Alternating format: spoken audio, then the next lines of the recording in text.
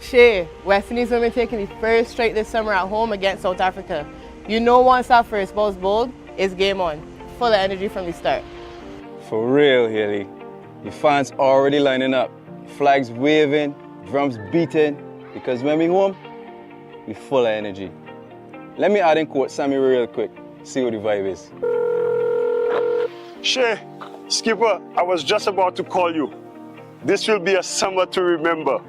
Action package with T20s, ODIs and Test cricket. The tickets are now available. We bring in the fire and the fans bring in the vibes.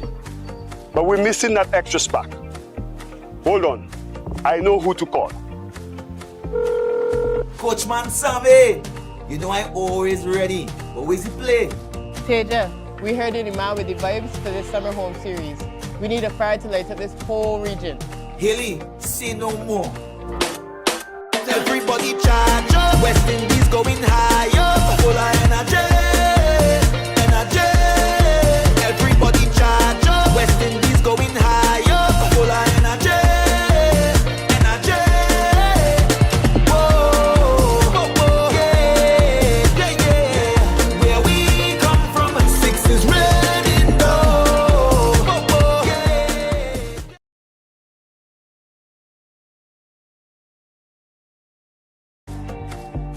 Hi, I'm Rustin Chase, the new West Indies Test captain.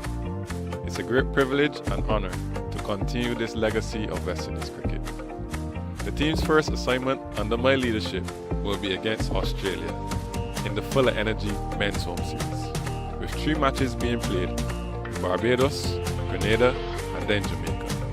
So Maroon fans, please come out and support. We need your energy, we need your vibes. Get your tickets at windiescricket.com. Oh, it's high in the air again. Can you feel the love on a stranger's face? Look at the West Indies. West Indies cricket is all our we legacy. It's our energy when we come down there. Time to rally around the West Indies. It's in every creed and race.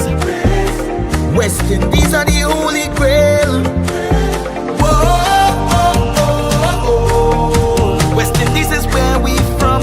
Sunshine and sweet steel drums. Whoa, oh, oh, oh. No boundary could stop we might. When the West Indies unite, everybody charge up. West Indies going higher. Full of energy, energy. Everybody charge up. West Indies going higher. Full of energy, energy.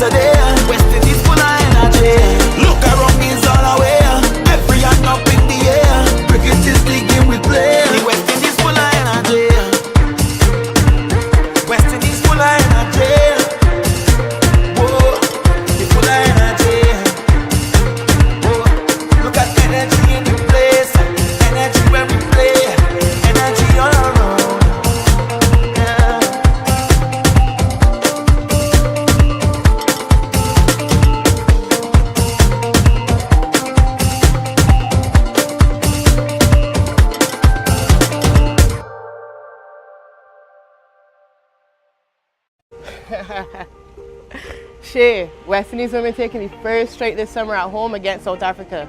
You know once our first ball's bowled, it's game on. Full of energy from the start.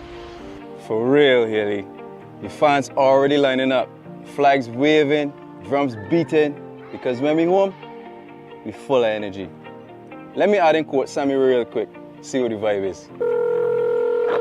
Shay, skipper, I was just about to call you. This will be a summer to remember. Action package with T20s, ODIs and Test cricket. The tickets are now available.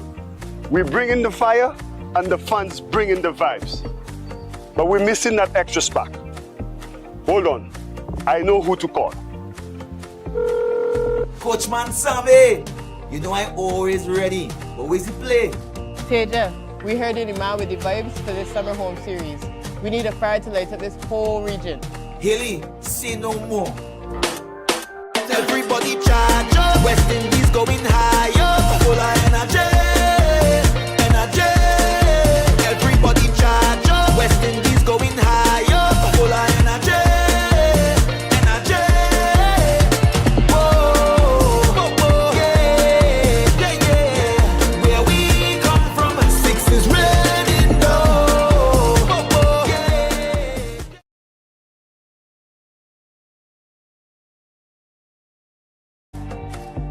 Hi, I'm Rustin Chase, the new West Indies Test captain. It's a great privilege and honor to continue this legacy of West Indies cricket. The team's first assignment under my leadership will be against Australia in the Full of Energy Men's Home Series, with 3 matches being played in Barbados, Grenada, and then Jamaica. So Maroon fans, please come out and support. We need your energy, we need your vibes. Get your tickets at windiescricket.com. Oh, it's high in the air again. Can you feel the love on a stranger's face? Look at the West Indies. West Indies cricket is all our we legacy. It's our energy when we come down here. Time to rally around the West Indies. It's in every creed and race. West Indies are the holy grail. Whoa, oh, oh, oh. West Indies is where we from. Sunshine and sweet steel drums. Whoa, oh, oh, oh. No boundary could stop we might. When the West Indies unite, everybody charge up. West Indies going higher. Full of energy. Energy. Everybody charge up. West Indies going higher. Full of energy. Energy. Whoa. Whoa, whoa. Yeah. Yeah, yeah. Where we come from, six is ready. No. Whoa, whoa. Yeah. Yeah, yeah. Where we come from, ignite the whole stadium. Look around, it's all away. Jumping up as from Malaya. Tell the bad vibes not today. West Indies full of energy. Look around, it's all away. Every hand up in the air. Tell the bad vibes not today. The West Indies full of energy. You know where my heart is. I'm a proud West Indian. When we reign in the sixes, we hear up the stadium. Win, lose or draw, we celebrating. Cricket is the game we love. A smile on every face, representing where we from. Cause there's our energy when we come down here. Time to rally around the West Indies. It's in every creed and race. West Indies are the holy grail.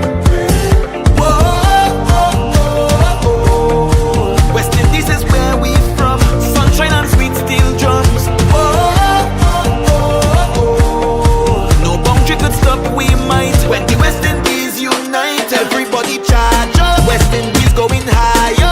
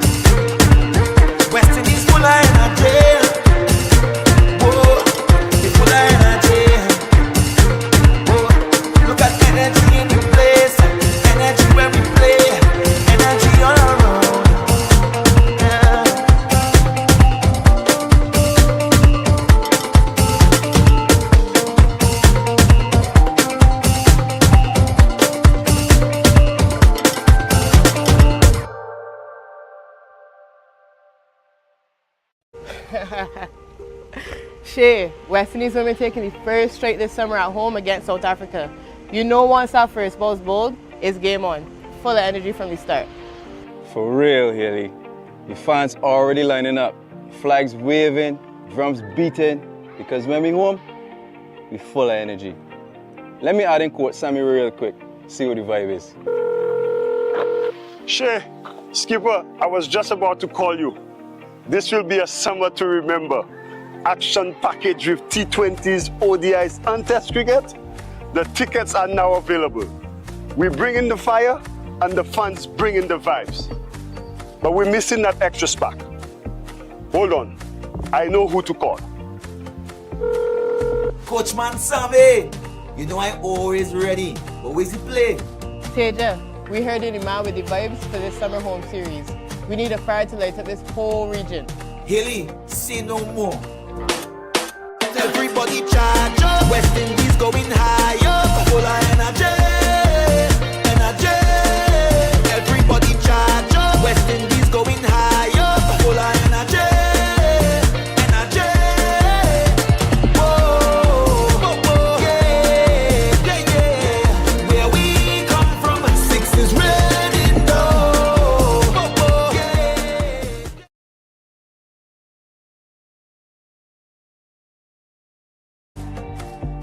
Hi, I'm Rustin Chase, the new West Indies Test captain. It's a great privilege and honor to continue this legacy of West Indies cricket. The team's first assignment under my leadership will be against Australia in the Full of Energy Men's Home Series, with 3 matches being played in Barbados, Grenada, and then Jamaica. So Maroon fans, please come out and support. We need your energy, we need your vibes. Get your tickets at windiescricket.com. Oh, it's high in the air again. Can you feel the love on a stranger's face? Look at the West Indies. West Indies cricket is all our we legacy. It's our energy when we come down here. Time to rally around the West Indies. It's in every creed and race. West Indies are the holy grail. Whoa, West Indies is where we from. Sunshine and sweet steel drums. No boundary could stop we might. When the West Indies unite, everybody charge up. West Indies going higher. Full of energy, energy.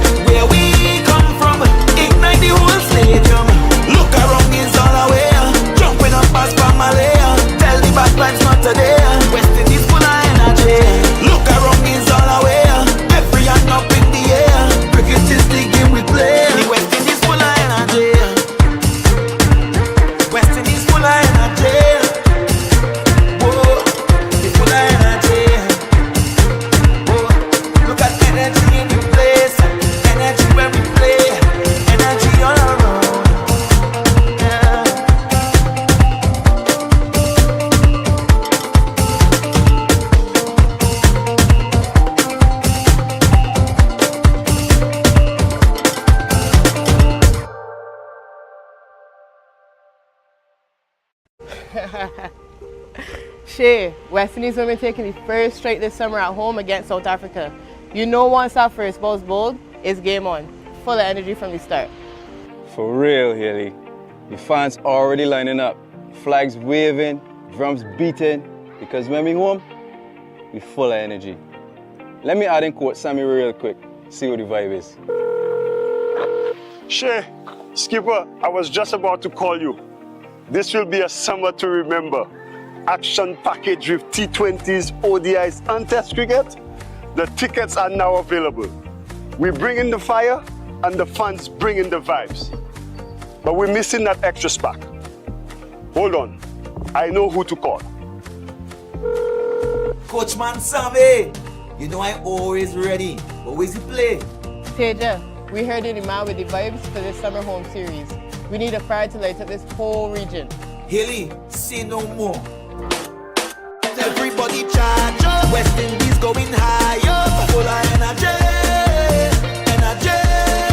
Everybody charge up. West Indies going higher. Full of energy, energy.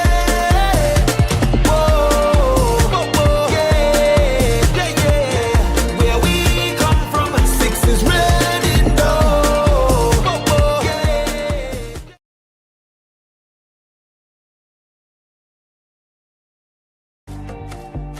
Hi, I'm Rustin Chase, the new West Indies Test captain.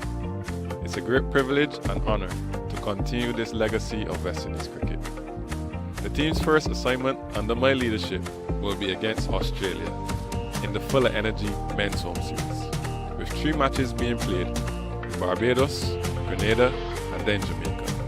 So Maroon fans, please come out and support.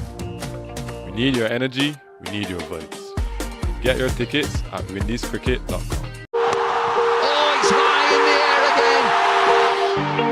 Can you feel the love on a stranger's face? Look at the West Indies. West Indies cricket is all our legacy. It's our energy when we come down here. Time to rally around the West Indies. It's in every creed and race. West Indies are the holy grail. Whoa, oh, oh, oh. West Indies is where we from. Sunshine and sweet steel drums. Whoa, oh, oh, oh. No boundary could stop, we might. When the West Indies unite, everybody charge up. West Indies going higher. Full of energy, energy. Everybody charge up. West Indies going higher. Full of energy, energy.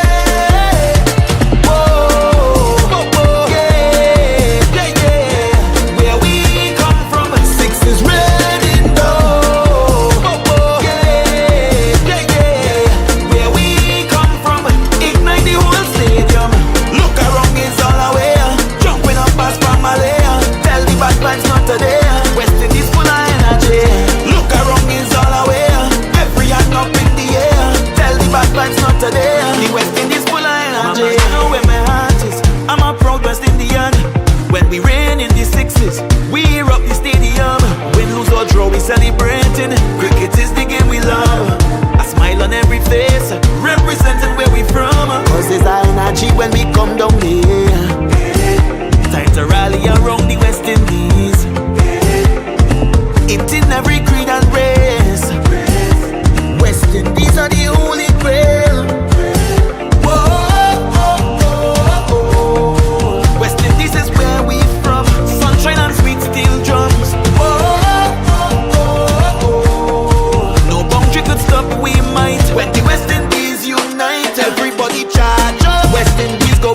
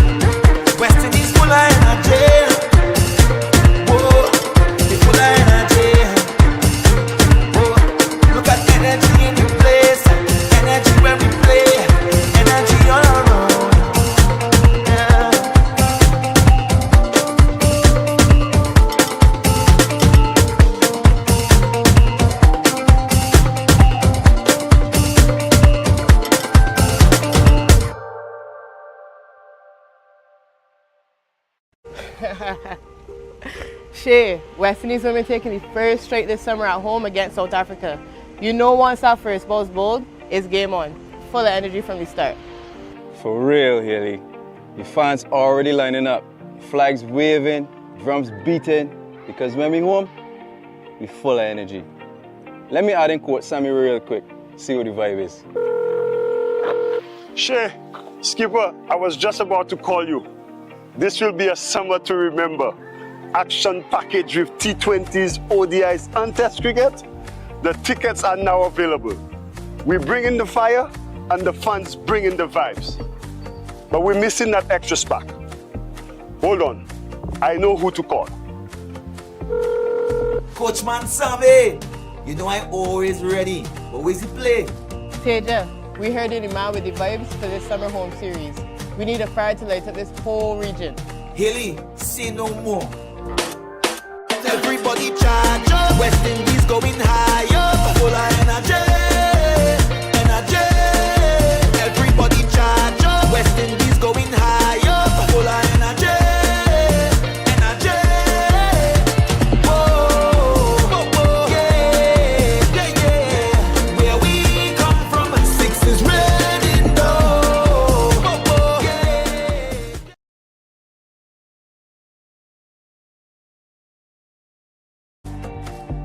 Hi, I'm Rustin Chase, the new West Indies Test captain. It's a great privilege and honor to continue this legacy of West Indies cricket. The team's first assignment under my leadership will be against Australia in the Full of Energy Men's Home Series, with 3 matches being played in Barbados, Grenada, and then Jamaica. So Maroon fans, please come out and support. We need your energy, we need your vibes. Get your tickets at windiescricket.com. Oh, it's high in the air again. Can you feel the love on a stranger's face? Look at the West Indies. West Indies cricket is all our we legacy.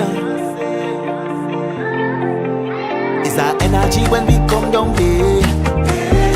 Time to rally around the West Indies. It's in every creed and race. West Indies are the holy grail.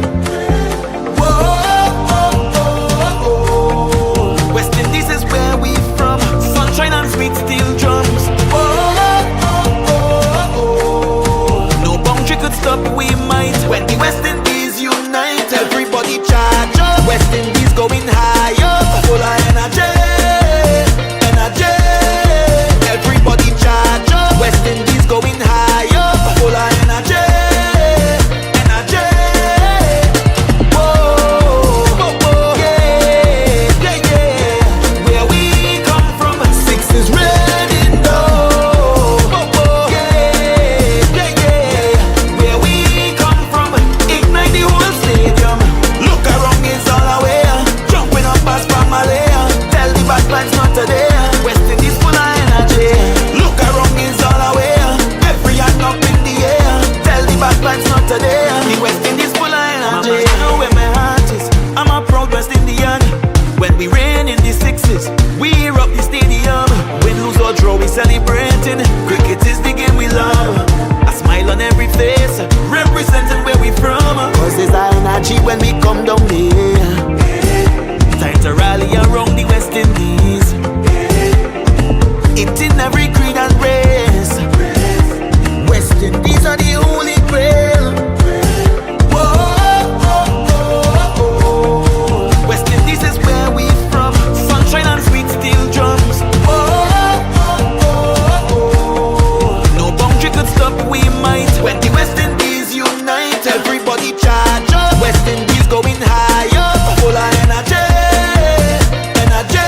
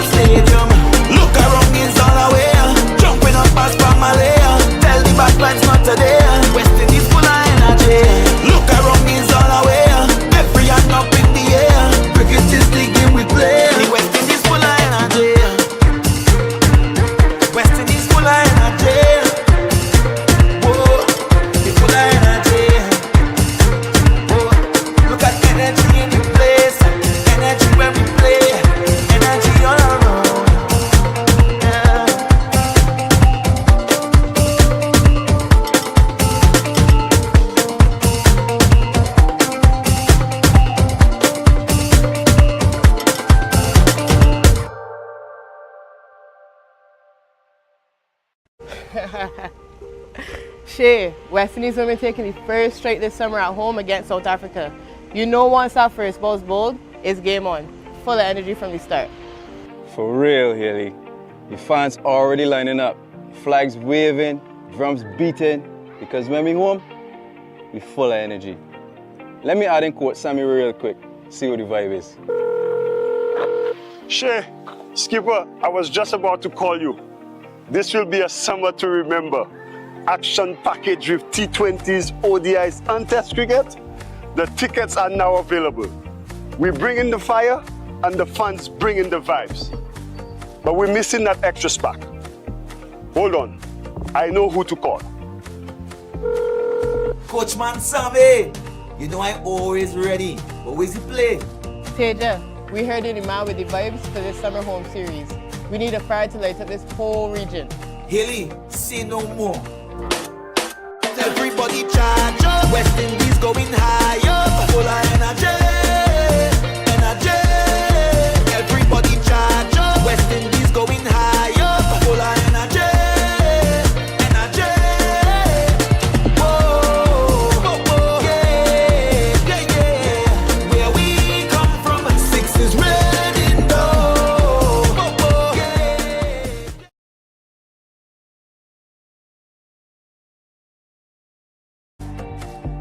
Hi, I'm Rustin Chase, the new West Indies Test captain.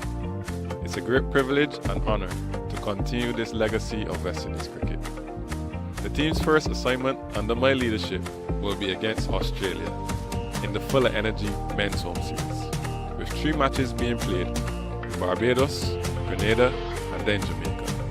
So Maroon fans, please come out and support. We need your energy, we need your vibes. Get your tickets at windiescricket.com. Oh, it's high in the air again. Can you feel the love on a stranger's face? Look at the West Indies. West Indies cricket is all our legacy. It's our energy when we come down there. Time to rally around the West Indies. It's in every creed and race. West Indies are the holy grail. Whoa, oh, oh, oh. West Indies is where we from. Sunshine and sweet steel drums. Whoa, oh, oh, oh. No boundary could stop we might. When the West Indies unite, everybody charge up. West Indies going higher. Full of energy, energy. Everybody charge up. West Indies going higher. Full of energy, energy. Whoa, whoa, whoa. Yeah, yeah, yeah. Where we come from, six is ready, no. Whoa, whoa. Yeah, yeah, yeah. Where we come from, ignite the whole stadium. Look around, it's all away. Jumping up past Pamalia. Tell the bad vibes not today. West Indies full of energy. Look around, it's all away. Every hand up in the air.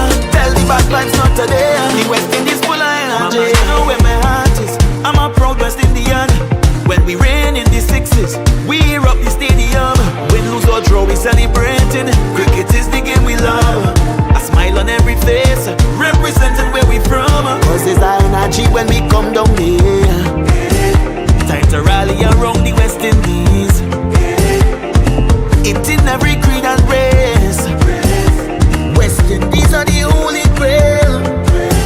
Whoa, oh, oh, oh. West Indies is where we from. Sunshine and sweet steel drums. Whoa, oh, oh, oh. No boundary could stop we might. When the West Indies unite, everybody charge up. West Indies going higher. Full of energy, energy.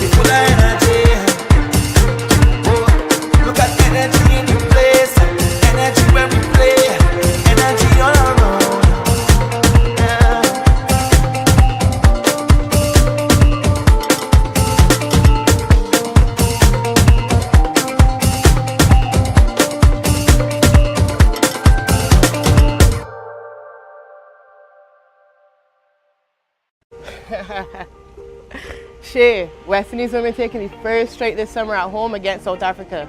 You know once that first ball's bowled, it's game on. Full of energy from the start. For real, Haley. The fans already lining up. Flags waving, drums beating, because when we home, we full of energy. Let me add in quote Sammy real quick, see what the vibe is. Shay, Skipper, I was just about to call you. This will be a summer to remember. Action package with T20s, ODIs and Test cricket. The tickets are now available. We bring in the fire and the fans bring in the vibes. But we're missing that extra spark. Hold on, I know who to call. Coachman Sammy, you know I'm always ready. Always he play. Teja, we heard you're the man with the vibes for this summer home series. We need a fire to light up this whole region. Haley, say no more. Everybody charge up. West Indies going higher. Full of energy, energy. Everybody charge up. West Indies going higher. Full of energy, energy. Whoa, whoa, whoa. Yeah, yeah, yeah. Where we come from, six is ready, no. Whoa, whoa, yeah.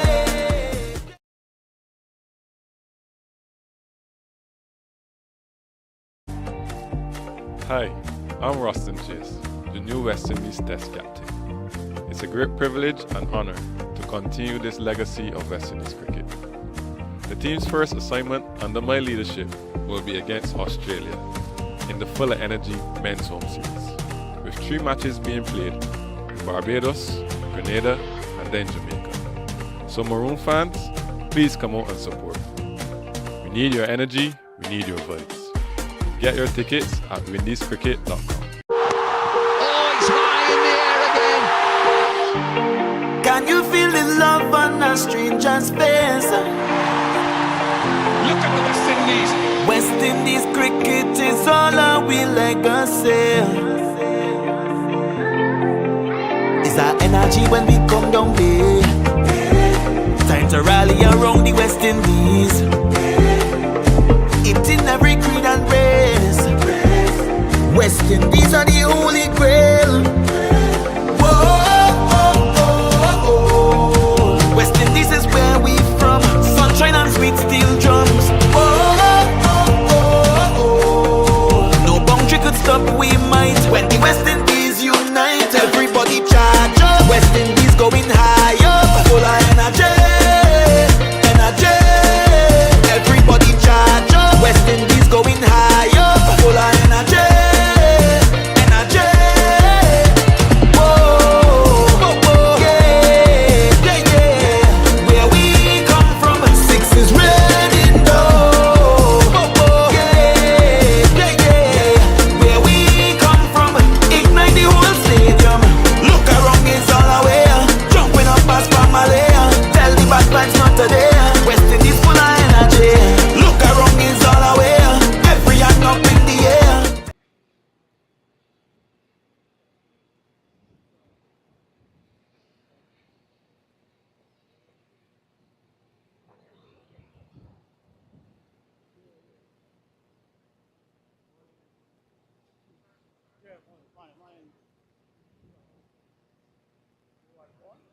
To the College Cricket Ground here in Antigua for the start of the third day's play in this 4-day first-class encounter between West Indies Academy and Sri Lanka emerging players. And the players are just about to take the field, with Sri Lanka emerging players resuming in their second innings on 141 for 5, with Janishka Pereira not out on 13, and Captain Dhananjaya Lakshan still yet to get off the mark. So 141 for 5, that gives them an overall lead of 219 runs after they bowled West Indies Academy out yesterday for 214. That was in reply to Sri Lanka emerging players' first innings of 292. So a first innings lead of 78. And now they're 141 for 5, giving them an overall lead of 219. But very interesting day's play ahead as Ravindu Rasanta and Siobhan Daniel put on 100 for the first wicket yesterday afternoon, 105 in fact. But then from there, Sri Lanka emerging players lost some 5 wickets for 36 runs. But still have a very healthy lead of 219 runs. Bear in mind, anything over 250 will be difficult to chase in the fourth innings, and another 80 odd would mean that West Indies Academy would need to score the highest score of the match to win the match. But nevertheless, they fought back well yesterday evening, picking up those late wickets. And we're underway today with McKenny Clark from the northern end. That's a single against Lakshan off the mark. As I say, a very good morning to Marley Richards. Morning, Terry. Morning, everyone. Fantastic day for first-class cricket here. Beautiful weather. It's not as hot as the previous 2 days at the moment. And this game just following a similar pattern to what we saw in that first innings. Big stand, opening stand, and then the breakthrough made, and then a cluster of wickets fell. That was that man again, Calvin Pittman, that got the Really ball started rolling. that, didn't he? Yes. It's been so encouraging to watch his performance in this game. Clark into Pereira, bang on target. Thought McKenny Clark came back pretty well yesterday. Bought some good deliveries. He troubled the Sri Lankan batsmen at times, especially around the wicket to the left-handers. Found taking wickets at this level hard in 2025, McKenny Clark. It's been a real struggle for him. Just 3 wickets in the Regional 4-Day Championship.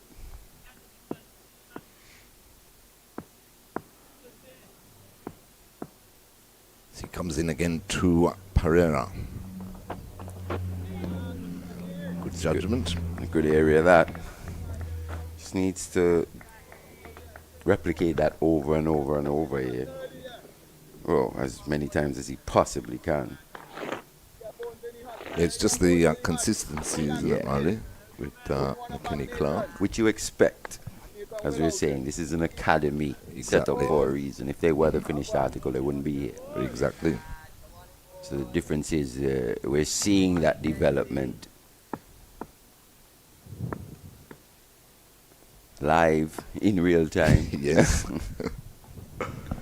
Clark in again to Pereira down the leg side, well taken by Bowen Tuckett. So he's bowling with a slip, gully, backward point, short extra cover, mid off, mid on, short mid wicket, and a deep square leg. But for me, even at this level, at this stage of his development, he's got to be able to put at least 4 bars and over in the same area. Right. True. I think as he steps up and becomes more seasoned as a professional, that's when he comes in, where you just land the ball on a sixpence for 6 deliveries, more often than not. He's got to be aiming for 3 or 4 deliveries in the same area, back to back to back to back.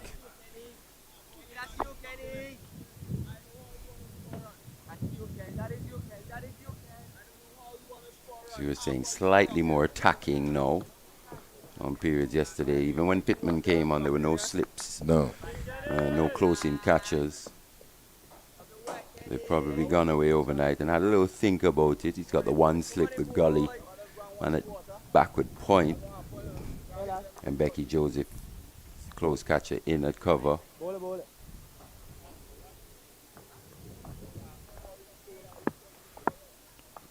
Clark again into Pereira. spot on, well dug out there by Pereira. Delivery by Clark to end the first over. So at the end of the over, 142 for 5. The lead is now 220. But they should be telling themselves, though, Marley, that if they can knock these 5 over relatively quickly, yes, they're still in with a good chance in this match. Definitely, the game's in the balance, right? Yeah, because there's still plenty of time remaining. And this probably signals that intention. Look who it is, Calvin Pittman to start. Excellent. Day 3. I like that. Yeah, he's been their most consistent and most likely threat of a wicket. Every time he's come onto board, he's troubled the batters. I think it's his consistency in this match has mainly been the encouraging thing. He's bowled a good pace as well. But he's really tested these Sri Lankan batters. Bowled a good length, looked to bring them forward. He's kept them off balance, really, because he's got quite a quick and sharp little bumper there.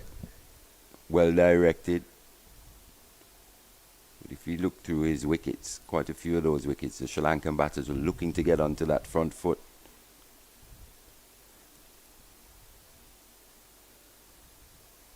There again, not a bad start. Starts over the wicket to the left-hander as well, Terry. Yeah, which is good to see. For me, he's got to have 2 slips in. Yes. He's got to have 2 slips.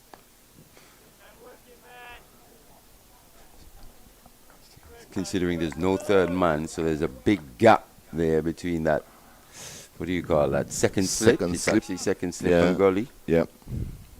1.5-ish. And as we say, Marley, they should be hunting wickets. Pittman into Lakshan. Just turns it backward of square. I think about 2, but it'll just be 1. So Lakshan moves on to 2, 143 for 5. I think 2 was possibly on the cards had his partner in Janishka been a little more responsive. Run that first one a bit harder. Had his troubles yesterday, Janishka. Seemed to be a bit discombobulated, moving quite a bit around. Yes, yeah. Head all over the place. He settled down as that innings progressed. Faced 55 deliveries. Just the 13, but he's still in. Today's a new day. How does he start? That's what we're talking about with that short ball and the variable bounce here. Yep. Just about managing to evade that one. As we were saying, he's probably the tallest of the batters that we've seen. Definitely, but he looks a lot more solid when he's still at the crease. Rather than moving around, he was trying to negate the swing of Edward yesterday. Who I thought bowled quite well. Picking up 2 wickets yesterday evening. Oh, very well, yes. Pittman into Pereira. Leaves that. Rising delivery, just on or about off stump. And I believe, Mali, it's congratulations to Anguilla. Oh, yeah, Lord. Didn't manage to see much of it, just saw the scores. I mean, there were a few rumblings that this could possibly happen considering that Anguilla would have beaten them in the preliminary stages of the tournament. So, congratulations to Anguilla indeed. I know it'll be a festive time over the next few days down there. Absolutely. It's maybe a bit of time for Antigua cricket to take a bit of stock as well. Pittman again short. But they were the team of the tournament, though. They really, they really top were. Right through. And their big players performed. Performed, exactly. When your big players perform, especially in the shortest format of the game, it gives you every chance. So congratulations to Jamal Hamilton, Chesney Hughes, 2 really good guys, very good players as well. Always a fun time playing against them or with. Pittman in again to Pereira. Full pitch delivery. watched by Pereira to complete the over. So Sri Lanka emerging players 143 for 5, and the lead now is 221. Yeah, decent start this. Kelvin Pittman. Just the one conceded. Apart from that clip, got a bit too straight to the left-hander, but apart from that.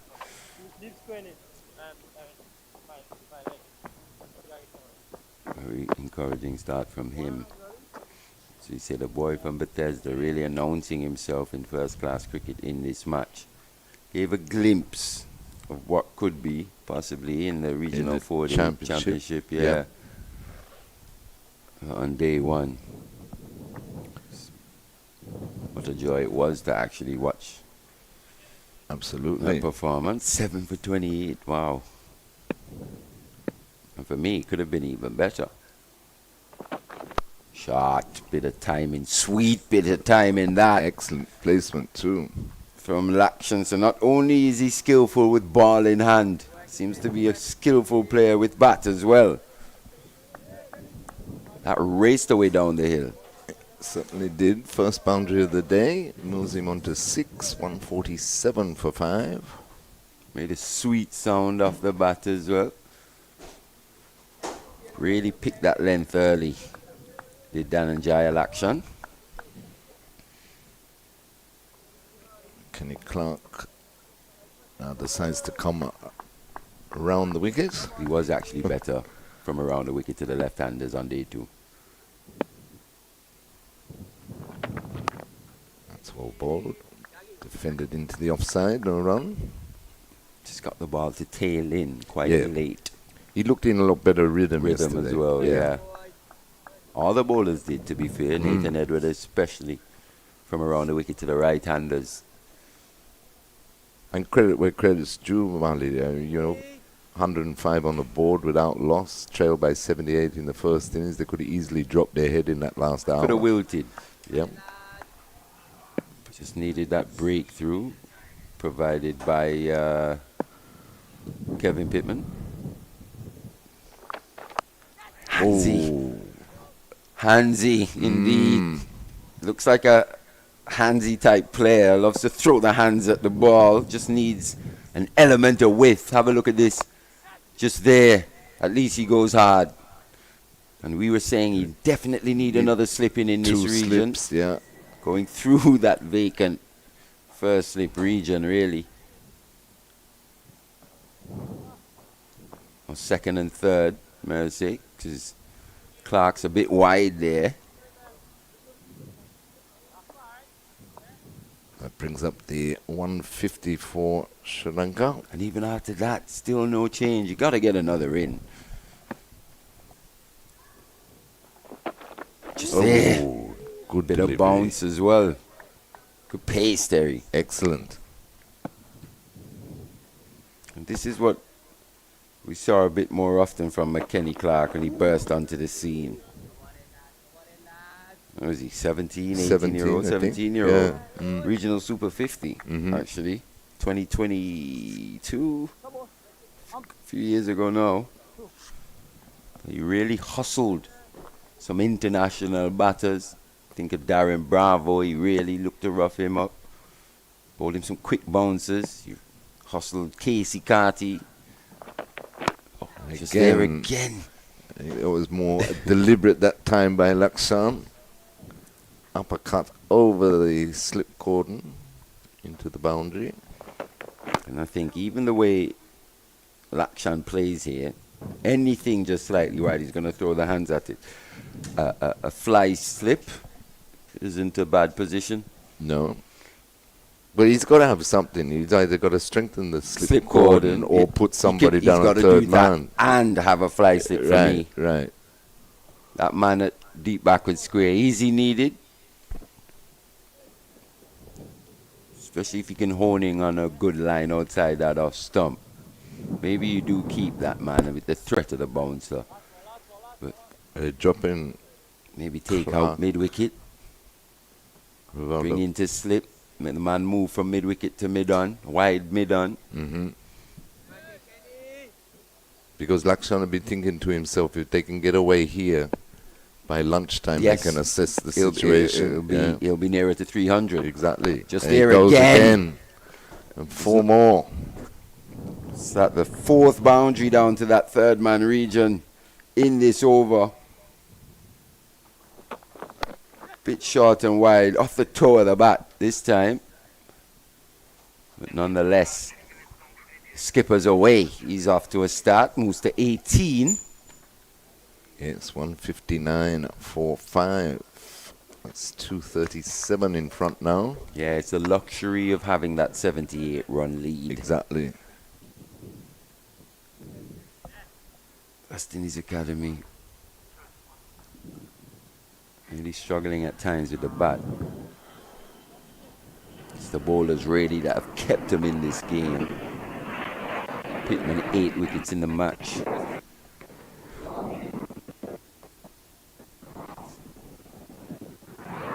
We were saying yesterday, Mali, that in the West Indies Championship only twice they passed 300. Yeah. So they'll have an eye on this lead, that's for sure. Pittman to start a new over into Pereira. Evasive action there. Shortish delivery by Pittman. Didn't get up as high as what Pereira thought. Do have 2 slips and a gully in now for Pittman.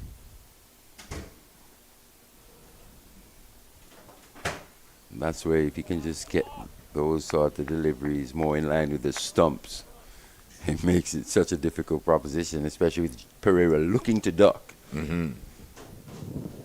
It's very difficult indeed for a batter.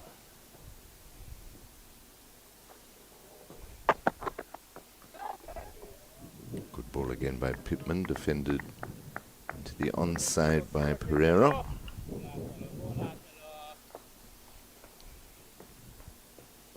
Very important little session here. It is. They don't want to go flat. They need to keep their energy up.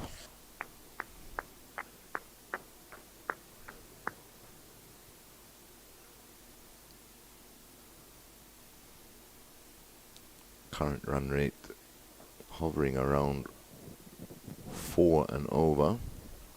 Pittman in again to Pereira. Pereira plays that nicely into the offside for an easy single. It's a good delivery that. Well played from the lanky right-hander. Used all that height and just got on top of that one. It's a very good delivery. He was just rising once again. It's the consistency in line for me from Pittman. It's been honor about that off stump. More often than not. Lanky Lankan. Yes, the lanky Lankan. Sounds like a bar. Probably is somewhere. It probably is somewhere in Colombo, huh? On a beach. Pittman If there isn't, gave you an idea. Yeah, exactly. Pittman deciding to come around the wicket now to the left-handed Lakshan. Just the 1 slip. They have employed a 3rd man. Stabs that into the cover region, takes a single. There's a very tall and lanky opening batter from Sri Lanka, Michael van der See. Mm-hmm. Remember him? Right. Nuwan Zoysa, tall, lanky left-arm seamer. Maybe an idea for you guys, if you're listening.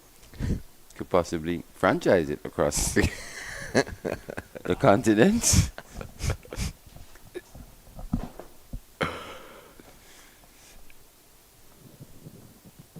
Two slips in the gully back in for Pereira. Delivery again defended onto the onside, no run. Yeah, Lakshan's looking to score off every bowler when he's on strike. whereas Pereira just doing more of the consolidating, really. Yep.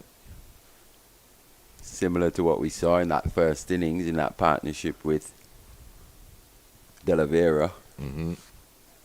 100-run partnership. He was anchor at one then when Delavera was just going about his business, playing shots all around the ground. Not taking too many risks as well.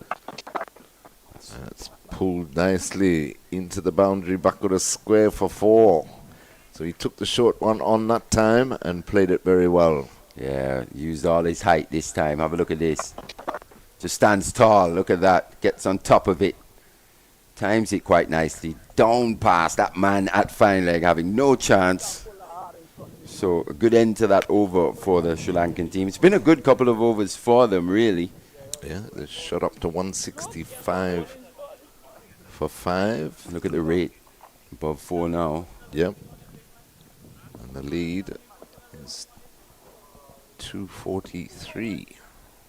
So I think Rivaldo Clark, he's going to come out of the slip region. He's going to go back. Is he going to go back to third man or a fly slip region?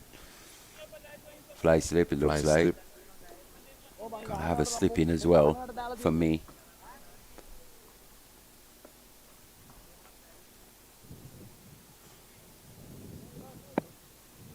Yeah. So you're bringing the slip in now? Yeah. Exactly as we said, that man at mid-wicket moves to mid-on. Skipper Teddy Bishop comes into that slip region. It's got to be outside this off stump, though. Can't get too straight. Here, McKenny Clark. Round the wicket into Lakshan. Delivery, but just what they well. didn't want. Well played. Good cricket this from the Sri Lankans. Showing all their experience at this level. The skipper just knocking that, playing with soft hands, getting off strikes. And now the plans have to change once again with the right-handed Pereira on strike.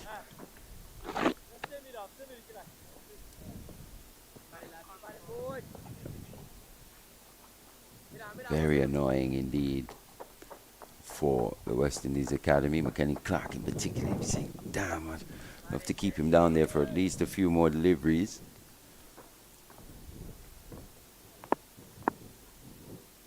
So a slip and a gully comes in for Pereira. Bang on target, Clark.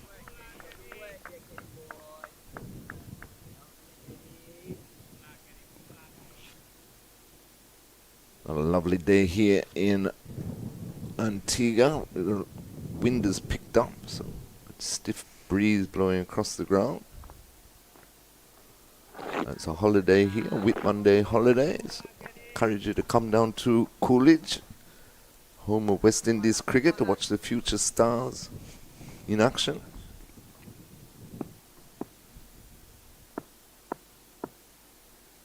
Clark runs into Pereira. Pereira clips this through square leg. I think of 2, but it will just be 1. So here we go. Was it 3 deliveries remaining in the over?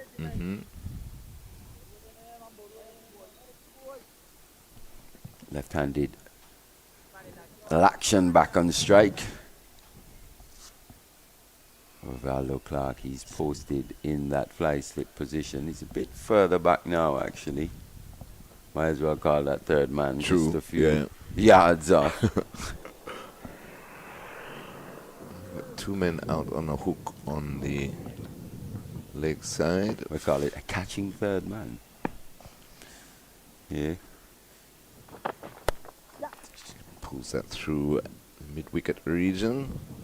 Comfortable 2 more to Lakshan. So he's come out with a purpose, the Sri Lankan captain this morning. Moved on to 20 very quickly. And I wonder if Lakshan has just slightly gone across his stumps a bit further now to try and access the onside.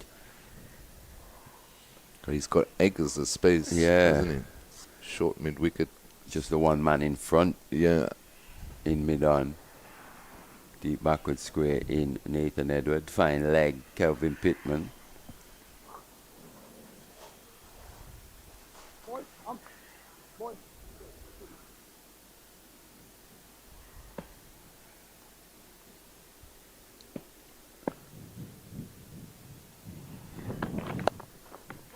Again, plays that nicely backward of square to the man on the boundary. In Edward, another single. Yeah, this is poor execution really from McKenny Clark. Not really executing to the plan. For me, if anything, he's got to be very wide of that off stump. If he's going to miss anywhere, he's got to be wide of the off stump. Just said he can't afford to get too straight. And with a player of Lakshan's ability, he's good enough. As we said, he's very handsy. He's got good hand-eye coordination, good wrists. He'll just knock it into the vacant areas.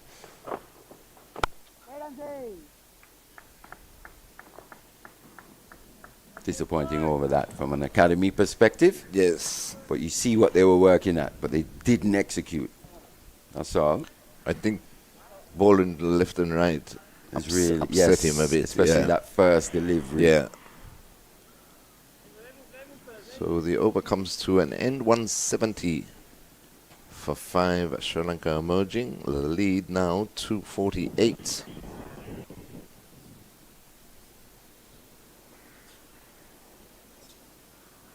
What we do know as well in the fourth innings, this pitch is probably going to take to the spin a bit more. We've already seen that up and down nature becoming more and more prevalent, inconsistent bounce. The Sri Lankans highly skilled,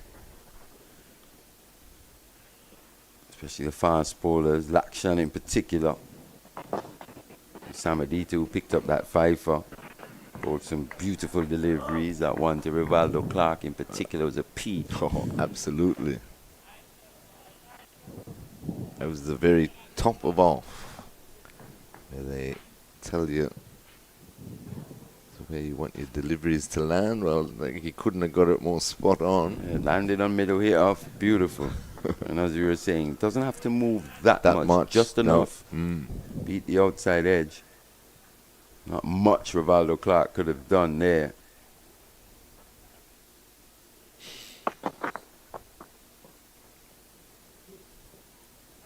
Looking for 2 is Lakshan, but Bowen Tuckett is quick.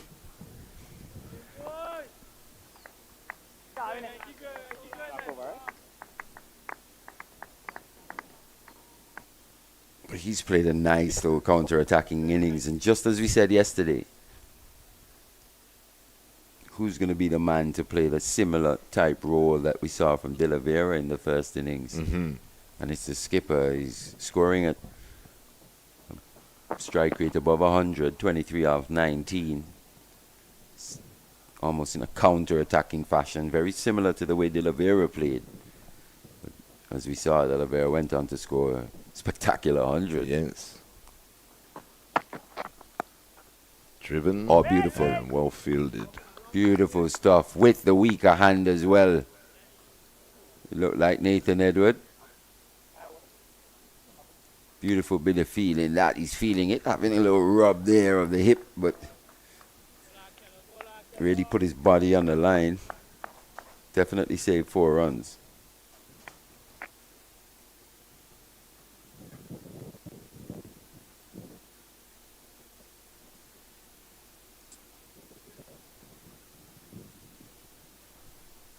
Of course, the century maker from the first innings is still yet to bat in this second innings. It's played nicely. To cover point on the boundary for another single, and that takes the lead to 250.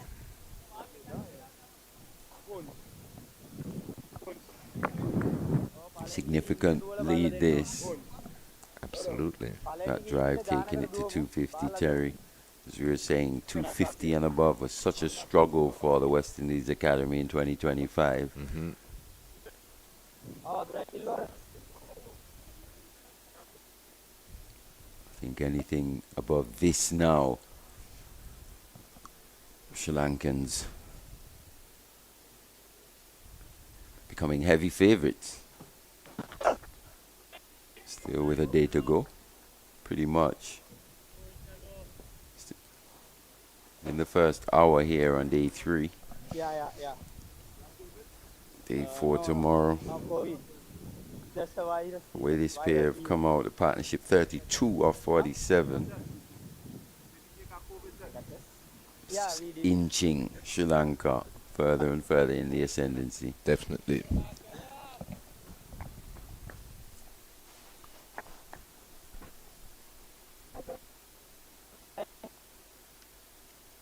Just a one slip for Pittman.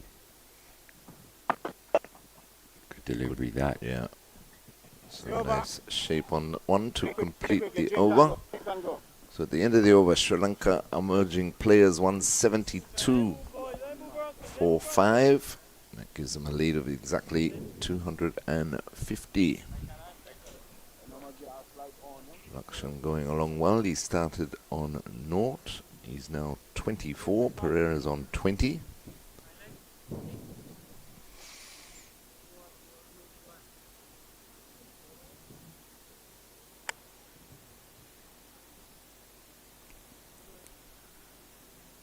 It's race past Janishka Pereira, isn't he? Dhananjaya Lakshan. Yeah, because Pereira was on 13 overnight. It just shows you that batting in partnership's key. He's not looking to match his partner, recognizes his role in this partnership. And that's what we were saying before, Mali, in the first innings when he was batting with De Oliveira. I think out of that 100-run partnership, he got about 30. 30, yeah. But he played the anchor role exceptionally well. Turned out to be a very key partnership indeed.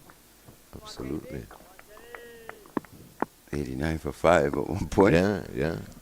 Really rescued the Sri Lankan emerging team. That's a good delivery. Yes, good bouncer there by Clark. Right on the money. He's got to string a few here.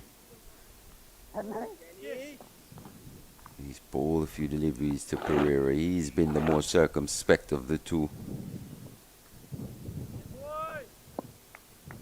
Because if you look at the context of the game, Mali, these next 50 rounds, if they can't pick up the 5 wickets... Yeah, the game's out of sight. Yeah.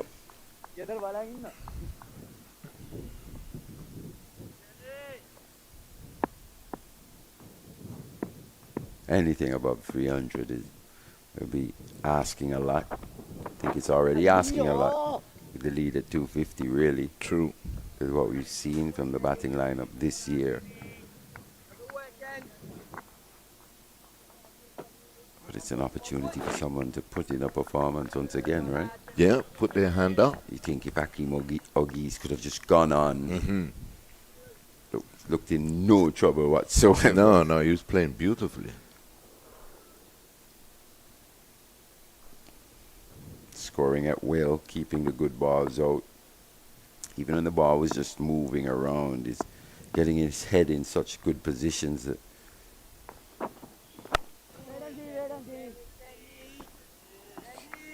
just leave balls outside the off stump. Good deliveries. You think back to that one that almost castled him. A little dicey for me, but after that, he just picked up the line, the length.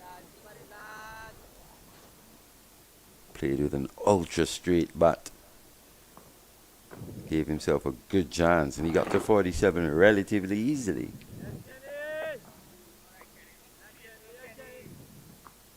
And to be fair, though, he did get a good delivery. He did. To that dismissed him from the spinner, Daniel. That's good pace. That's good pace. That's rushed on to Janishka there, bowling a heavy delivery. Just recognizing, as you said, Terry, the improvement in the rhythm of McKenny Clark. Really struggled in that first innings, but maybe doesn't quite reflect it in the figures. 9.4 overs, 55 runs conceded. But for me, he's been a lot better than that. Yes. But as you said, O'Malley, he struggled with injuries and so on. Especially when you're young, back injuries, hamstrings, quads.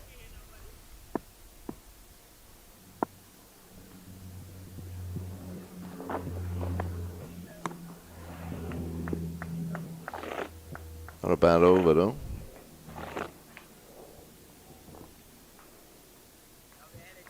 When you take everything into account, though, and the pitches we play on these days, you know, it takes a lot of desire, a lot of ambition to want to become a fast bowler. I mean, you really have to love it, right? Yeah, definitely. You really have to love it to say, yeah, this is what I want to do. They say it's one of the most unnatural things for the body. Yeah, for sure.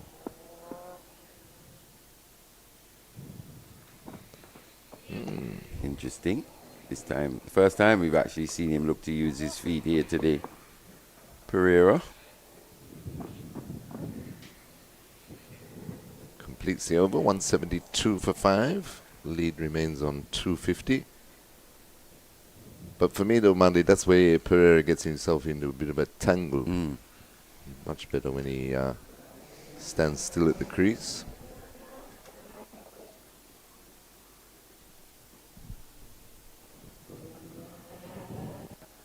Calvin Pittman to continue from the commentary box end. Starting the day on 141 for 5. They've already added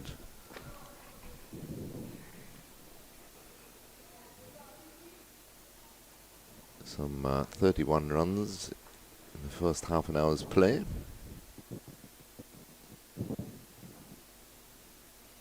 Pittman round the wicket to the left-handed Lakshan. He's turning that down to fine leg for another single.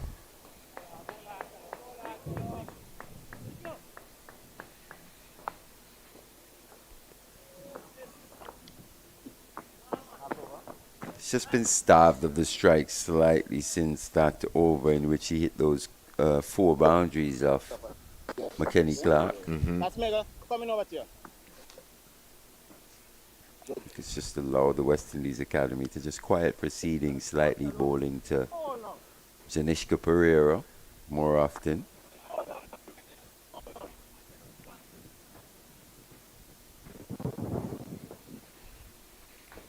Slipping a gully in for Pittman. Rising delivery Good outside bounce. that off stump. Pace. Carry through.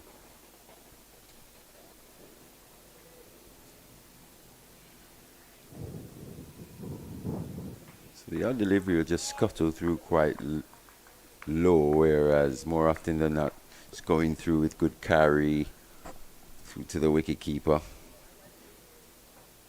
I think we'll see that variable bounce become more and more prevalent as this day goes on. Especially if the sun comes out, really starts baking this pitch out even more. Just there. It's gone through a bit lower there. Inner half of the bat. So a couple of times last evening, didn't we? Yeah. Come off the inside half of the bat.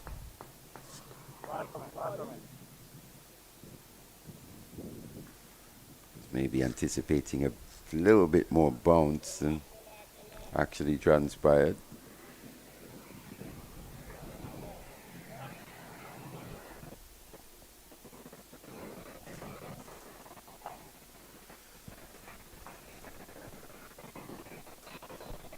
Pittman in again to Pereira.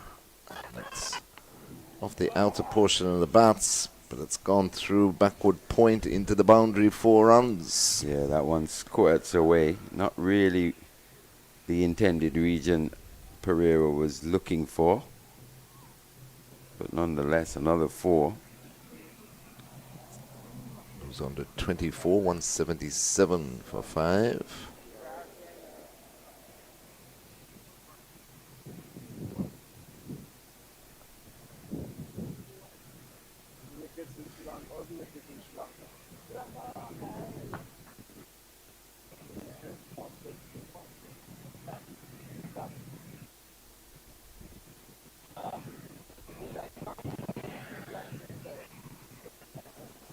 Cameraman's done, or the photographer's done well. Mali's taken advantage of the gap between the wicket keeper and slip. For the vantage point. So a change in field, they've employed a Third wide- man. A few too many who've gone down in that region here this morning for the West Indies Academy.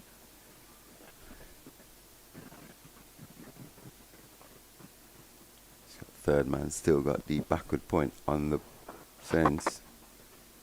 That one bounces on the way through. Dies again, yeah. Wicketkeeper Bowen Tuckett.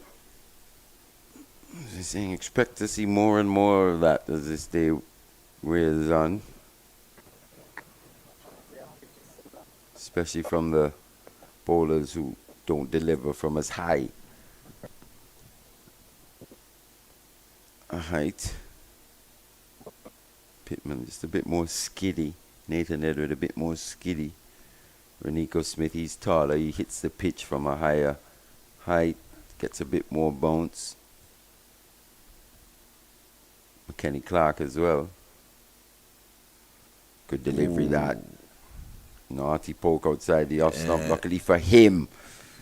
No outside edge taken. Tried to run it down to third man. Completes the over 177 for 5. Lead 255.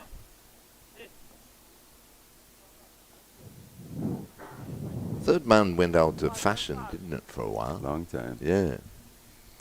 A lot of runs used to leak down there. It was almost as if it wasn't worth having a third man. As we were saying, copycat game, huh? Tends to be led by the teams doing well at the time. Yeah. Whatever tactics they employ tends to trickle through the rest of the cricketing world. With certain things, that is. We're still yet to really see a mystery spinner not from the subcontinent, especially like England, Australia. We've produced one or two. Clark continues. Short ball evaded by Laxon. Yeah, as you were saying yesterday, Mali, if things had been different and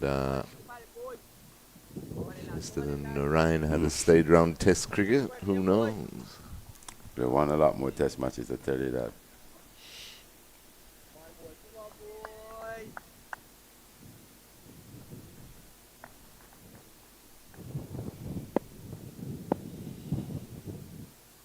Clark round the wicket to Laxon. Left alone outside off stump. 177 for 5. Lead 255.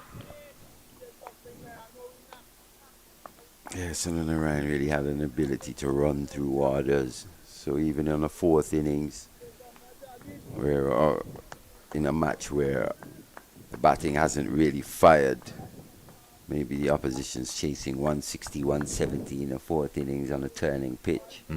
He had that ability to get a 6 for 30, 6 for 40 and win you a match.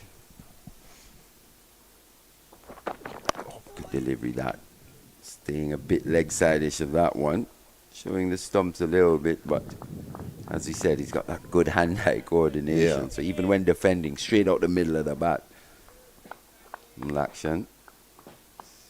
That run rate, his strike rate just dips below 100 now. It just tells you he's just been starved of the strike a little bit, maybe just lost a bit of rhythm at the crease.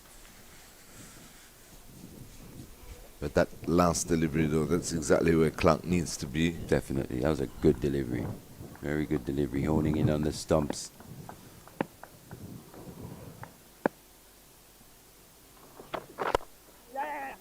It's pushed through the cover region and deep backward point comes round. A bit confusion there between the two fielders. Kicked it back. There was no one there. Lack of awareness really from Mbeki Joseph. He had done all the hard work to do the chasing. Have a look at this. He's chasing, but then he just gives up on the play after. And runs away. You know, they always say, chasing pays. Yes. Just got to stay aware. Mbeki Joseph. It's an area of his game I think I'd like to see him improve, especially in the field. Doesn't bowl. So he's got to really contribute. True. in the field. Got to take the catches when they come his way. Steep bouncer called wide by the umpire. It's the way he increases his value as well as a cricketer. Right, yeah. Other times these young players just become overly focused on that suit, be it batting, bowling. They don't recognize the importance of being a valuable asset in the field. And especially in this day and age, Valley, where you can't really just Can't hide in on anyone one anymore. skill. Yeah. If you are one skilled cricketer, really and truly, you're at a disadvantage. Yes. 2025, the modern game, you need players that contribute in multiple dimensions. You're seeing guys now, ambidextrous bowlers. We have one here in the Leewards, Kadeem Henry, bowling with right arm off spin, left arm orthodox. There was an Australian under-19 player a couple of years ago as well. Ambidextrous, so it's just seeing how the game is always evolving. Boy. Beautiful delivery that. Oh, did that take the splice? Or was that off shoulder? It did fly away. He's giving off it the a run finger. off the glove. Wow. He's ripped he's saying shoulder. But he's given it his runs. I think it's a double whammy for Janishka. Took the finger and then the shoulder. Then the shoulder, yeah. Luckily But for a him. brute of a delivery, though. Absolute brute of a delivery from McKenny Clark. Seen a couple, but that one really got big on Pereira. Flew over everything into the boundary for 4. A snort, as they say. Absolutely. Ominous signs for the West Indies Academy, Yes. batting last. Yes. We've seen quite a bit of invariable bounce so far this morning in the first hour. Especially with the consistency that we've seen from the Sri Lankan seamers.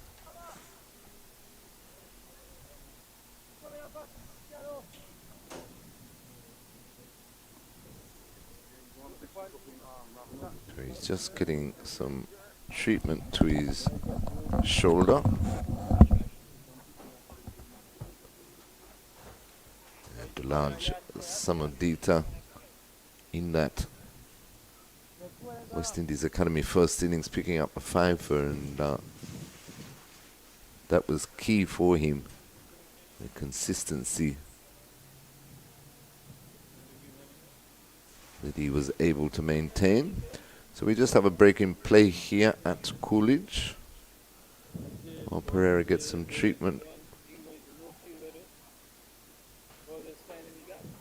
after that brute of a delivery by McKenny Clark. Still looks to be in some discomfort.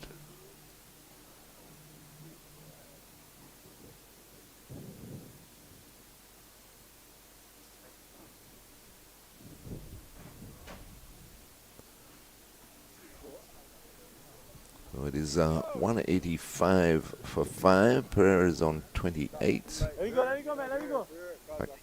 Both players, Pereira and Lakshan, are on 28. The lead, 263.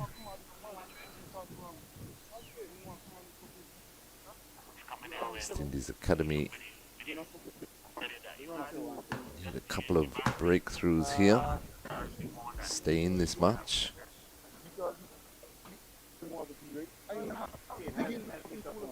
Pereira has had his treatment.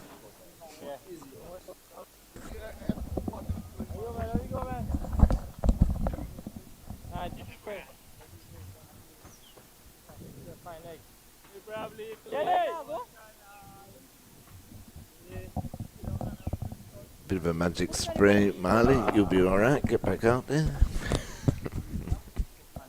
Nothing much else they can do anyway. Especially on that. It will hurt him a bit later as well. He'll get sore overnight. So definitely. Probably have a massive bruise as the day progresses. They call it a massive hematoma. Reminds me of the pictures of, was it Brian Close? It was Closey, yeah. Michael Holding? Yeah. Can't remember what ground it was. Where was it? Old Trafford? It was, I think it was, it was the Oval. The Oval, yeah, sorry. Yeah.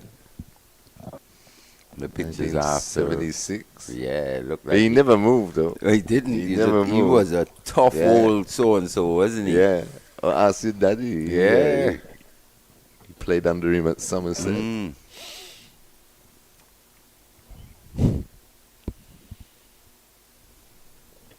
But that takes some doing. Oh, man. Whispering death running in. No helmet. No, nothing. It's just a bit too quick. He just had to wear them, didn't he? Yeah. He's like, you know what? I'm a burly lad. But he was tough. Very tough Very indeed. tough. Don't make him like that anymore, that's for sure.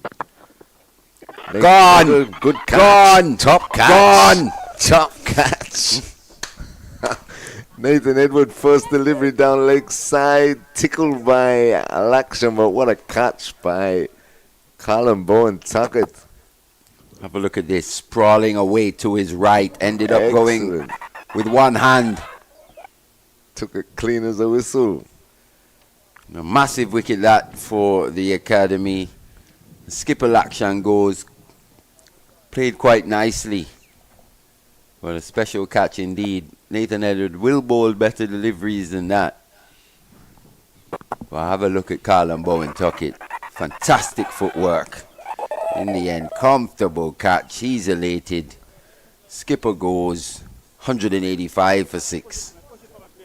Excellent catch and exactly what West Indies Academy needed.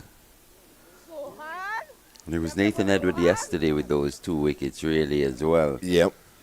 That brought the academy right back into it. Here he is this morning with his first delivery, picking up his third. So his figure's 3 for 13 at this stage. Yes. He's also got an opportunity for a maiden 5-wicket haul at this level. Absolutely. 8 overs last night, 3 maidens, 2 for 13, and a wicket off his first delivery today.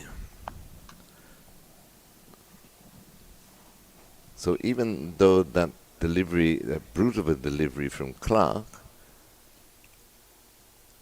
didn't get the wicket of Pereira, breaking concentration. That long break. Mm-hmm. It was almost like a drinks break, wasn't it? Right, yeah. And how often do we see wickets fall after a break?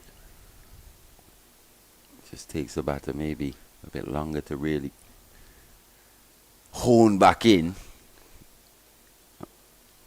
with that focus. And in the end, good bit of wicket keeping. So it's the first innings century maker De Oliveira. Yeah, man, he's the strike. man. He's been the man in this match so far. It's been the difference, really, hasn't it, between the two teams? Actually, very similar looking players, Dhananjaya and Sohan De Oliveira. It's almost as if Dhananjaya never left. Yeah. Similar in stature, yeah. Similar stance. De Oliveira's away. So nicely looking for 2, but it'll just be 1. Good work out there by Joshua Bishop.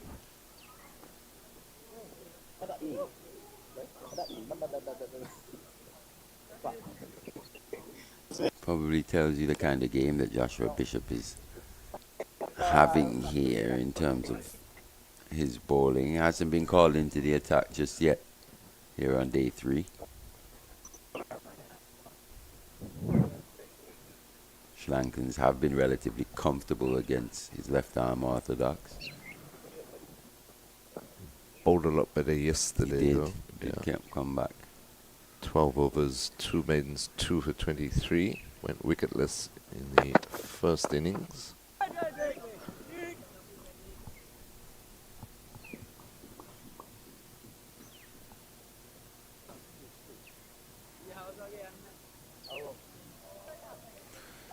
And it's from this angle yesterday in which Nathan Edward was so good, especially to the right-handers, just getting the ball to hold his line outside that off stump. Caused a bit of confusion for the right-handers, not sure what to play, what to leave. We all know he's got that ability to bring it back as well. That's actually more of his stock delivery, to bring it back into the right-handers. This one's driven through the gap. Beautiful. Shot. No swing. And when it doesn't swing for Nathan Edward, it can become a bit of an issue. Bit too full as well. Really launched himself into that one. Got down on one knee. Did Pereira. It's into the 30s now, and he's continuing to fight. Maybe hasn't been in his best form per se, but that's what we were talking about. What we'd like to see a lot more of from these West Indian players across the levels, age groups. Try and score runs even when you're not in the best of form. Fight it out, not just for yourself, but for the team. Yes, well said, Malia. As you like to say, ugly runs. 190 for 6 at the end of that over. But you know what they say as well, beauty is in the eye of the beholder. There you go. So what may be ugly to me may be beautiful to someone else. Exactly. At the end of the day, it's all about being effective. Too true. So 190 for 6. 268 the lead.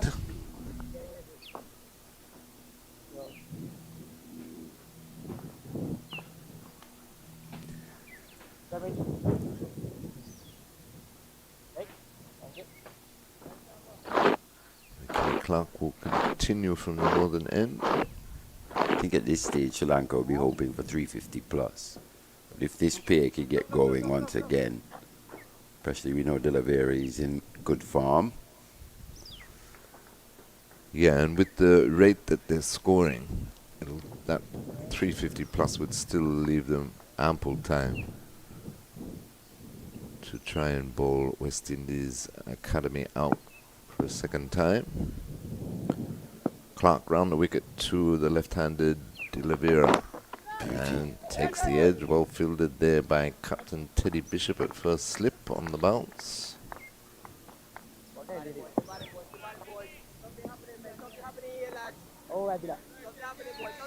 For me, I'm bringing Gully into second slip. Still new at the crease, De La Vera. You've got to attack when new batters come to the crease, regardless of what may have happened in that first innings. It's a new innings, new day. It's when a batter is most susceptible, is when they come to the crease for the first time. Got to back yourself here, McKenny Clark. Teddy Bishop. Good batting, though. Yeah, played Soft nicely. hands. Soft hands again. It's a good delivery. Very good delivery once again. On a good length. Hitting high up on the bat. It's the area of the bat that you're looking for as a fast bowler. The annoying thing is the batter's just good enough to knock it into that gap for one. Gets down to the other end. Lead 269.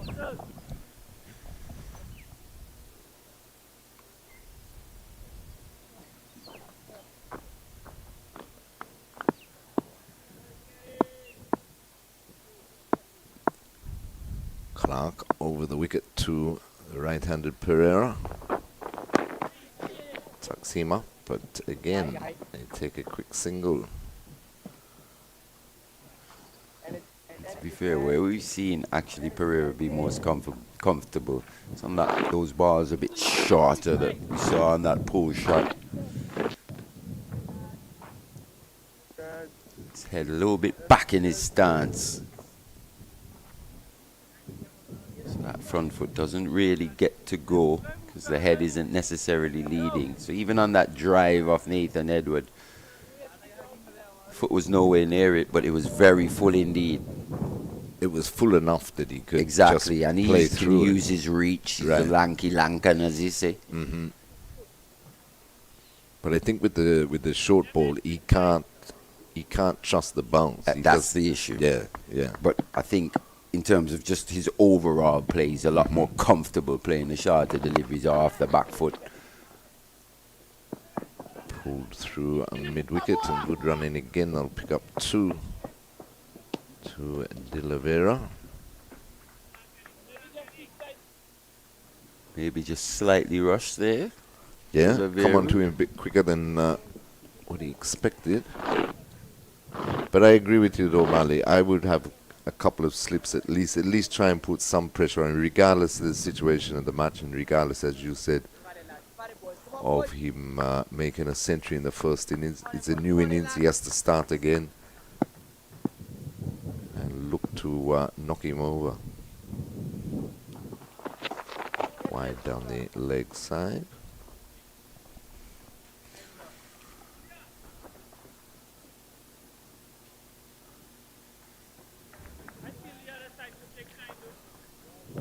So 194 for 6, 272 is the lead.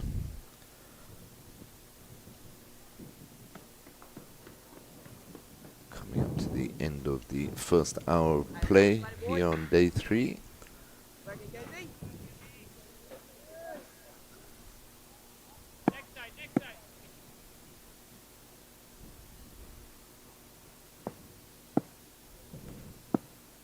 Clark round the wicket to De La Vera on the pull and almost splits the gap. Good piece of footwork down there on the boundary. That's hurt.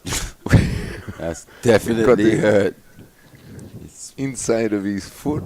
Yeah, it's probably just missed the most cushioned area of that boot and hit him on the foot on that instep. The end of the leg.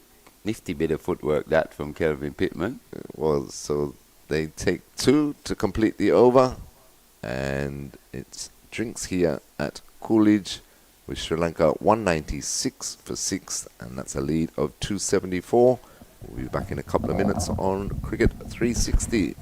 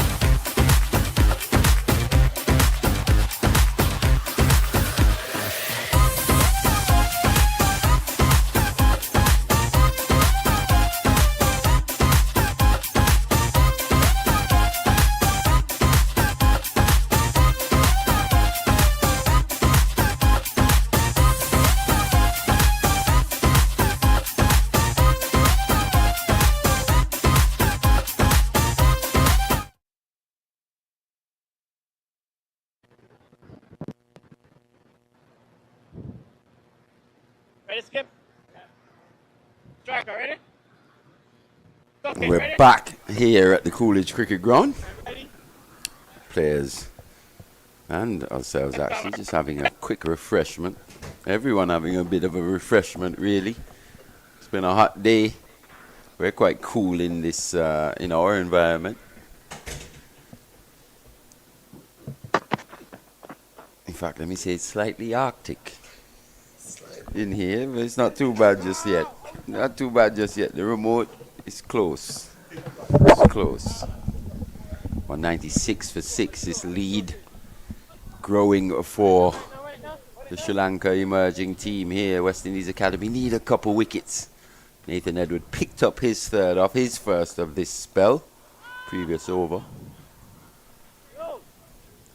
Yes, don't let that remote out of your sight, Marley. Yeah, it's here. West Indies A, 220. South Africa A in reply, 84 for 3. Ooh. That's that movement. That's that movement in once again. Thick inside edge onto pad. There from Pereira. Have a look at that, just falling across the crease slightly. Encouraging signs this for Edward Pereira, looking to get those feet going. Trying to keep that front foot out the way. Looking to access the ball, especially with it darting it quite late. Open stance on that off-stop guard. As you see, tentative leave there. Wasn't sure, was he, Terry? He wasn't. He was in two minds.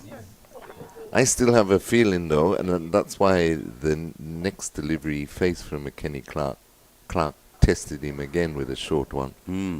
But yeah, I think he's still feeling that shoulder. Definitely. But an interesting little period now between now and lunch. West Indies Academy can pick up a couple of wickets, as you say, Marley, keep themselves relatively in the game with a lead at 274 as we speak. Otherwise, by lunch, if there's still only 6 down, Sri Lanka emerging players might look to see if they want to set a target for West Indies Academy to chase, as opposed to being bowled out, I mean. But we know with Edward, with this ability to bring the ball back in late to the right hand, there's Teddy Bishop in that cover region, just in front of square on the offside. Joshua Bishop on the boundary in that deep backward point region. Yeah. Interesting feel for me. You just want to open up a gap slightly for Pereira to think that he could drive through that offside. Look to open him up, but he looks to go straight down the ground. Good stroke. Good cricket all around. Fantastic bit of fielding that by the substitute fielder in Dindial.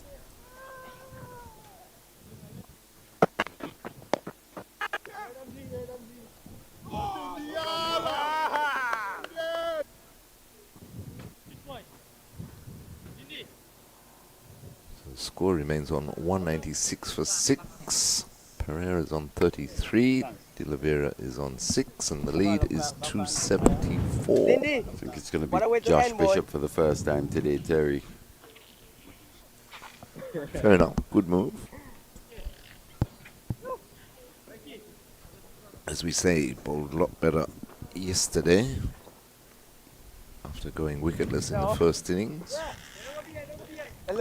12 overs, 2 maidens, 2 for 23 his figures thus far. Bowling from the northern end.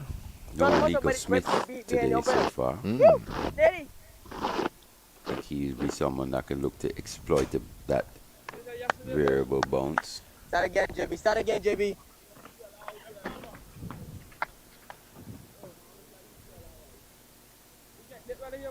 Sri Lankans will be watching closely too with Joshua Bishop to see if he gets any real turn.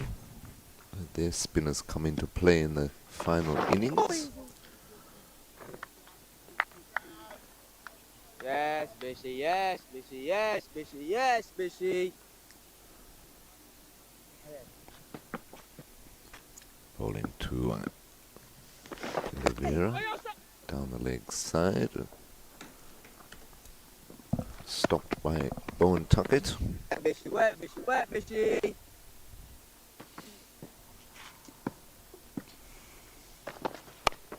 Yes, Bishy, yes, Bishy. That's the ball for You you, can but that's tell the ball there's a for bit you, more but energy in Joshua Bishop today, Yeah. isn't there? Yep.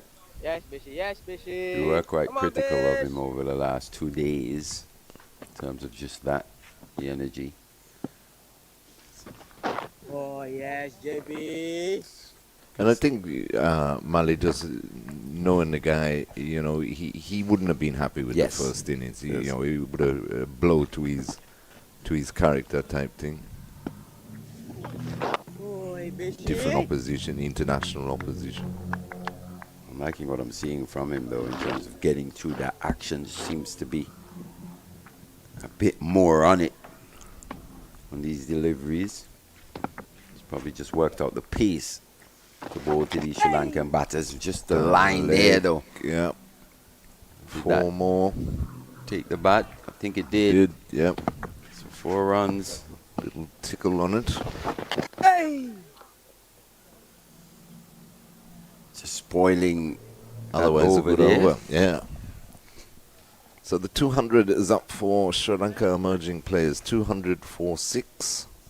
The lead 278. I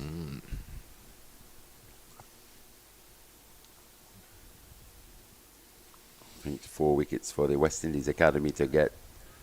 They have any chance of, they want to have any chance really of winning this match. I have to dismiss this Academy team before lunch here.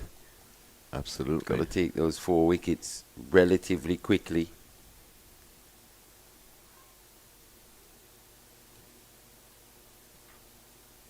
Three for 18 for Nathan Edward. That's career best First class figures, yeah. Previous best was 2 for 15. His debut season in first class cricket. I like him. I like him as a cricketer. Me too. Even from a youngster.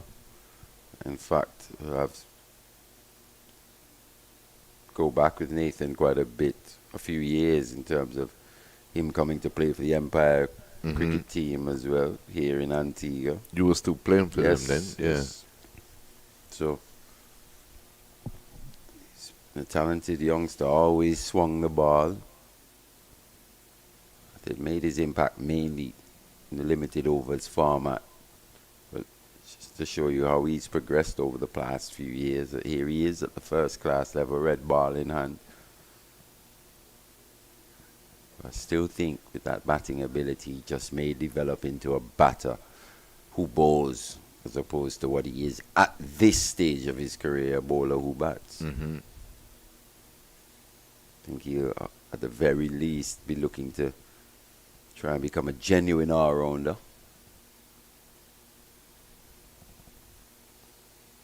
Well, no, not at the least. I think at the least he'll be a batter who bowls. But to be fair, if he does hit his ceiling, he'll be a genuine all-round cricketer. Right.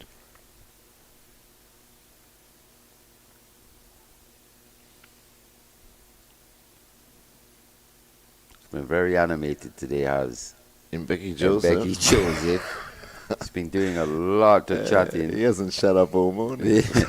It'd be interesting to see, maybe just putting a bit of pressure on himself. Sometimes it does bring the best out of you. True. One thing's for sure, he'll be getting chirped when the Sri Lankans, when he gets his turn to bat.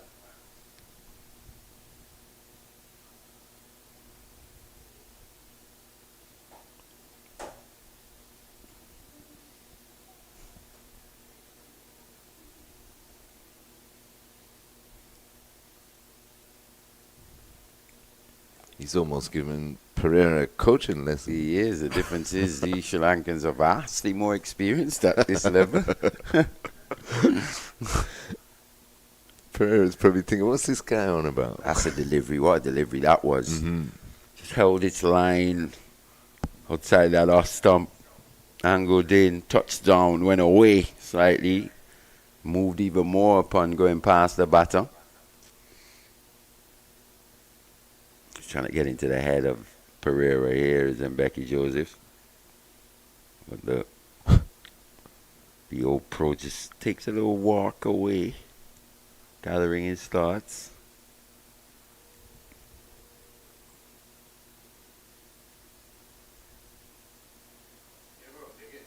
Just again. Swinging a bit more after going past the batter, making that a bit more difficult for wicketkeeper Bowen. How about over that from Nathan Edward? He got some good movement. Breeze would assist him too. He's pretty strong, as we say today. So the score remains on 200 for 6. That's an overall lead of 278 for Sri Lanka emerging. Strong position.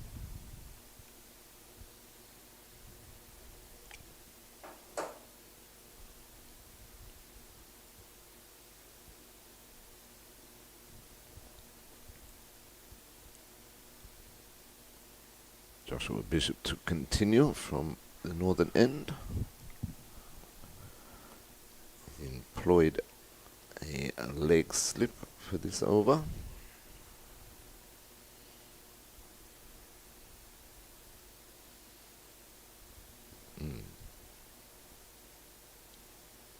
Should have stopped that. Oh, yeah.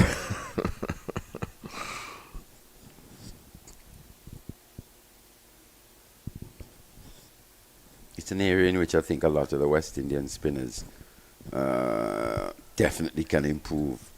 I think the best at it is probably Hayden Walsh in terms of fielding and catching off their own bowling. Driven aerial just past the dive in Becky Joseph. This is what I mean. Got to be able to maybe just out of his reach at the end of the day. He's not the most mobile of fielders in Becky Joseph at this stage.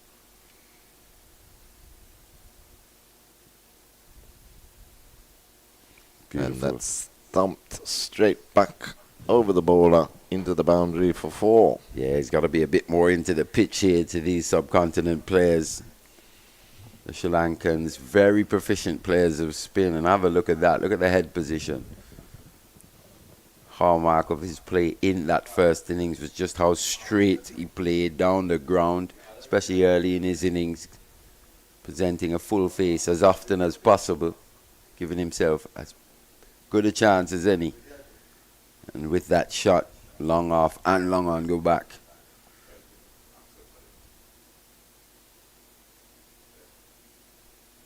Just seems to have a split second extra time, doesn't he? I was going to say, Murray, he just looks so assured, doesn't he? Yeah. Just confident, almost nonchalant at this stage.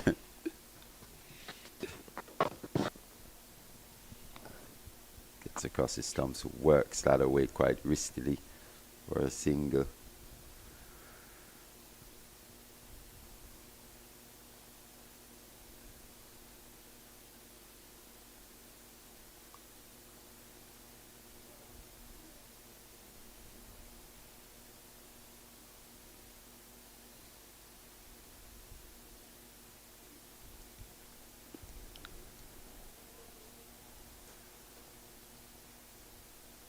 So good over that for Sri Lanka, 7 off it. 207 for 6. The lead now 285.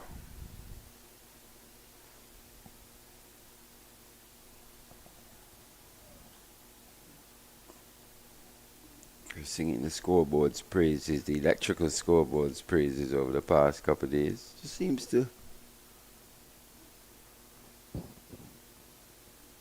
be not working as well as it could possibly be. Just a few of the numbers there not fully illuminated for some reason. A lead to 85, as he said. Edward to start a new over into De Oliveira and beats him. Good delivery, that. Hint of movement away. He's getting it to move all right, no doubt. If you see this replay, just swung at the last moment there. It's one thing to swing the ball, but when you swing it late, it makes it even more difficult for the batters. He's getting it to move. Ball into the left or right-hander. Taking it away from both. Yep.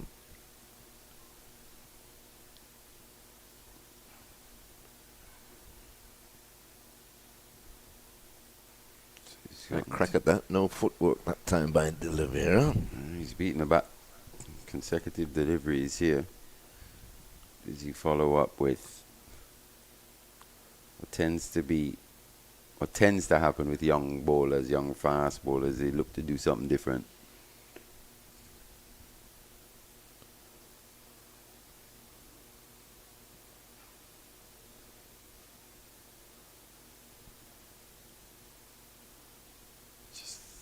Good stuff. That's good bowling. Just looking to take it away. That's his stock delivery to the left-hander. So just looking to take it away over and over and over again. He has 3 good deliveries. 3 good deliveries, and he's not so far trying to do something different. And this is the thing. Even at the international game, what you see is you try and bowl 6 Yeah, different deliveries. and sometimes it's more about stringing overs together. Played it aerial, but quite safely through the point region. Takes another single.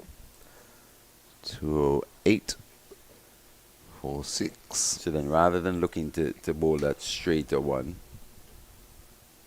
you look to string overs together as opposed to 2, 3 deliveries. overs taken away, Yeah. taken away, taken Yeah. away, taken Yeah. away.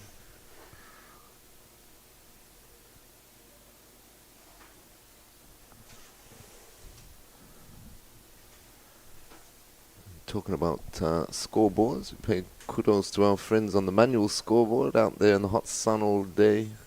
Alfonso Jarvis Marley. and crew. Do a tremendous job. Edward into Pereira. Pereira defensively knocks that up to a mid-off, no run.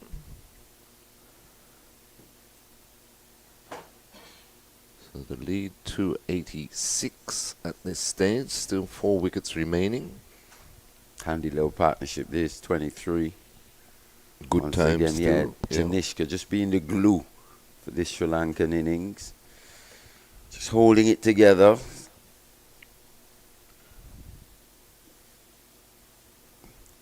Edward in again to Pereira. And that's close. Struck on the pad. The umpire says that's out. So Pereira is gone. Edward picks up his 4th. He's not happy, is he? He's not happy at all. I'm not sure if he thinks that's going over the top or doing a bit too much. It's never really going over the top with Nathan Edward. No. I think he thought it was going down leg side. Yeah. Big extravagant movement. At the end of the day, the umpire is the important one in this equation. He decided that was hitting leg stump, or at least clipping. Yeah, straight away he nodded his head, put his finger up. As I say, Nathan Edward, good spell of bowling last night. He's continuing this morning, picks up his 4th wicket. And Sri Lanka emerging players, 208 for 7. We were saying, Terry, that this West Indies Academy team would have to try and bowl out Sri Lanka under that lead of 300. Obviously, 250 has been hard work for the West Indies Academy in 2025. Only 2 scores above 300 in that regional 4-day championship. So Pereira goes for 34. And it brings Ashian Daniel to the crease. The lead to 86, 3 wickets remaining.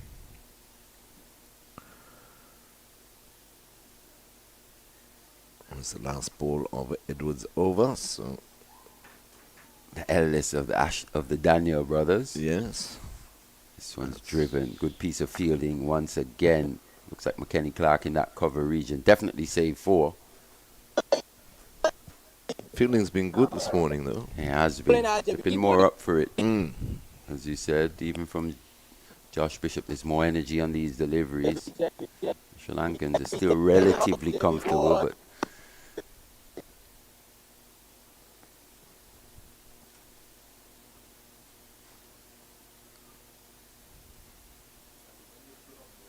at least Josh Bishop looking to impart a bit more energy on the ball. Look to spin the ball a bit more.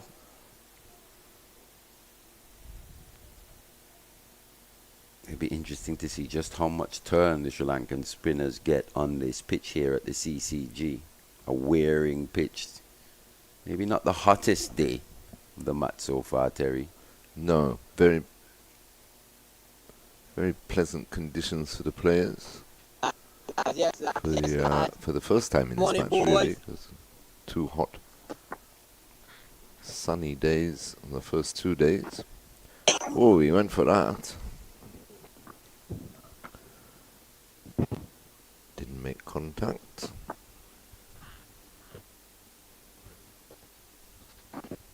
For the first time, we see De La Vera actually looking to overhit Terry. Maybe just slightly losing his shape. Yeah, he's coming off the ball at the last second. It's been a lot more controlled in this match. Just there. Just knocks it down the ground for 1. It's more like him.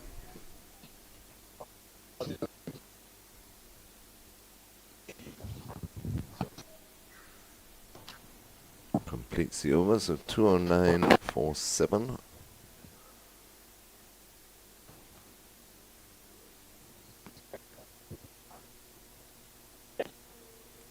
Edward the standout though in this innings, 4 for 19 from his 12. Hunting a maiden first class 5-wicket haul.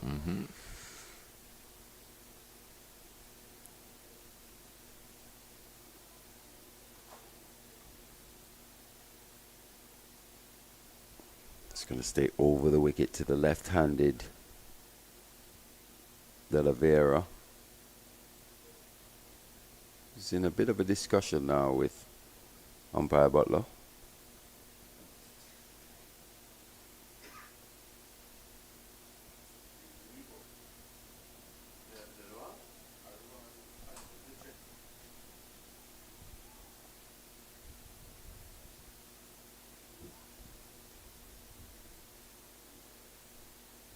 So 1 slip. Looks like a 3rd slip now, actually.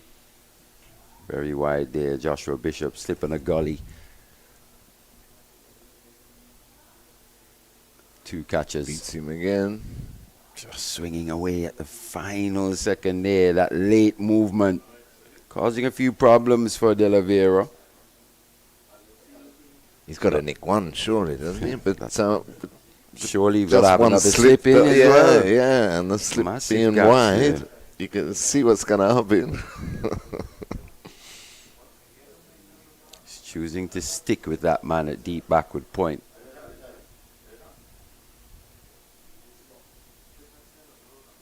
Edward in again to De La Vera. Oh, excellent delivery. A lot tighter line this time from Nathan Edward to that off stump.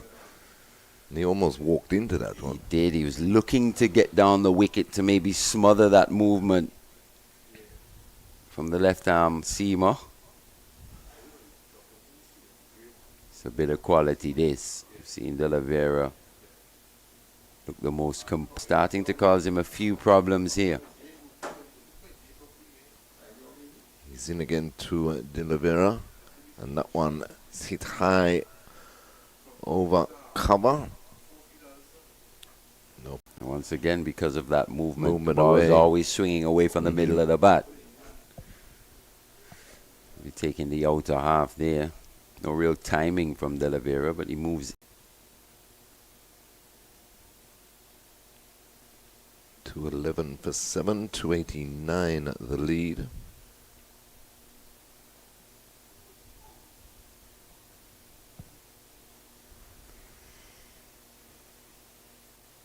Down the leg side, that one, well taken by Bowen Tuckett. That's the one we were talking about. He's looking to bring the ball back in now. Maybe just losing a bit of patience for me, Nathan Edward. No need to try and pull that magic delivery. No.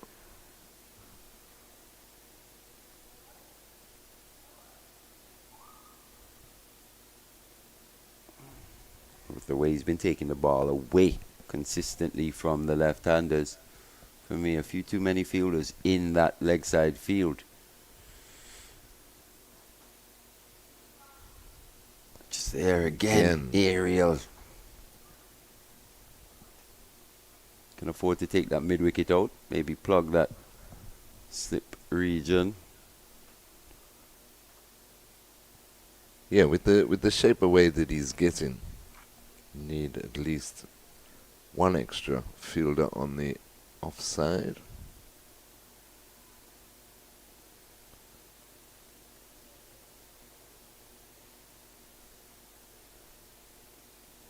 Support Edward, because it's a good spell. I mean, even last night was a very good spell indeed. He's backed it up this morning.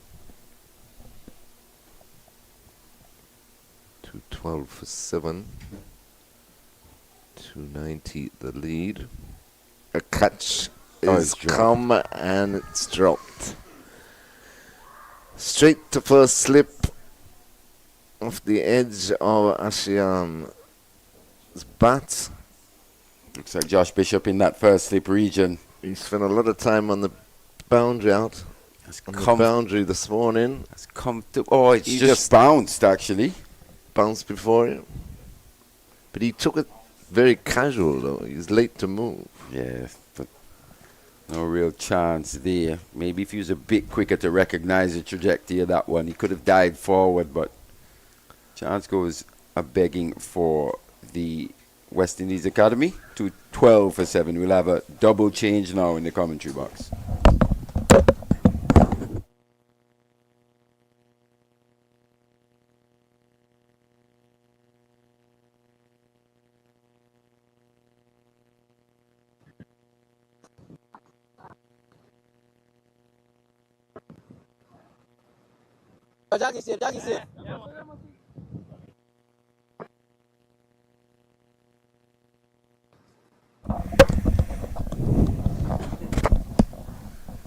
So De Oliveira continues here. 100 in the first innings. Look on first. And he'll be looking to push on and put some distance between the West Indies Academy and the Sri Lankan emerging team. Let me say good morning to Ronnie Bikram Das. Yes, good morning. Good morning to all our listeners and viewers out there. A very interesting game on hand. This one is played, swept away nicely behind square for an easy single. As I said before by Marley, that is his mold, this rule. To just push the ball around, get the singles, rotate the strike, and he's doing that well, and he needs to continue to do that here for his team to build up a partnership. He just had a decent partnership before this one. Now he has to build another partnership here with Daniel to try and take them to a sort of safe zone, as you would say. I just think over that zone is safe already, 293. De Oliveira is a very aggressive batsman with 100 in the first innings against the odds.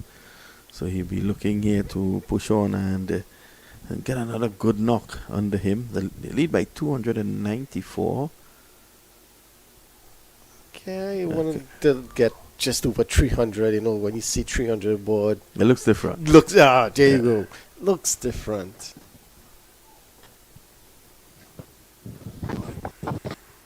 That's a good delivery. Oh, well. Well, I thought he was going to raise his finger. Yeah, it looked like for a moment, for a second, he actually thought about raising his finger there.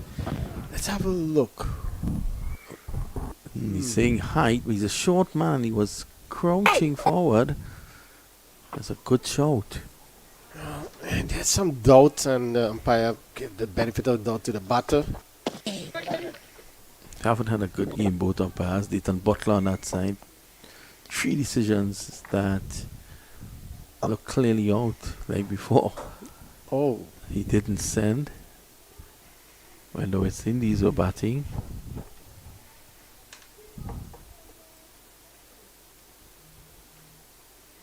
Oh, just short. You better get a single. So they're looking to see if they can wrap the innings up here at the West Indies Academy just to give themselves a total that they can work with. Yeah, definitely they would want to at the end of that over. It's 216 for 7. Another good over there from Bishop. Keeping things tight, not allowing the batters to get off here. But they wouldn't mind. The longer they bat, they give themselves an opportunity. And remember, it's going to be day 3, day 4 pitch now. And with the spinners they have, they know that it's going to be a difficult task for the West Indies emerging players. But it's just a matter of how long. Are they going to bat till the very end? Or how long are they going to give themselves? It's early. It's early in the day. They may want to at least bat to probably the 3rd session if possible. And give themselves that little boost at the end of the day's play. Driving nicely through the offside. There's protection there. There's a man 3/4 of the way to the boundary at extra cover. So they've worked out that he loves to play through that area. The fielder there is 3/4 of the way to the boundary for the lofted drive. And this has been a really good spell here from Nathan Edward. Well, if that's the case, then no, he loves that shot. Then you should have the deep cover on the boundary, probably a deep point, and at least probably a back cover point in the circle, just in case for the missed drive, and you have that protection there and starve him of the runs. It's Edwards around the wicket now. Playing at a wide delivery there, Daniel. Ashian Daniel, the off spinner. Yeah, that's a naughty shot there from Daniel. You don't need to try anything too much. He just needs to stay there and support his partner at the other end. He's batting really well, and he looks like the one who can score the runs. Daniel just needs to stay there, probably push the ball around in the gaps and get that easy single. So it's, but again, it's a game plan. What's a game plan for this play or this part of the play or this session of play? Again, walking across the stumps, and he gives. Well, the umpire took some time. 5 there for Nathan Edwards. Let's have a look at this. Took some time. It's a good decision though by the umpire. He went across his stumps. Looking to play through the onside, and he was struck in front of middle leg would have been disturbed there. So 8 wickets down now, 218 for 8. Yeah, and congratulations to Edwards there on his fifer. That's excellent from the young man. Nathan Edwards, 5 for 23. 13 overs. 6 for 28 in the first innings from Pittman. Yeah. Again, looking at this delivery. Yeah, that was a good decision, you must say, by the umpire. But again, it's a nothing shot from Daniel there. What was he trying to do? The previous ball, he was stepping way across and outside, trying to access the onside. Yes, they set an outside field, but there's no need for that. Then this ball, Edwards realizing that, and the very next ball pitched it up a bit more and caught him on the crease. So that is excellent bowling, you must say, from Edwards. But again, poor pattern from Daniel. There was no need for that. Why are you looking for quick runs? Well, was it necessary? A day and 2 sessions still. Exactly. No need for that. There's no need for that. And you have a set batter at the other end. Yep. Edwards will be looking now to run through the rest of this batting. Well, he has his rhythm. He's taking wickets. And that's exactly what his captain, Teddy Bishop, needs. For him to take wickets, try and bowl them out as soon as possible. If there's another 20 minutes before the lunch break. If they can rack up this, get another 2 quick wickets, it'll be give them some time to work with. Here he is. Delivery that keeps low outside the off stump, and nothing delivery really. It's not a good delivery to a new batsman. You have 3 slips waiting. Well, Edward should probably consider going over the wicket to him, angling it across the tail ender. I tell you something, the Sri Lankan bowlers wouldn't mind seeing that. Yeah. Having to bowl on probably in the second and third session of today and the final day, seeing things like that happening, they would be really happy. Getting too wide from Edward. He's getting the ball to tail away, but he's bowling too wide. Yeah, just trying a bit too hard after getting his fifer. Just probably trying a little too hard to pick up another wicket. Yes, he want to pick up the remaining 2 wickets for his captain, but just need to put it on a line and length. The wicket is doing something. The pitch is doing something. Let's put it there. So all he has to do is put it on a line and length and let the pitch do the rest.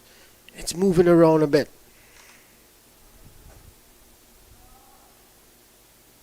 Oh, that one comes back into him. Well, moving away, and that one came back. He was late on it. I could have easily bowled him. Yeah, I think it was a bit too high as well, pitched. So that's an excellent over from him. But again, that's exactly what he needs to do. Just put it on a line and let the pitch do the rest. That one came back sharply as we saw there on the replay. So that's excellent. Excellent bowling there. 5 to Edwards, 2 to Joshua Bishop, and 1 to Pittman.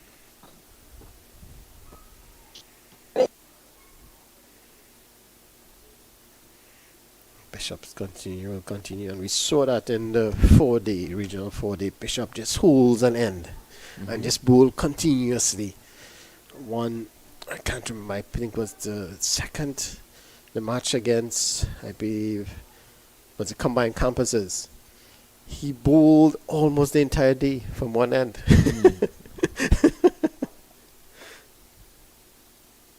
That's well bowled.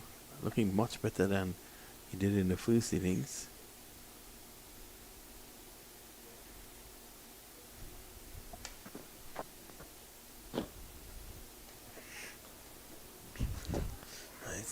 Pitcher's doing a bit more. Edged and gone. A brilliant catch at slip. Diving to his left there, Clark. Yeah, that's an excellent catch. Good anticipation. You can see what the batter was. He was terrible. Look at the movement. He's already moving. Yeah, wonderful. That's very good anticipation. Let's see that again. You can see him move as the player was going to play the shot. Yeah. Probably even before. Yeah, that's excellent. I think from the moment he saw the length, he decided to move. Look at that. Yeah, that was excellent. Excellent piece of feeling, Great excellent anticipation, Yep. and a wonderful catch in the end. And so that's 9th wicket to fall. Sri Lanka lead by 2. Sri Lankan emerging players lead by 296. They would be thinking about that 300, that psychological mark of 300, but that 4 runs is going to be very difficult to get now with the last pair in there. So they've lost the set batter in Sohan. And now it is Dulaj Samudita. He's the man in now, not a left-hander. Samudita.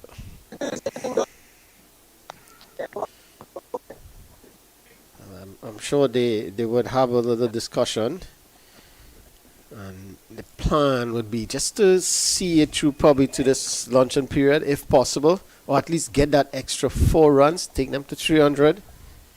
Psychological advantage.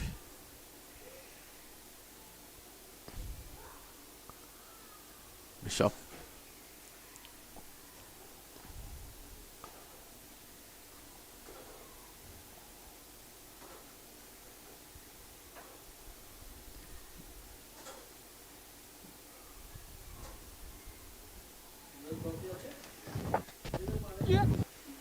Well, with that shot, his intention is clear. He's not going to stick around.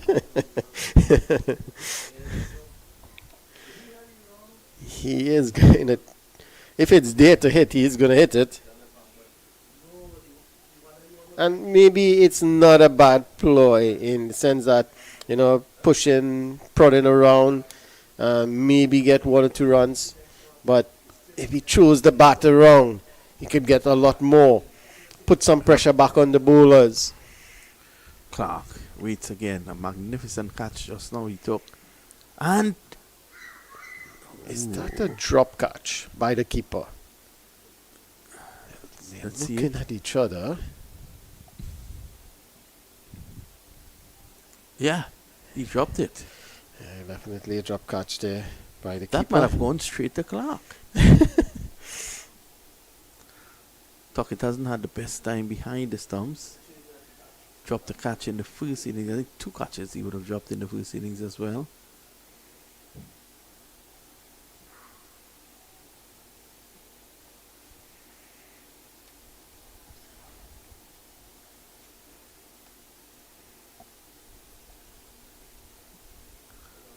Joshua Bishop could have easily gotten 4 wickets.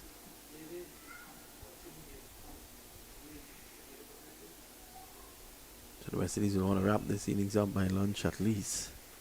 Give themselves 5 sessions.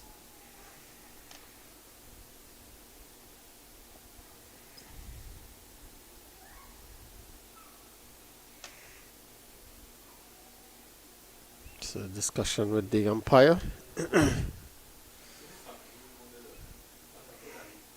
Seem to be having a lot of discussions with the umpires.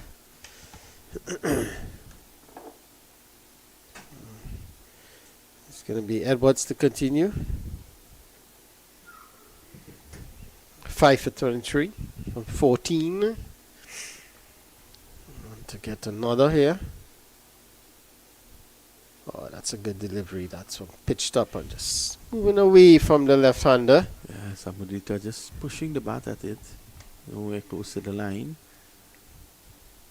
Seems to be batting with an off-stump guard. You generally see that in the shorter format to be a bit more aggressive and cover your stumps, but you don't normally see batters really batting. Yeah, he is actually on an off-stump guard. Edwards will be looking to get that delivery to move back into him. Oh, like that's a brilliant delivery. It's bowled him all ends up. Yeah. And that's the end of the innings. 219 all out. And Edwards ends with 6. Yes. Yeah, that one just curling back into the left-hander. Yeah, too easy there for Edwards. He realized that he took one away from him and decided just to push one into him. He was batting on an off-stump guard. So 219 all out. And the West Indies Academy will be chasing 298 to win this first unofficial test match for these 2 teams. We are going to take a short break. We should be back because I don't know if they're going to take an early lunch. They might, but we'll be back. Yeah.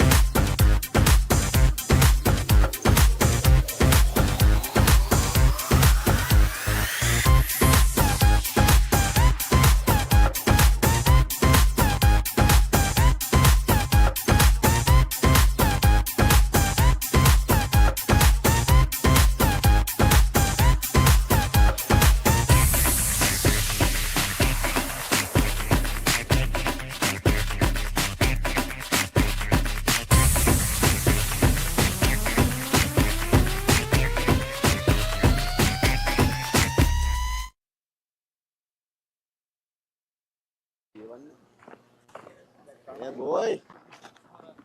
Not easy. Get the wicket. Yeah.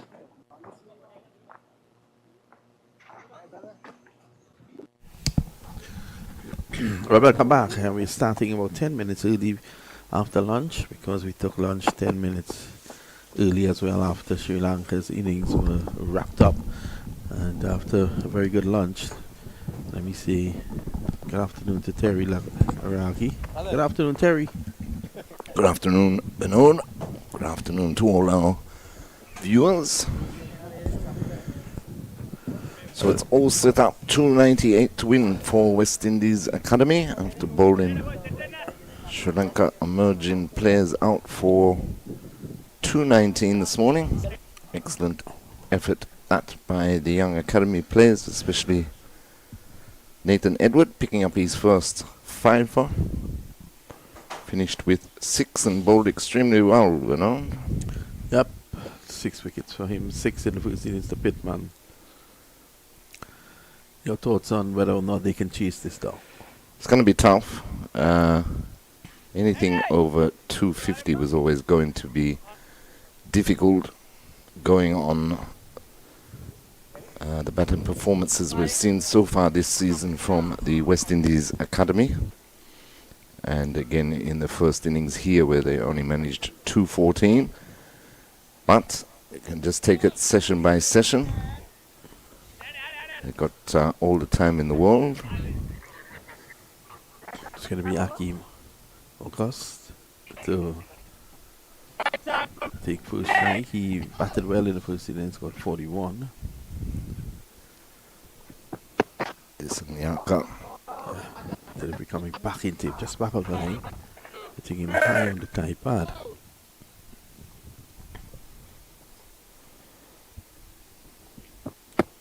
So Nathan Edward, outstanding figures, 14.2 overs, 5 maidens, 6 for 23.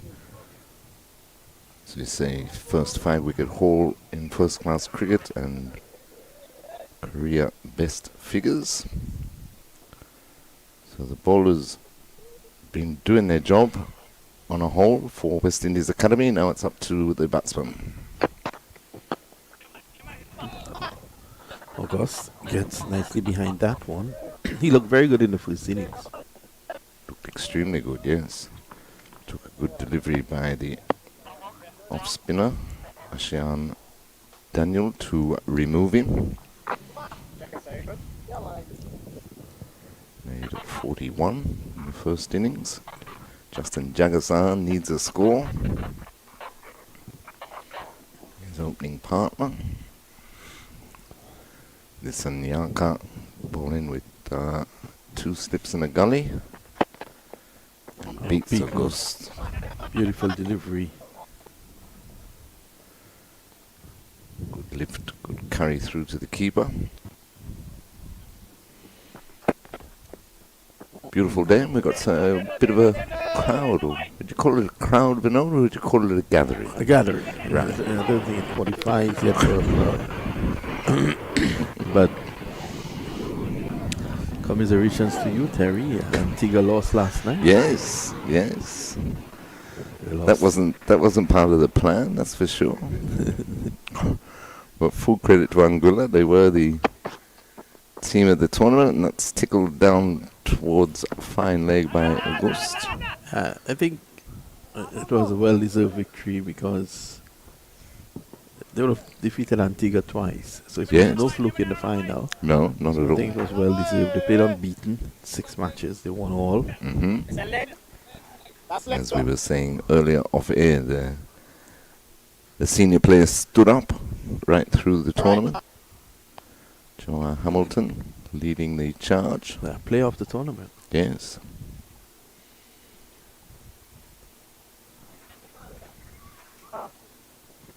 So it's going to be Desanayaka. It's going to bowl to Justin Jagisa. As Terry was saying, Jagisa needs a score.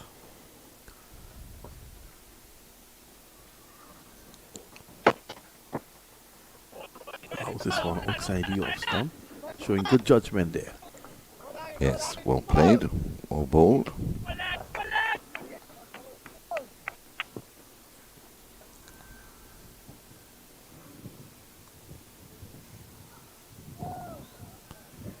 they can get a good start between these two, though, it'll go a long way towards chasing this target. I think they need to bat time initially.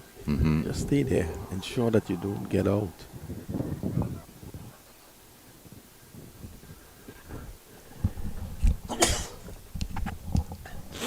This an anchor. No ball. Just getting the ball to sheep away from Jagisa. As you say, Vinod, very important to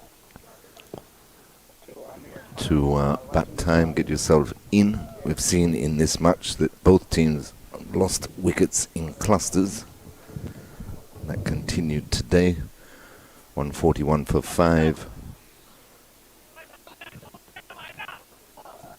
Sri Lanka emerging players started the day, bowled out for 219 in their second innings after reaching 172 for 5. That's well played there by Jagisa, allowing that one to come on to him. Completes the first over. West Indies Academy 2 without loss.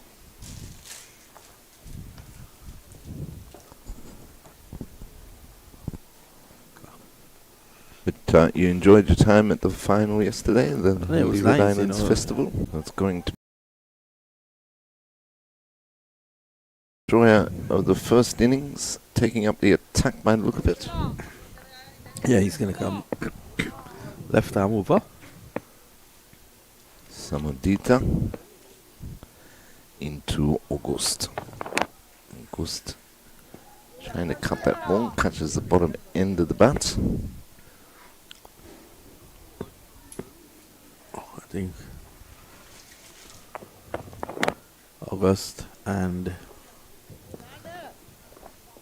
Jagisa just needs to give their team a good start if they have to chase down 298.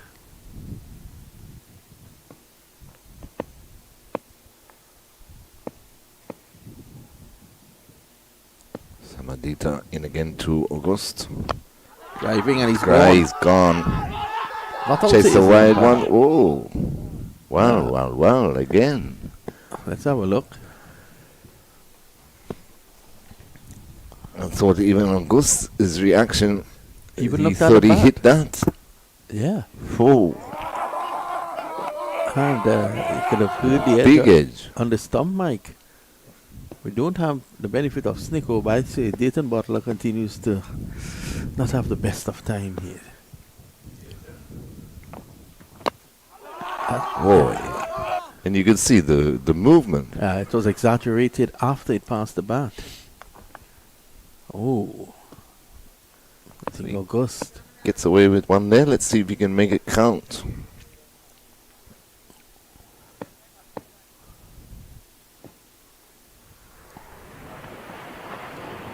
One is ball left. Another good delivery by Samadito. But yes, I think both are umpires, to be fair to Vernon, haven't had the best of matches. Yeah, they haven't. You know, haven't done anything to really enhance their reputation.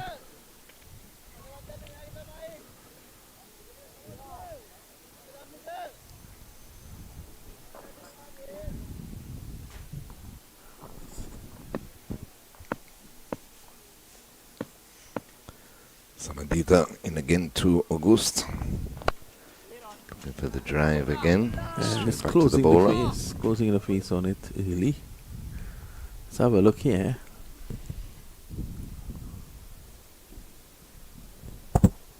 Yes. Yeah, definitely. Big deflection.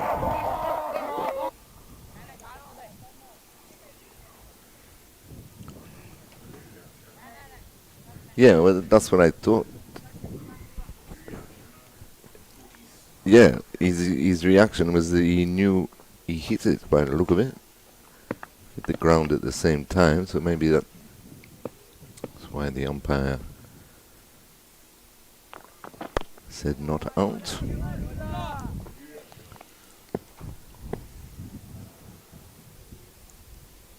It is again. Watch him, Bernard. Turns. Yep. And then he turns away in disgust.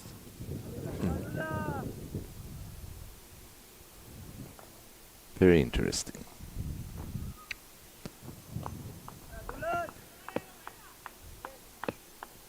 Samadou Dita on the money again in this second innings. 2 slips and a gully weight into August. Left that time by August to complete the over. So maiden to start with for Samadita. And West Indies Academy in pursuit of 298 for victory, 2 without loss.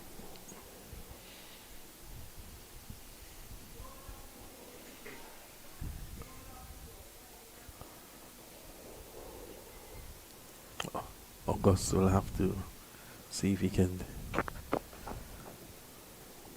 benefit from that. Look to push his team forward. Hasn't looked himself. The couple overs that we've seen so far. It's early days.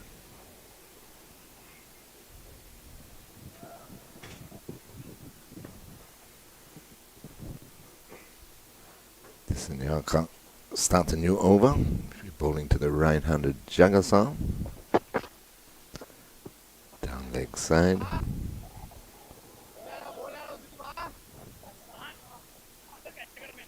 Two slips in a gully. Backward point cover. Mid off, mid on, mid wicket, and fine leg on the boundary.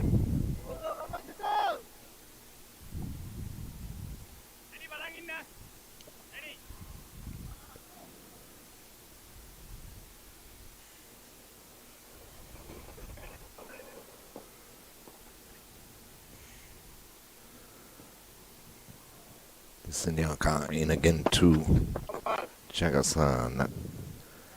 That goes all the way along the ground between backward point and gully for 4. The first boundary of the West Indies Academy second innings.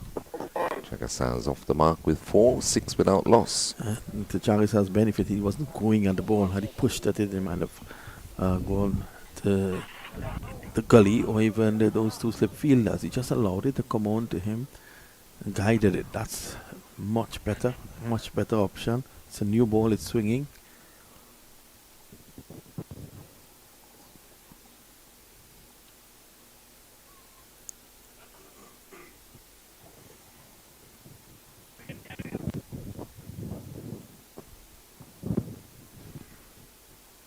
Nyaka in again. Jagasar leaves that one alone.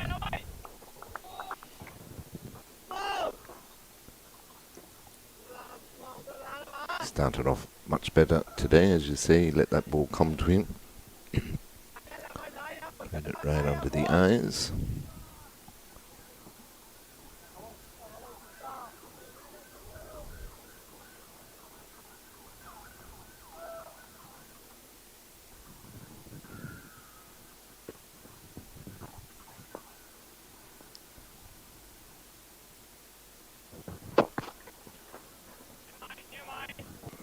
Well behind it there, Jagasar. You can see he's making an effort to spend some time out there. Definitely.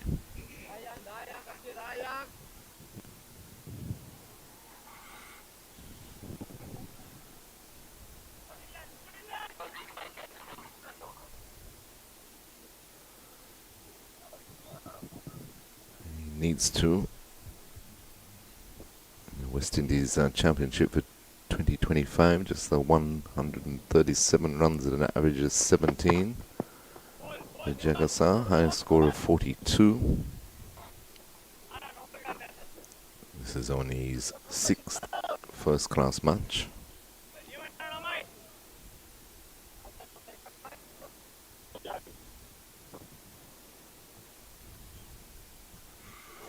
Slow start here by the West Indies, but that's okay. A ball of 5 sessions.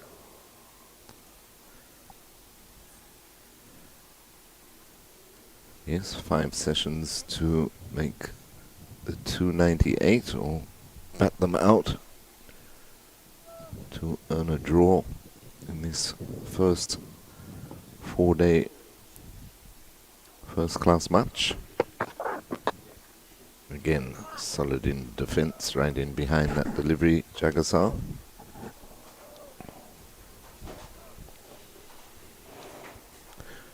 And they tell me you're going back to Trinidad today. Yeah, this afternoon, tonight. I'll be back soon again. When last you been to Trinidad? Few years now, 2019. I love Trinidad though. Lovely place, good vibes. Disanyaka into Jagasar, that's short outside the off stump. He has nothing to do with it to complete the over. So at the end of the over, West Indies Academy 7 without loss. Jagasar is on 4 and August is on 1.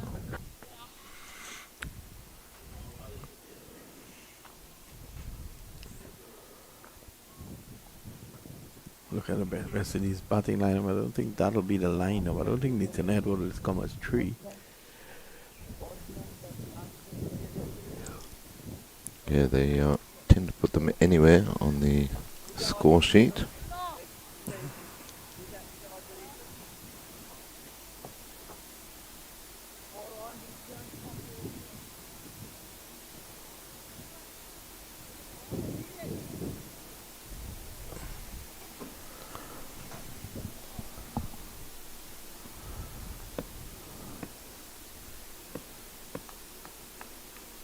Samadita starts a new over to August. August is driving that beautifully through extra cover out towards the boundary. 4 runs. That's a lovely shot. Over pitch, just leaning into it nicely. I'll give him some confidence. Moves on to 5, 11 without loss. Again, a full-blooded drive, just pushing. Timing doing the job there for him.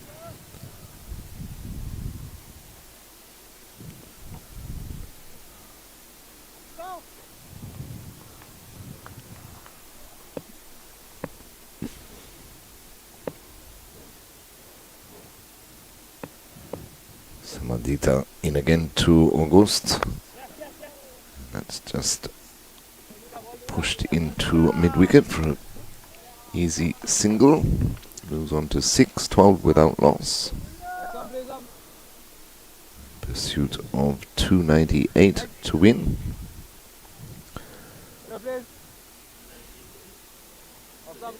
Earlier today, Sri Lanka emerging, resumed on 141 for 5 with a lead of 219. And they ended up on 219, bowled out. Tremendous spell of bowling by Nathan Edward, picking up a 6-for. That gave him a lead of 297.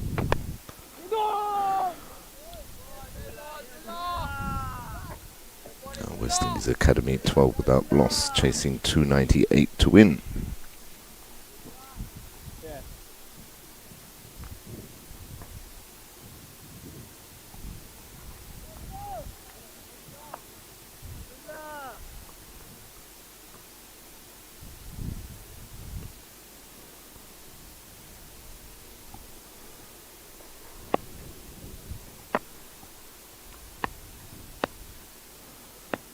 Samadita into the right-handed Jagasar. Jagasar's driving that, can't beat mid-off. Jagasar has to watch the angle here. Samadita got rid of him in the first innings, so be mindful of that.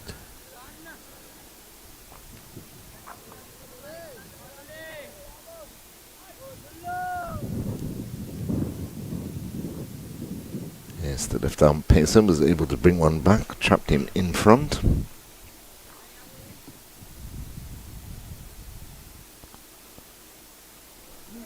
Taking or putting Gully at extra cover. So 1 slip Gully now for Jagasar.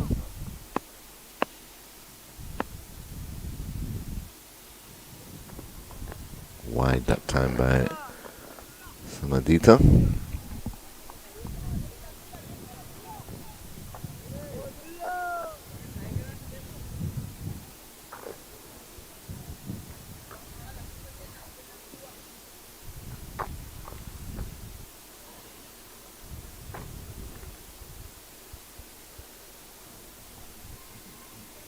Now that the Leeward Islands T20 competition is over, Chairman of Selectors Samuel Best Spencer in the grounds today watching proceedings, as well as Leeward Islands head coach in Steve Lyberg.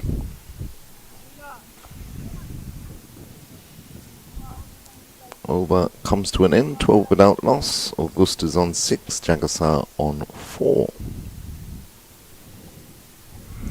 Pretty slow start by the West Indies, watchful, and that's fine.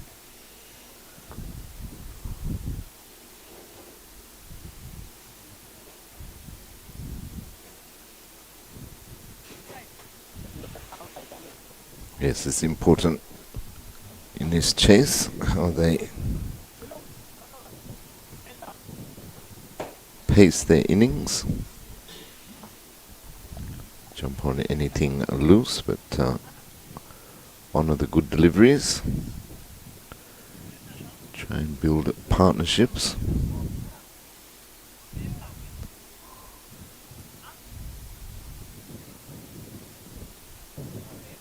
This and Lanka will continue from this, the commentary box at end.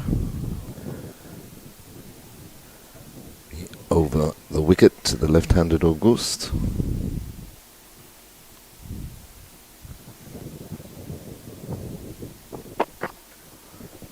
Beaten. Beautiful delivery. It's exactly where he wants to be. Just taking the ball across the left-hander. 2 slips in a gully waiting.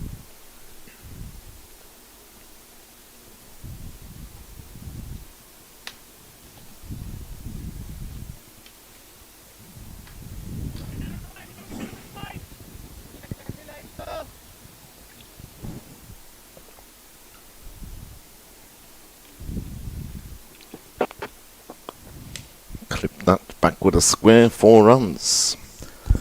Just getting that one 2 straight was this and Lanka. Flicked nicely back with a square by August, so he moves on to 10. West Indies Academy 16 without loss.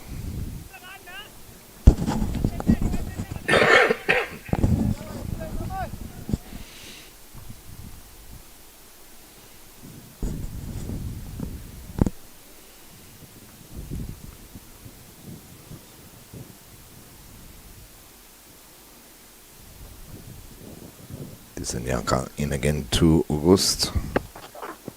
Driving in the air, didn't get all of it. Lobs safely in the offside, and they complete 2. That's what Lanka is looking for from August. Wasn't in control of that shot. Luckily enough for him. Luck has been with him, hasn't it? It has. Caught behind. Appealed, turned down.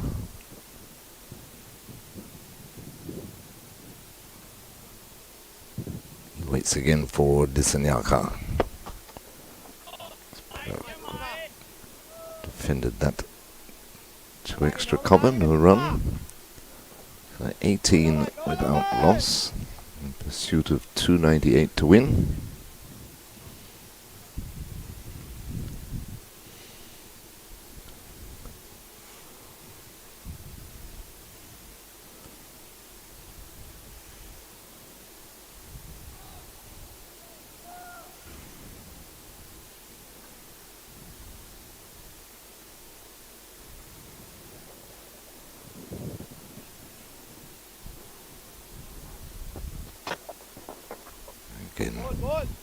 Spot on target, but well defended by August.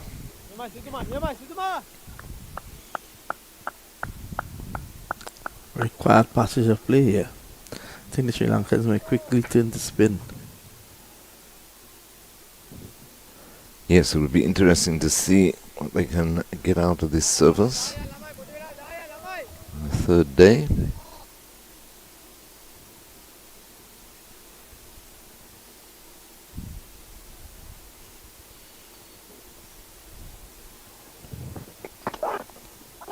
Slashing that and just wide of a diving backward point into the boundary for 4. A few aerial shots here by August. He gets away with another one. 22 without loss. He moves to 16.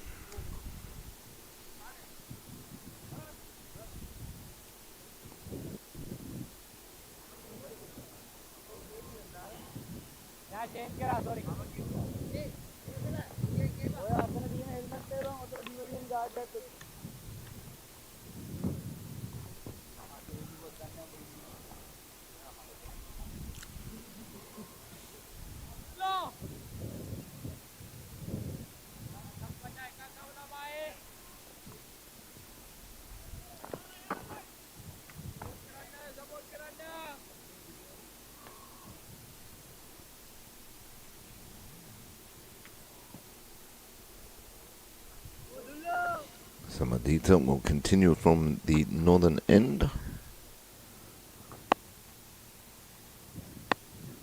Over the wicket to the right-handed Jagasa.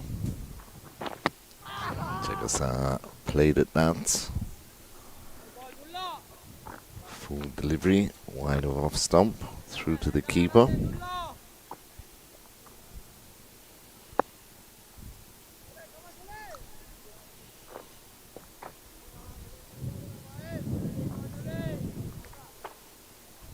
Up to date on Cricket 360 with the West Indies A up against South Africa A down in St. Lucia. West Indies A bowled out for 220 in their first innings, and in reply South Africa A 133 for 5.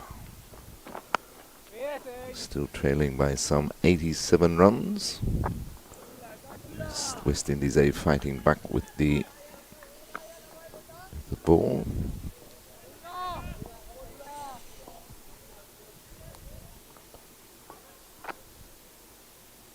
Trying to level the 2-match series after being hammered in the first match by an innings and 80-odd runs. 600 for 7 declared South Africa A first innings of that match. Double century to Ackerman.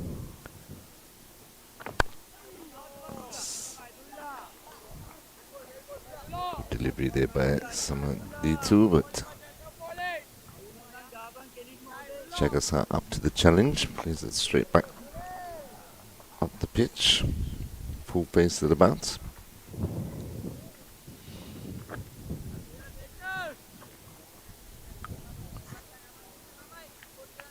Looks a lot more assured so far in this innings. There's Jagasa, he's only got the 4, but he's right in behind most of these deliveries. That one is turned back with a square.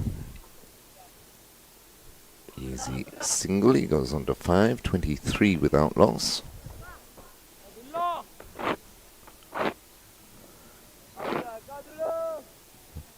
Both these opening seam bowlers for Sri Lanka emerging players, just getting a bit of movement, as we saw this morning. Nathan Edward did so brilliantly well. Pitch the ball up, every opportunity to create some swing.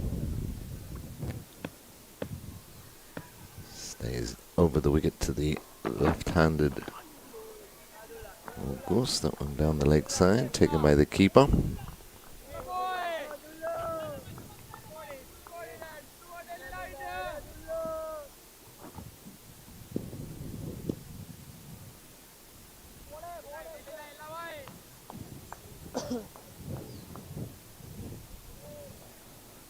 sense that both teams just feeling each other out here early in the innings.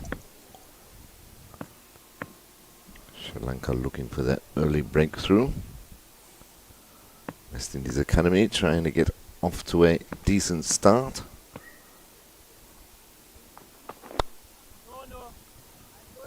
Struck firmly by August, but straight to mid-off to complete the over. So at the end of the over, West Indies Academy 23 without loss. August is on 16 and Jagasar is on 5. That's in pursuit of 298 to win.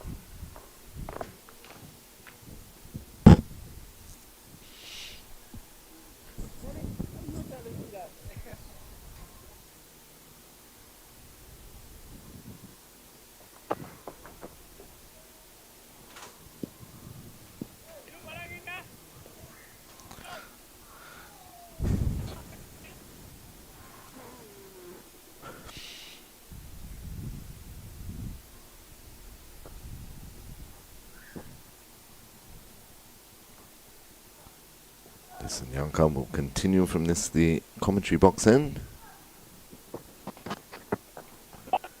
Short ball. Jagasar gets on top of that, plays it well.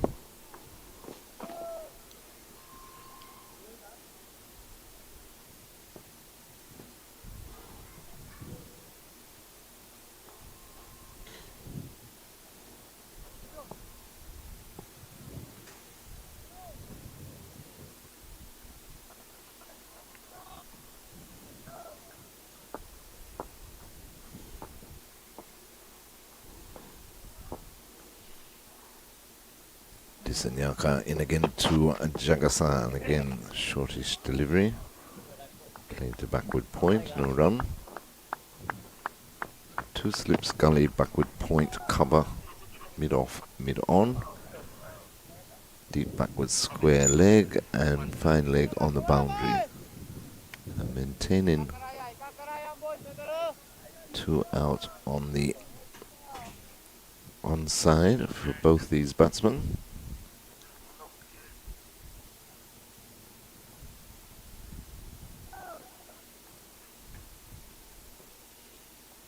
Disanyaka in again to Jagasar. The shape away from the right-hander. Jagasar has nothing to do with that. 23 without loss. Score remains. Very, very bad start indeed, but it's good for the academy. The longer Jackie Star and Hakeem Auguste is out there, the more comfortable they will feel. I think that the real test will be when the spinners come on. Definitely.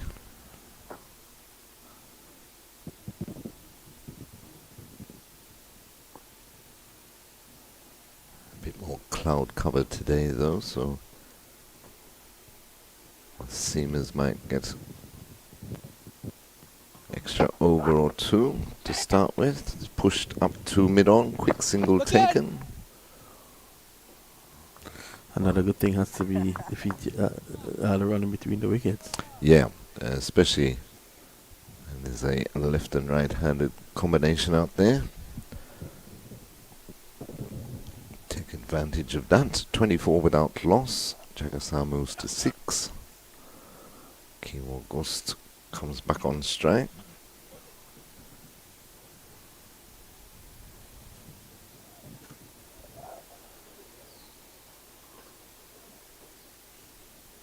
Sanyanka staying over the wicket to the left-handed August. 2 slips and the gully waits as he charges in now. And that is aerial again. Falls short and wide of the extra cover.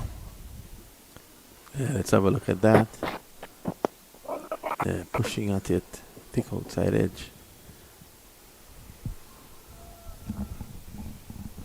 He's not as composed as he was in the first inning so far, August.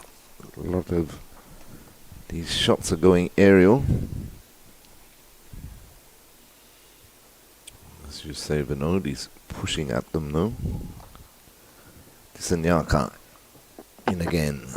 That one pulls inside the line. Good delivery to complete the over. So at the end of the over, West Indies Academy in pursuit of 298 to win, 24 without loss. August is on 16 and Jagassar is on 6.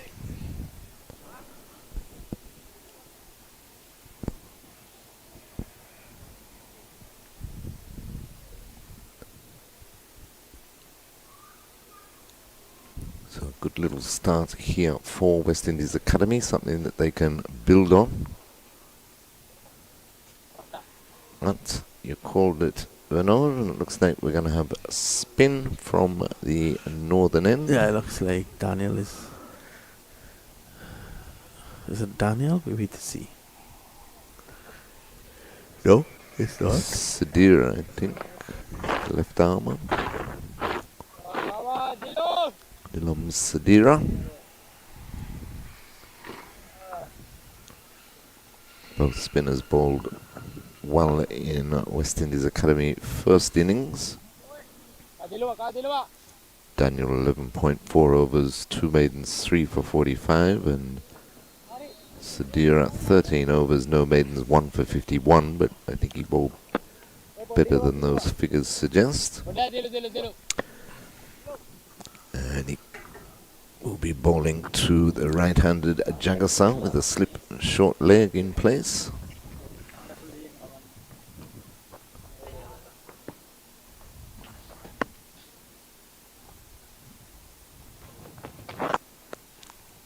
So using the depth of his crease there, just going back.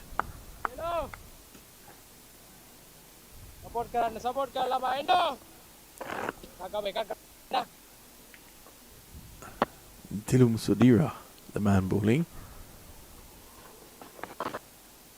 Too short.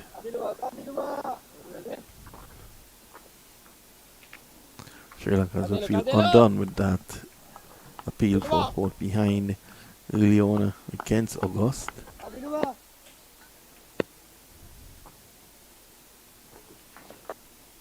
Tanks are watchful.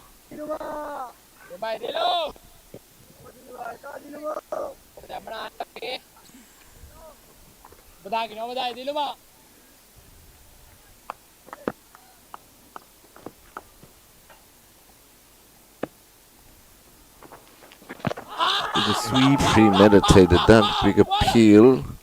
Oh, it's going to be a run out. And then on strikers end now they get an overthrow.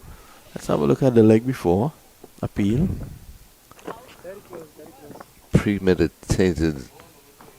Was paddled around the corner by Jagassar. He came a long way across.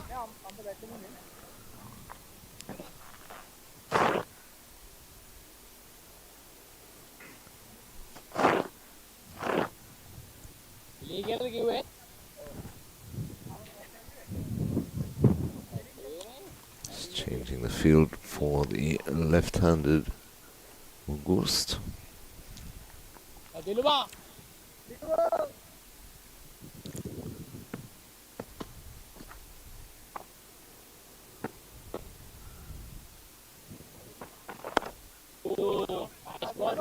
Just getting into his work here, Sudira. This was the leg before appeal.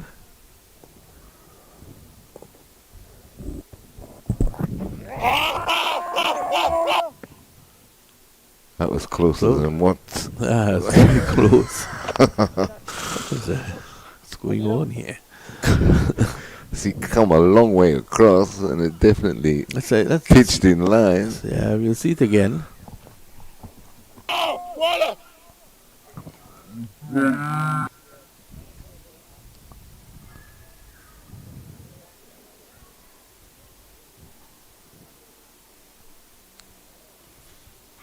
At the end of the over, I think we should have a double change now. Ronnie Bikram Das and Marley Richards. I saw Marley about the place just now. Ronnie will come first. That looked... Well, Vinod's put his finger up, and I would have to agree, but we've seen some decisions in this match that, to say the bemuse people. Anyway, the umpire's in the best position, as they say. Jagasar survives, 26 without loss. August is on strike. This Nyaka will continue from this the commentary box end. And that is hit firmly to mid-on, can't pierce the field.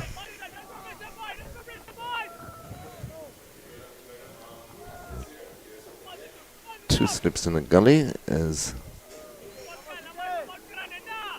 the seamer Disanyaka continues from this end, spin from the other end.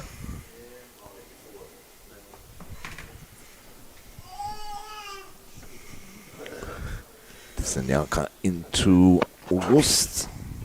August just lets that go outside off stump. Couple of interesting decisions so far early on in this innings. Caught behind that went a mile. Apparently he didn't hit it.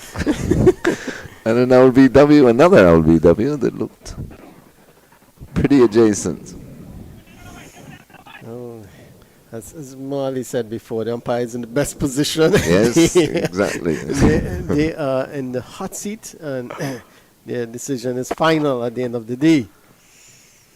And this one is just down the leg side, straying a bit there, left alone. It's not going to trouble the batter at all in that area.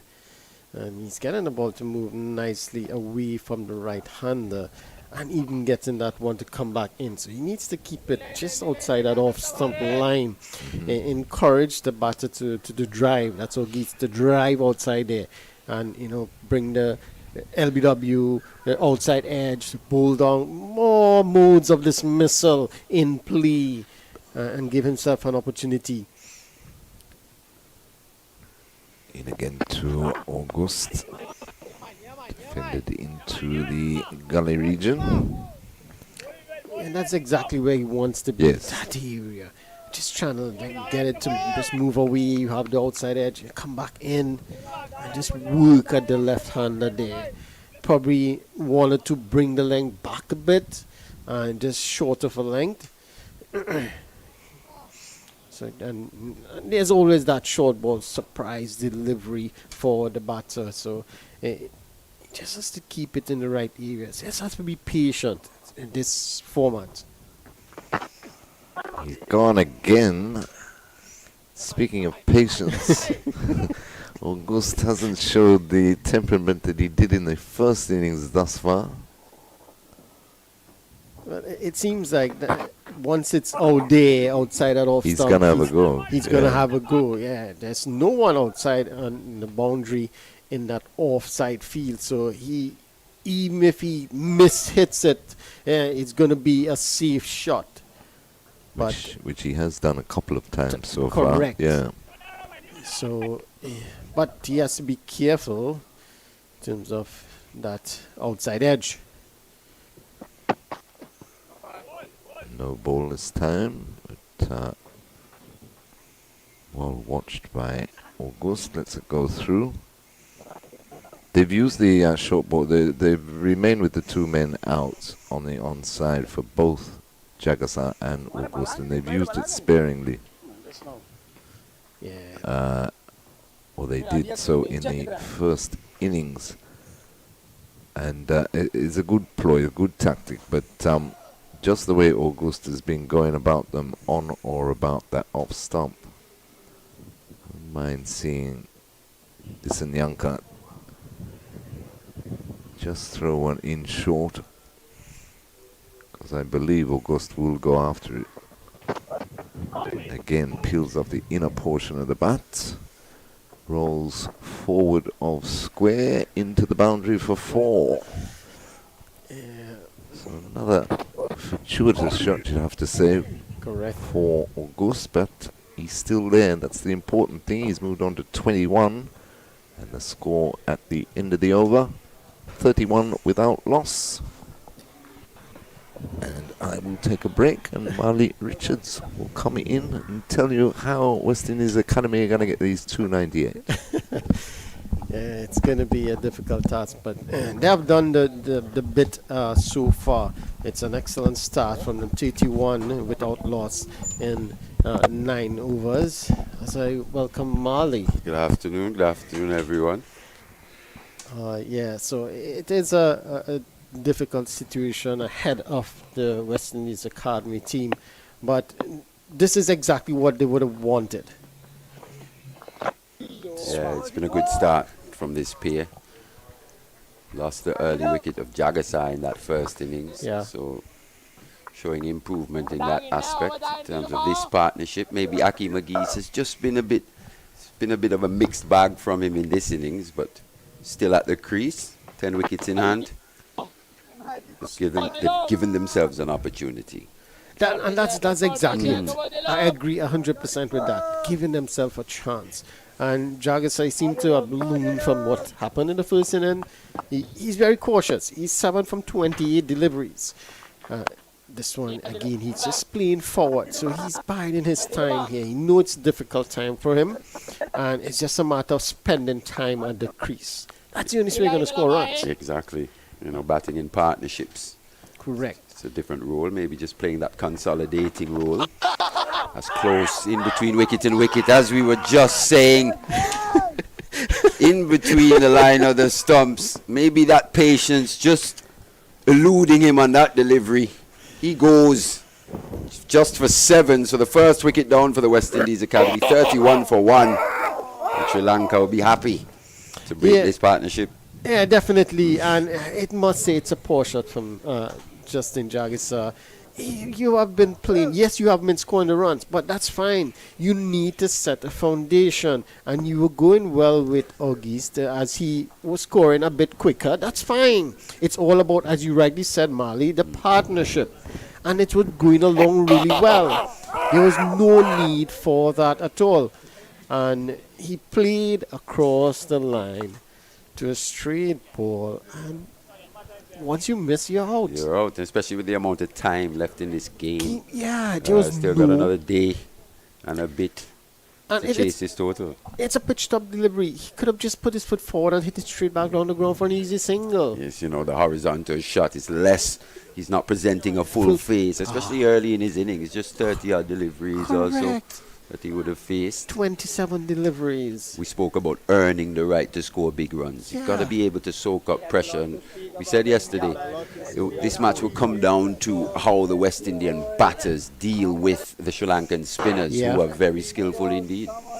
Very skillful. And then not only skillful is one, I agree with you, but they are presented with a wicket that is doing a pitch that is doing something for them. Exactly, and that's something they're accustomed to. Correct. Bowling in spin-friendly conditions. Correct. Yeah. So it's just a matter of putting it on that right line of length, and you allow the ball, the pitch to do the rest.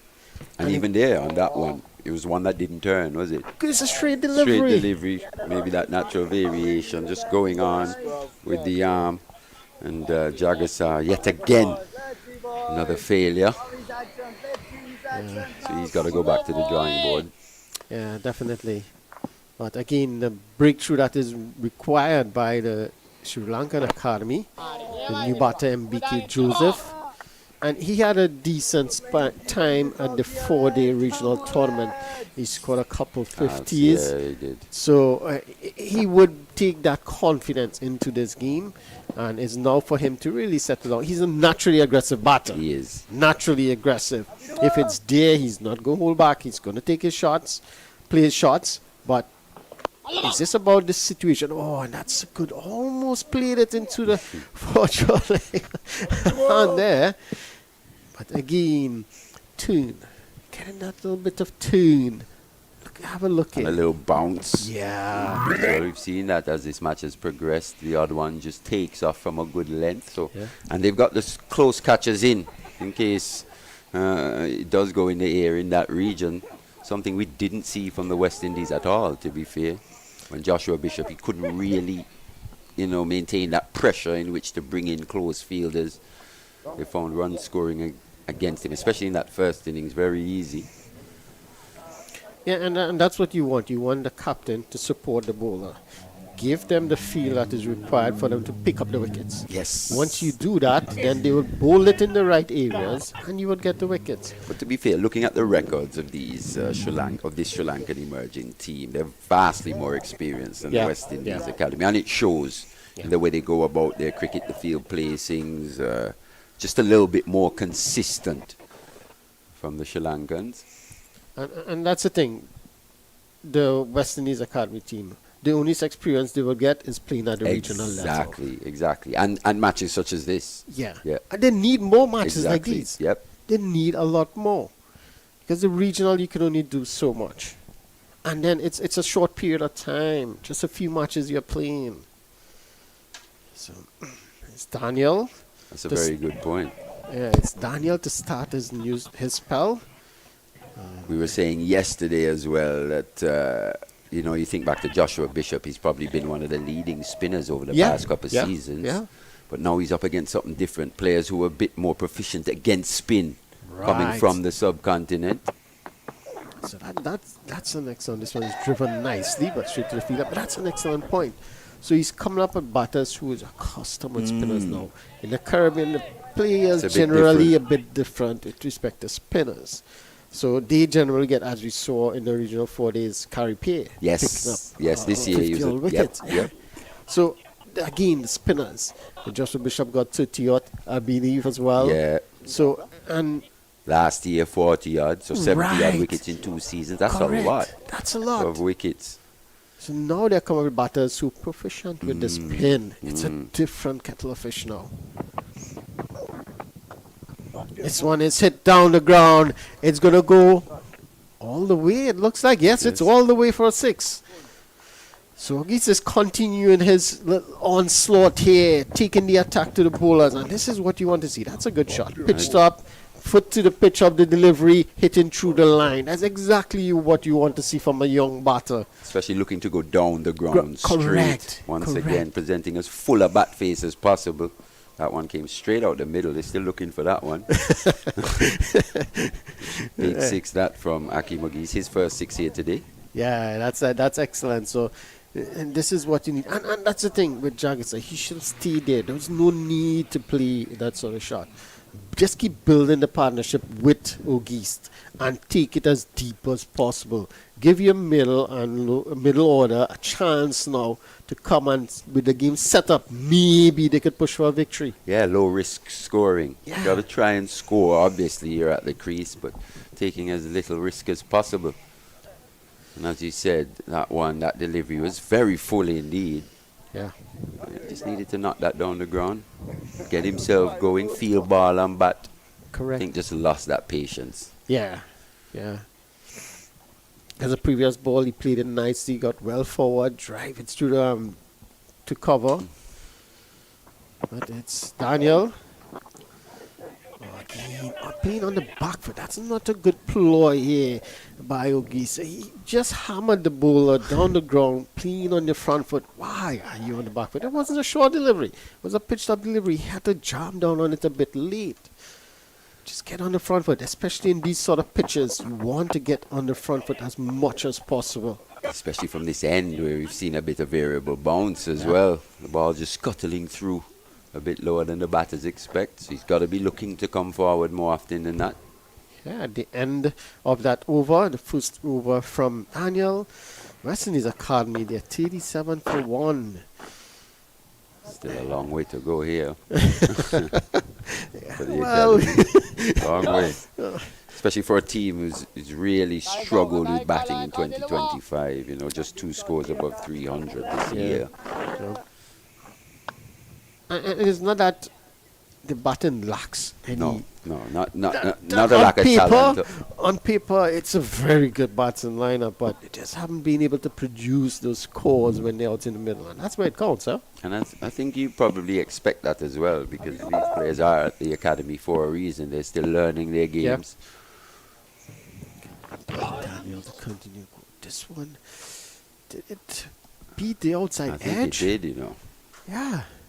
Not cleanly taken by wicketkeeper De La Vera, but just needs to get his feet going here, Becky, early in his innings. Well, that went between bat and pad. It did. So So luckily for him, Yeah. it's a bit lazy. Oh, once On the again. back foot. Wow. That one did it come off the pad. We'll just wait on the signal from the umpire. He was giving it to the Sri Lankans when the Sri Lankans were, when he was in the field, to be fair. He's the most chirpy of the lot. So now I'm sure he's feeling a bit of that pressure. Close fielders in, they're letting him know about it. Nervous start for him. Yeah, he got away with that one there. He got a bat onto it as well. So, that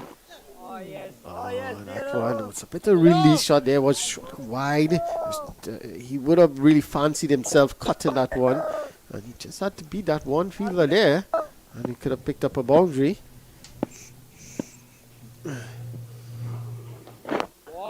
Again on the back foot, just jamming down on it late.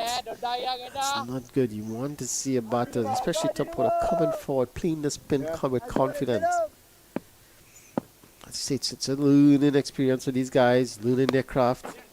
This one off the outside edge beats the slip fielder. It's going to run close to the boundary, and it does get there eventually. So that's a boundary for Joseph, MBK Joseph. It's not where he wanted it to go, but it all counts at the end of the day. 43 for 1. Yeah, outside edge there. Lightning quick outfield at the Coolidge Cricket Ground. Wonderful cricket ground. It is. Fantastic venue. Yeah. 2 international venues here in Antigua. Coolidge Cricket Ground and the Sir Vivian Richards Stadium at North Sound.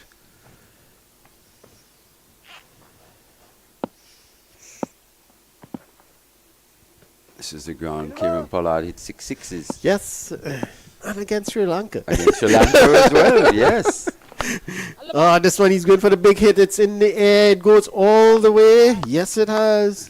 I think the Sri Lankans won't be too disappointed. But Mbeki gets off to a flyer here. Outside edge for 4. And now choosing to go down the ground. Got the length that he wanted. That's the key. Correct. That's exactly what he wanted. Pounced. But they won't be too disappointed with the mode in which he's gone about this inning so far. They think he'll present a chance and hopefully they can take it. Correct. Yeah, especially a spinner. You don't mind when the batter attacks you. You know definitely, yes, he's going to hit 1 or 2 out of the ground, but he will miss one. He will get the outside edge, or you hit one up in the air. But as you rightly said, it's when the opportunity comes, they have to take it. These young players or modern players look to take on the fielders, even though they're deposited back as well. So he just needs one to not quite hit the middle. Yeah. And they'll be in play.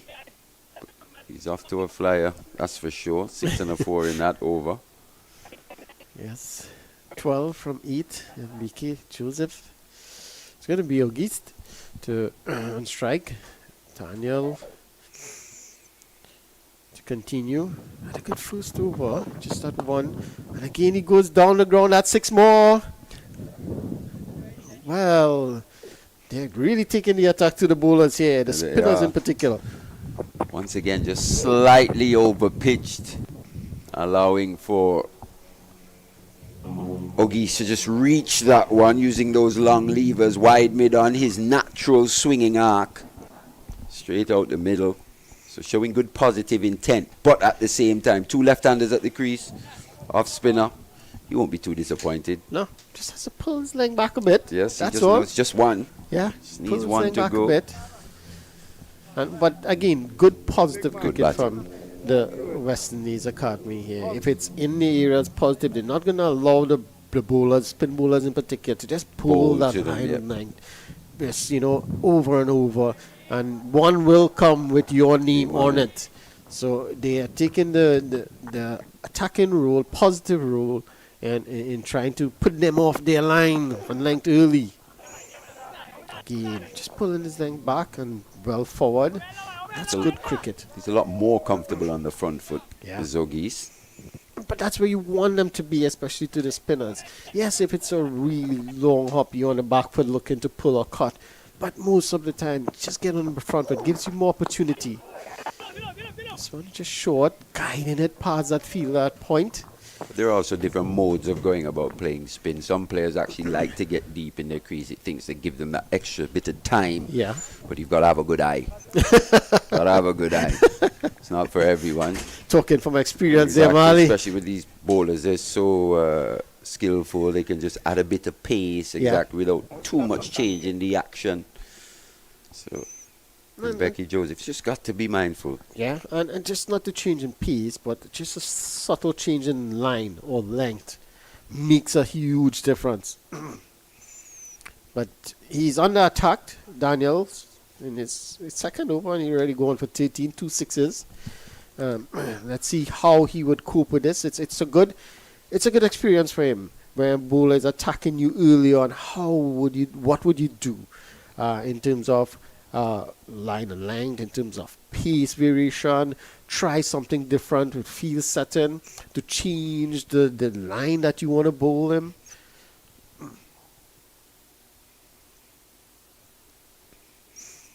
This one is on the legs, worked away nicely for an easy single. So this is good from Joseph, because he was very uncomfortable against the spinner. So this time he just works it in for a single and allow Ogis to really get on with it. As he is, he's on 34 from 40. This is an excellent inning from him. It would give him a lot of confidence going forward. Oh yeah, and there's the confidence. Just chipping down the wicket to the bowler and just driving it, looking to drive down the ground. That is excellent. So he felt a few come off the middle. So now he's into his rhythm. He's feeling it now. It's just a matter of someone staying there, not giving his wicket away. This one a bit of misfield, but it's not going to cost him anything. So he can't afford to give it away now. He has to be. He is set. He's on 34. So he has to stay there, bat for as long as possible. And the longer he stays, the more comfortable or the West Indies Academy now will think that, yes, we have a chance. Yeah, similar to what we saw from him in that first innings. Maybe a few more loose strokes in this second innings. He was playing beautifully on day one, but he's settled in now. And as you said, those couple sixes maybe just making him feel a bit more composed, a lot more positive at the crease. Another partnership needed here for the West Indies Academy. Also, partnership. You talk about partnership in bowling. Sadira is bowling really well, but he needs someone to help him at the other end. This one is walked away. It's a nice single. So this is good from Joseph as well. He knew he's not comfortable against the spinner, so he's looking to quickly just get a single, come off strike. So this is very good. Sadira, he's his fourth over, 1 for 15. A bit expensive, but as he settles in, it's going to drop. That economy rate is going to drop. Got a bit quicker this time, a bit fuller. If you think, apart from the 6 from Mbeki Joseph, not too many runs have been scored convincingly off him. Yeah. A couple squirting down the outside edge. And that's, well, they were confident. The bowler in particular, again playing across the line, Marley. That's it's 2 shots played across the line and almost cost the second wicket. This one, you can have a look at the that. issue here is, did he get outside that off stump? That's probably the only thing could save him there. On no occasion, umpire Butler definitely thought so. The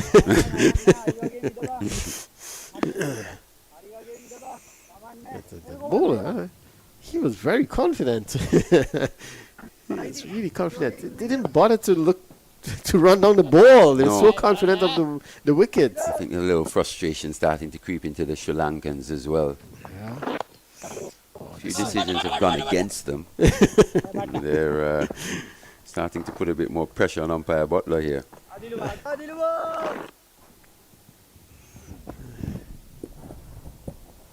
Yeah, probably outside off stump. Yeah, I think he has this one right. Yeah, he probably would have gone on to hit the stumps, no two ways about it, but definitely Impact outside the line. Correct. Outside edge, that's excellent work from the slip fielder. Had it passed him, that would have run away definitely for... No, well, there's Peter did. Yeah, that would have run away. Yeah, down the hill here. Yeah, definitely. I thought there was a third man in place, but it's not. This time he's sweeping. Just behind square, there's that fielder. A bit wideish on that square boundary. Just a single. But again, playing across the line. It was in the air. Has to be very careful. So when you look at it, Marley, well, at the end of that over, the partnership, 30-run partnership as well, 61 for 1. But when you look at it, 3 shots played across the line. 1 brought a wicket, the other almost did, and the last one there was in the air. I think it's more about execution. It's not the biggest turner here, and at the same time, he's got to look to be proactive against the spinners. It's more about execution, picking the right length. What we saw with Jagasar was a bit too full on the sweep shots at times. Even in that first innings, Hakeem is a pretty proficient player of that spin, of that sweep stroke. What we're seeing now, as the pitch starts to take a bit more turn, that ball's starting to bounce a bit more. It's just got to be really careful of that length. Can't be too short or too full. Has to be that perfect length, and you've got to spot that length early. Yeah. Yeah. So it's just a mix, really. Daniel to continue. It's 2 over. It's Joseph on the back for just punching it to cover. So let's see what it is Sri Lankans have to do here. Is it just continue just bowling this nice tidy line and length, hoping from mistake from the batters, or is it probably a bit more attacking? Not necessarily more attacking for me, in my opinion. What we're seeing here is good professional bowling in terms of not too many bad deliveries. They're actually forcing the West Indian batters to take a bit of risk, as we saw with Mbeki taking on long on, Hakeem Ogis as well. Yeah. One thing, these lads are not going to panic. It's not going to seem like they're going to over-attack here. They're pretty comfortable in these conditions. They think this pitch is going to start taking to the spin a bit more as this day wears on. They just got to keep putting the balls in the right areas. The right areas being just outside that off stump to start with. Just there. I think you're right. At this point, that's a quick single in the end. At this point, maybe this session in particular would be a good time to bat. The wicket may not start to deteriorate as much as possible. So, it is it's about taking advantage of this session of play, trying to score as much as possible. Yeah, before the wicket starts to deteriorate. And this time he's down the ground, and that's going to go all the way for 6 more. So he's taken full advantage of every single time that the bowlers pitch the ball up, he's going downtown. And I think here on day 3, what we've seen in the past is that the pitch would have already deteriorated a lot more than we're seeing now. That heavy grass covering on day 1. It's a good layer of grass on this pitch. It's just binding this pitch and keeping it together in these hot conditions. Still very good batting conditions indeed. Yeah. Well, it is. They're taking full advantage of it here. And that's what you need to do. Take full advantage now and set that foundation. It's Daniel. This time he's playing that on the outside. There's no run. So every over, Ogis has hit a 6 off Daniel. Yeah, he has. So he's 3 sixes now to 4. Yeah, he's putting him under pressure every single over. So he's not allowing him to just bowl a line on length and settle down at all. He's putting them under pressure. At the end of over number 15, it's 69-1. The West Indies Academy setting a nice foundation here as they have drinks break is on. So we will take a break here, Molly, and we'll be back after the drinks.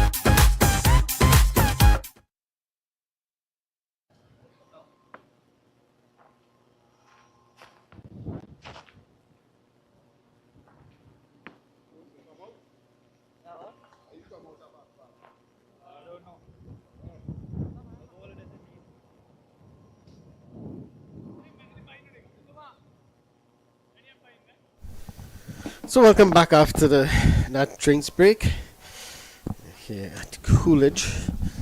A wonderful match is ensuing here. West Indies Academy chasing down 298 for victory at the moment, 69-1. An excellent start is exactly what they would have wanted in pursuit of that mammoth total. It's a daunting task ahead of them, but Ogis have led the way. Wonderful 43 so far, and he will continue. And they need a big one from him here, Mali. Yeah, they do. Terry was saying just needs that breakthrough innings in his first-class career. Akeem Ogis, immensely talented. He's been around for a few seasons now. It's that best of 93. He just needs to go big, get to that 3 figures, and I think he'd be away. Definitely. This one is just MBK's on the back foot, just punching this one. And just quickly, it's a dangerous little period for him in terms of his concentration levels. He gets to the 30s and 40s quite a lot. Yeah, that's generally what happens to a lot of these young players. Yeah. And especially when they get past that first hurdle of 50, then the concentration starts to waver again, and that's when they falter, lose their wickets, and you're not able to get that big score that they need. It's always said that you can be immensely talented, but you need to be able to show it out there, have that concentration level out there, so that you can bat long and score the runs. Yeah, So there's a that- difference between being talented and the art of run scoring. Yeah, yeah. This one. He's picked him out, has he? Nah. It's As goes we all were the saying, way. these young players are going to take on the fielders, aren't they? Yeah, definitely they are going to take on the bowlers, the fielders. And he thought he was in contention there for a bit. yes. Yeah. He thought, well, it was going to come to me, but it just sailed over him. Dhananjaya thought he had his wicket there in his first over, but it goes for 6. So they are scoring a 6 every over. Every over. And they've continued that. Outside edge. Well, is it an outside edge or did it come off the pad?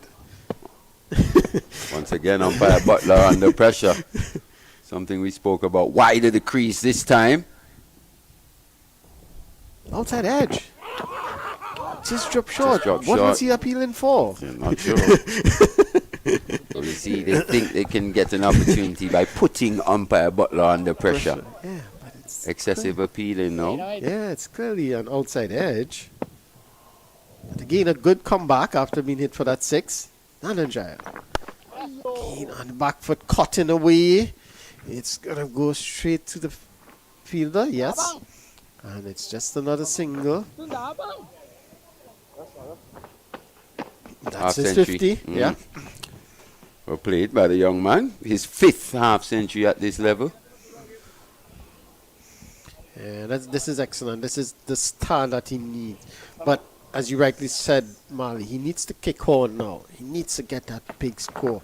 He needs to get over that hurdle. Again, you can see that one just cut away nicely. And good use of the crease there. Just getting deep into the crease. Was short outside the off stump, cutting it nicely. Didn't try to overhit it. Just place it in the gap. Picked up an easy single. That's exactly what you want.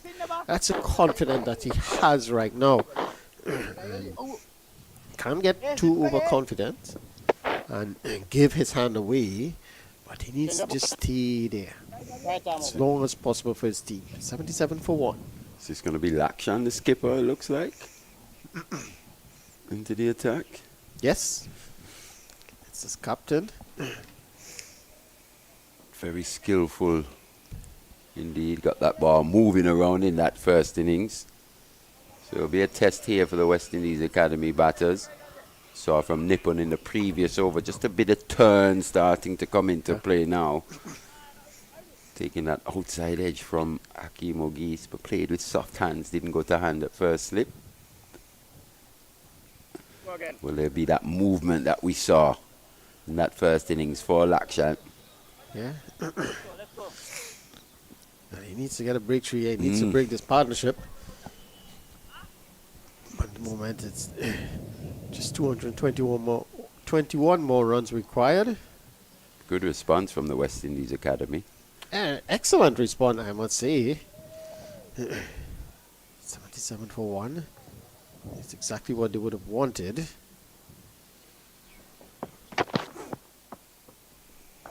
Just wide. Not enticing Ogis there into a shot. And so early on in his innings, he was going after those deliveries wide outside the off stump. Probably still a bit lucky to still be at the crease, to be fair. That one, big outside edge, missed by the umpire on that occasion. Made a big sound in stump mics, big deviation as well. Yeah. Well, he's taking full advantage of that opportunity. Can't fault the young man for that. Of course not.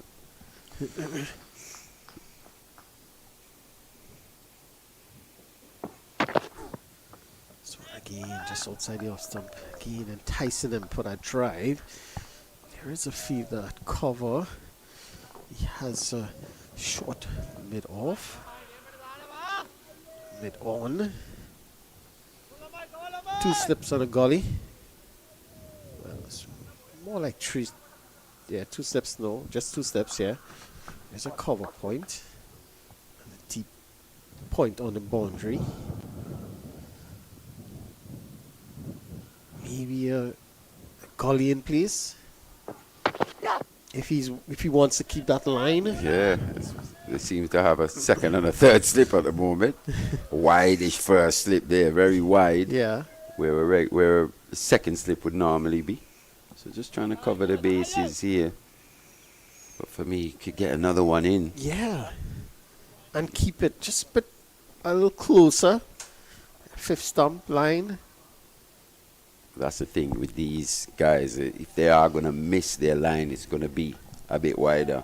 It won't be too straight, allowing the batter to just clip it away. It's just there. Yeah. If anything, he's going to force Oggies to go after that. The other one will be a bit closer. Just playing on that patience now. This is where he needs to learn his craft. When it's a difficult time, how do you get over it? Just stay there, stay there. You have time on your hands. It's not unlimited overs. You have time on your hands. You can afford to just let those go. And when it's in your area, you take advantage. Or in your zone. There you go. That's 4. Over pitch. Lovely shot. Driven through covers. Through extra cover and picks up a boundary. That's a lovely shot. So again, just wait. Bide your time. It's going to come in your zone. And it didn't overhit it. Just timing. Just timing. Once again, presenting a full face. Yeah. Hakeem Oggies, very classy shot indeed. That brings up the 50 partnership as well. So need to break this partnership if they had to really win this match.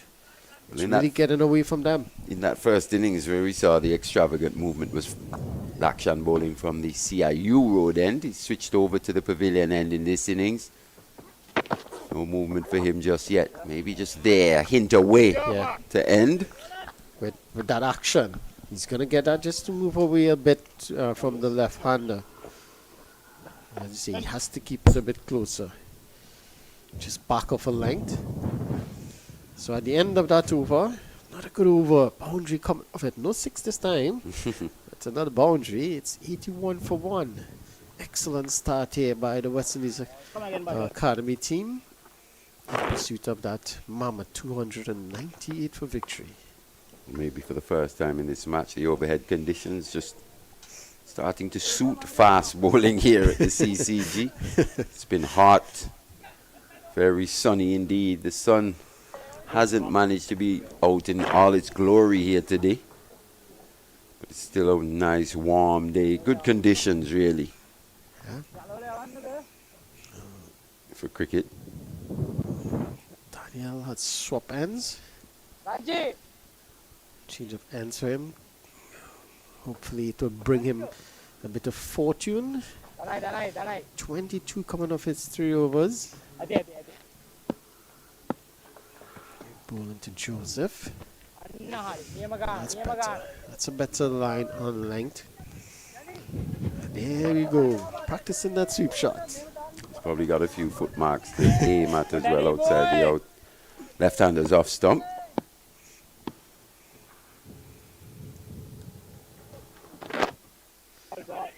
Back foot, but I don't mind the previous ball, leg stump line, fuller, playing the sweep shot. I don't mind that at all. That is fine because it's going to be drifting down more likely than not. That is fine. Playing it outside off stump, on that off stump line, it's a bit dangerous. Oh, that's nice. Nicely forward there. That's a good delivery again. So maybe favoring that end, that far end. Well, if you think about the sweep shot in essence, you've got to almost free the hands. You've got to have that leverage to fetch the ball. Oh, that's nice. Nicely behind it. Again, good line on line there from Daniel. Switching ends has really played a part for him.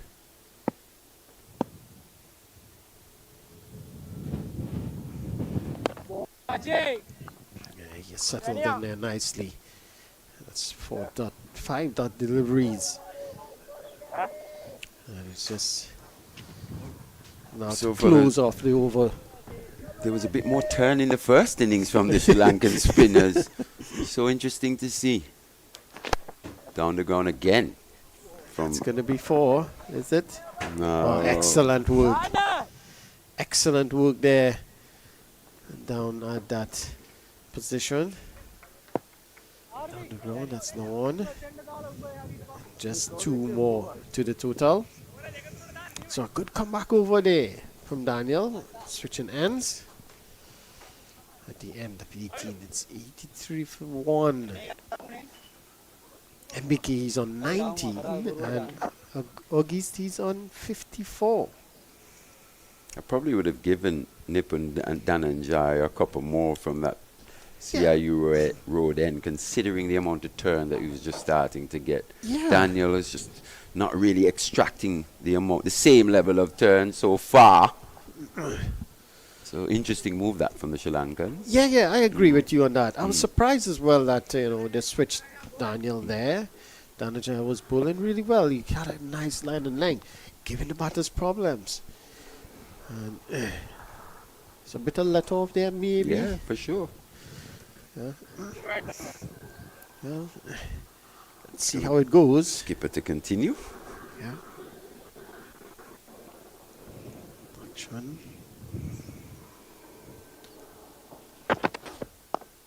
Again, pitched up, driven straight to the fielder.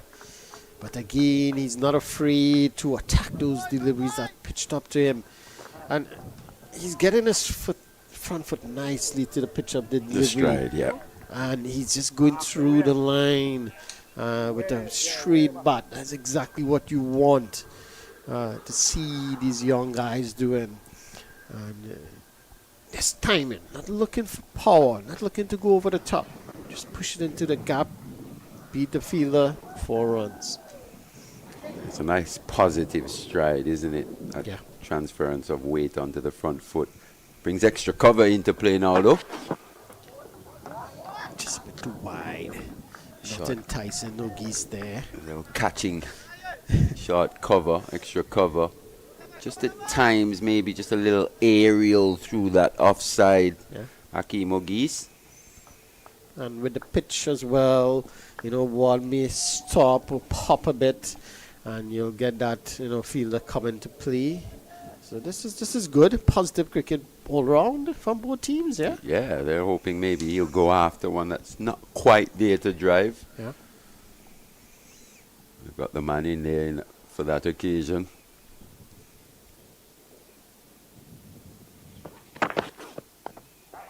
It's good batting. Yeah, he's nicely behind this one. Just guiding it backward of point, and he gets an easy single. So he knows the fielder's there for the drive, so he just waited on it. Played a little later, didn't he? Yes, that's excellent. It's a nice chess match here. One it plays there, the other one plays the other way. That's really, really good. This is exactly what you want to see. This is good from these young cricketers out there. And you want to see them thinking on their feet out there.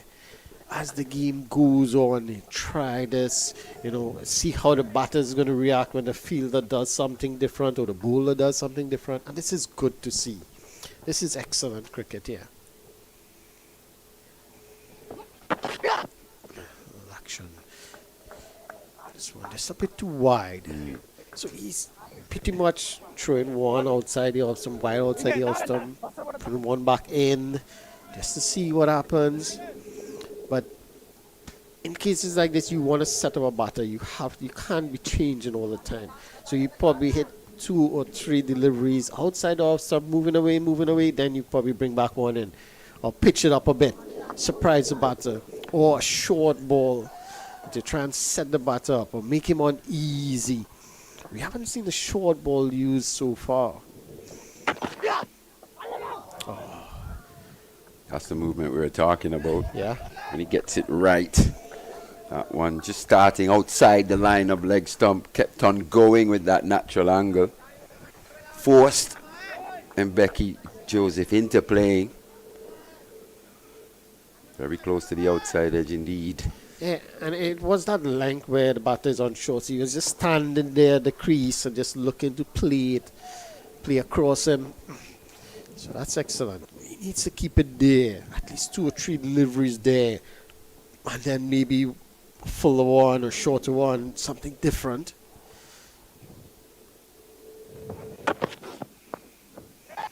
This time he's driving straight to the field and cover. So it's excellent cricket. It's excellent over. Good change in line and length. But again, good batting by the West Indies emerging. Yeah, good batting. Players. Batting indeed. I was speaking to Terry a bit earlier on today, just in terms of the tactics of the Sri Lankans here, especially to the West Indian batters. Seamers, not too much movement available to them. The chief destroyer in that first innings. Same amount of movement available to him in the second innings. So they've been made to work a bit harder for these wickets in the second innings. And it's all because of positive cricket from the batters as well. They haven't allowed the bowlers to just bowl that line and length consistent. They have pitched it up, they went downtown with them. If it was a bit short, you cut them, you at least get a single off it. Just allow them to just bowl dot balls and get confidence. So it's good batting that made the changes now for the bowlers, made it difficult for them to pick up wickets here now. But one thing that the West Indies Academy can learn from the Sri Lankan outfit, though, it's just not to panic in terms of tactically. At times they just seem to be searching for wickets a bit too often.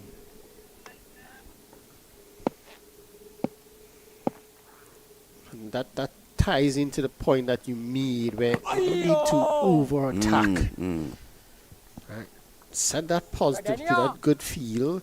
You bowl to your field and it will come. Exactly. Yeah.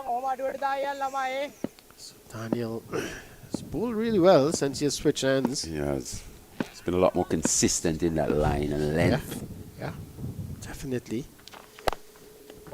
So Keane looking to be a bit aggressive there. And again, just pulling away.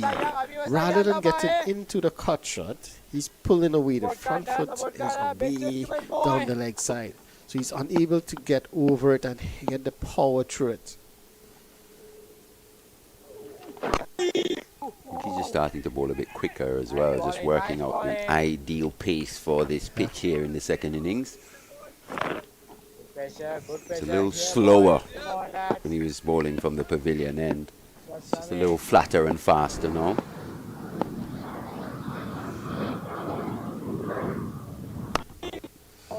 He's probably realizing he's not getting the turn that he saw in the first inning, as you pointed out earlier.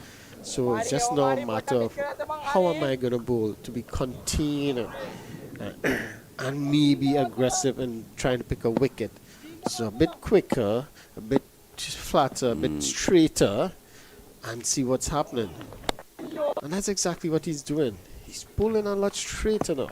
And he's pulling a bit quicker, so it's less time for the batters to react and play those shots on the front foot, and they are on the back foot now trying to give themselves that extra time, as you pointed out earlier, and it's difficult. So at the end of 20 overs, West Indies Academy 85 for 1. Excellent over there from Daniel. I think it's just allowed him actually to just string a few dots together. Yeah. You were mentioning it was almost a 6 every over. Since he's been switched over, things have just become a bit quieter now. It's allowed them to try and work out these West Indian Academy batters. Get to bowl delivery after delivery to one batter. Looking to set him up here. Yeah. Yeah, that's exactly it, and that's what you want as a bowler. You want to be bowling every delivery to a new batter. You want to bowl at least 3 or 4 deliveries to one batter in particular to try and set them up and get that wicket. So this is excellent from the Sri Lankan bowlers. Just need to be continued. Just put it back on that line. A bit too wide. Wide signal by the umpire.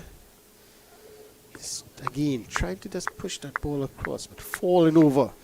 Going a bit wider of the crease. One, and then falling over and trying to push it across the left-hander. Just needs to stay up a bit longer. And with the action, he's going to push it across, but just need to stay up straight a bit more. You get a little more bounce as well as you go through. More control. So let's see. Yeah, this is better. Straighter through the crease. A bit taller. Still, just his action itself pushes the ball down the leg, the offside, wider than he anticipates. Just needs to find that line and length that he pulled to MBK Joseph, that last delivery. Just keep it there for about 2 or 3 deliveries. I'm sure you're going to get the outside edge. Yeah, the rhythm doesn't quite look the same from the CIU road end that we saw from him from the pavilion end.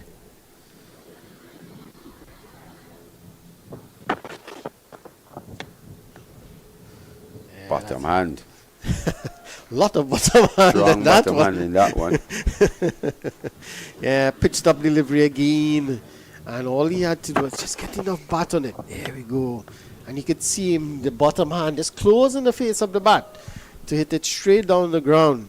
But look at the head positioning. Beautiful head position. Allowed that one to come all the way in.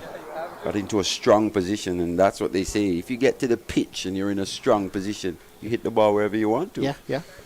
And you mentioned that Kevin Peterson, he showed that. He said you don't need to get too much to the pitch of the delivery. Your head, as you rightly said, your head. Once it's in position, you can just use your hand and your hands will follow. So that's an excellent point. It's more about momentum. Yeah. You know, looking to get that positive momentum into the ball when coming forward. It was over pitched, but he got into such a strong position. He could just hit it any way he wanted to. Yeah, that's excellent batting. Moves on to 60 from 66 deliveries, so that's excellent from him. They're definitely giving themselves a chance here, the West Indies Academy. Poaching just 9 away from 100. Just a 1 wicket down for them. Yeah, yeah. Giving themselves a chance, and it's been a very competitive match indeed. Every time one team lands a haymaker, the other one responds. Outside edge. In the air. Fielder's under it. Just over his head. That's a fielder cover. And Ogie survives. And that's what they were looking for. We mentioned that earlier, and throwing it outside the off-stop, and he would go for it. And this time he got a thick outside edge. Did. But he got enough bat onto it. And it just went over the head of the fielder. He survives. 2 more to the total. It was a valiant effort, that. Yeah. He had to track it. It's always a tough catch over the shoulder. In the end, didn't get a hand to that one. Boy, the Sri Lankans would have loved to have seen the back of Akeem Ogies in this situation. He's the key now. In terms of what we saw from him in that first innings, he's the one that actually dealt with the Sri Lankan bowlers the best. He's backed it up again with another solid innings. Yeah.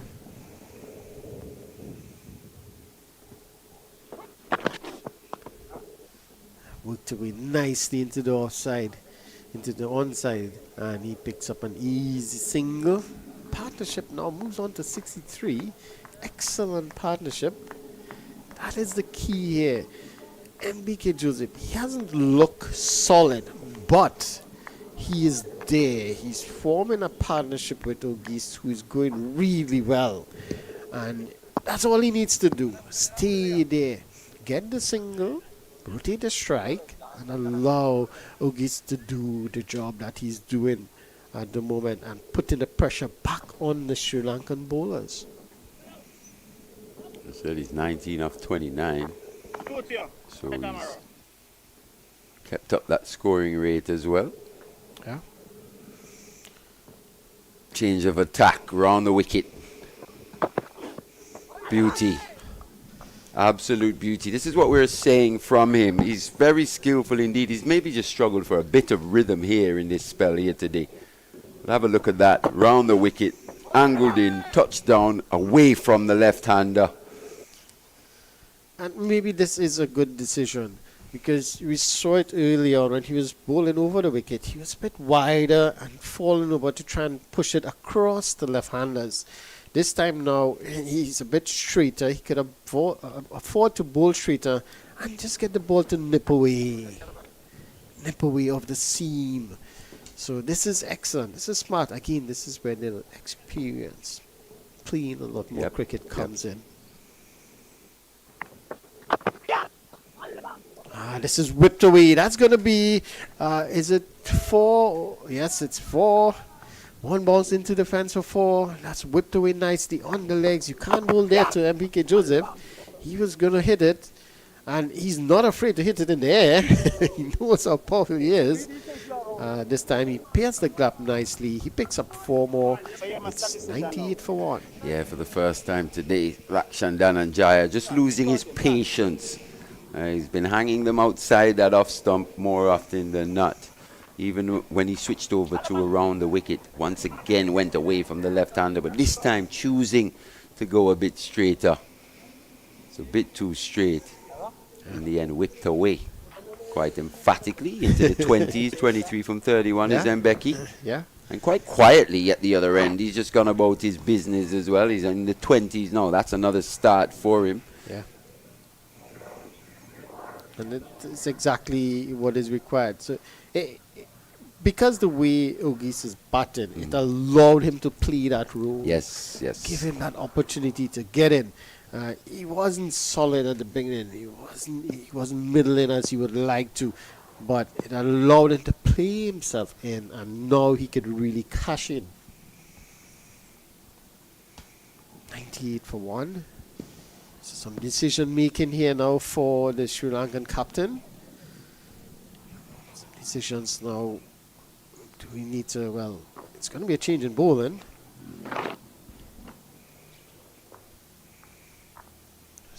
Samadita, he's going to take up the attack. Yeah, he was the chief destroyer in that first innings. Dulaj picked up 5 for 57. That's on the money right away. Looking for that Yorker. But remember, this time he's bowling to a well set Ogist. So it's going to be a different challenge. And now it's about the ball is a bit older, 21 overs old, and it's not going to be swinging as much as he would have liked.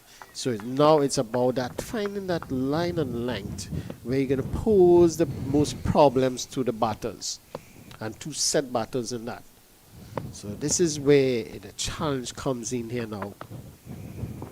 Tries a short ball, but too bit too short, too wide. Not going to trouble the batter at all. Probably the first short ball for the innings. I think so. I think so indeed. You've been tracking the sharp balls. I can't remember too many, to be fair. It's probably the quickest of the Sri Lankan seamers in this match.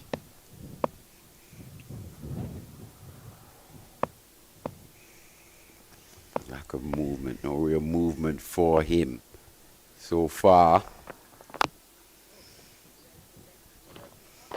So he's going to really plug away just short of a length outside that off stump. And what he's trying to do here is see if the batter can make a mistake now, or probably just get a bit of movement where you can get probably an outside edge or an inside edge onto the stumps, something like that. So he has to know it's all about really just maintaining that line of length and waiting for something to happen. Not really try and make too much happen. Set the right fields. Oh, That's an excellent short delivery. We've seen the short deliveries now. Yeah, you got 2 in 1 over now. Yeah. Well, that's a good delivery there. It made it a bit difficult. It came back into the left-hander. So it was a bit difficult for him to really, free his arm. So maybe the ram shot would have been an option. But that's a good delivery. As you can see, he's not going to pitch it up anymore. He realizes that there's not going to be much movement. Just pull his length back now and just work on the batter.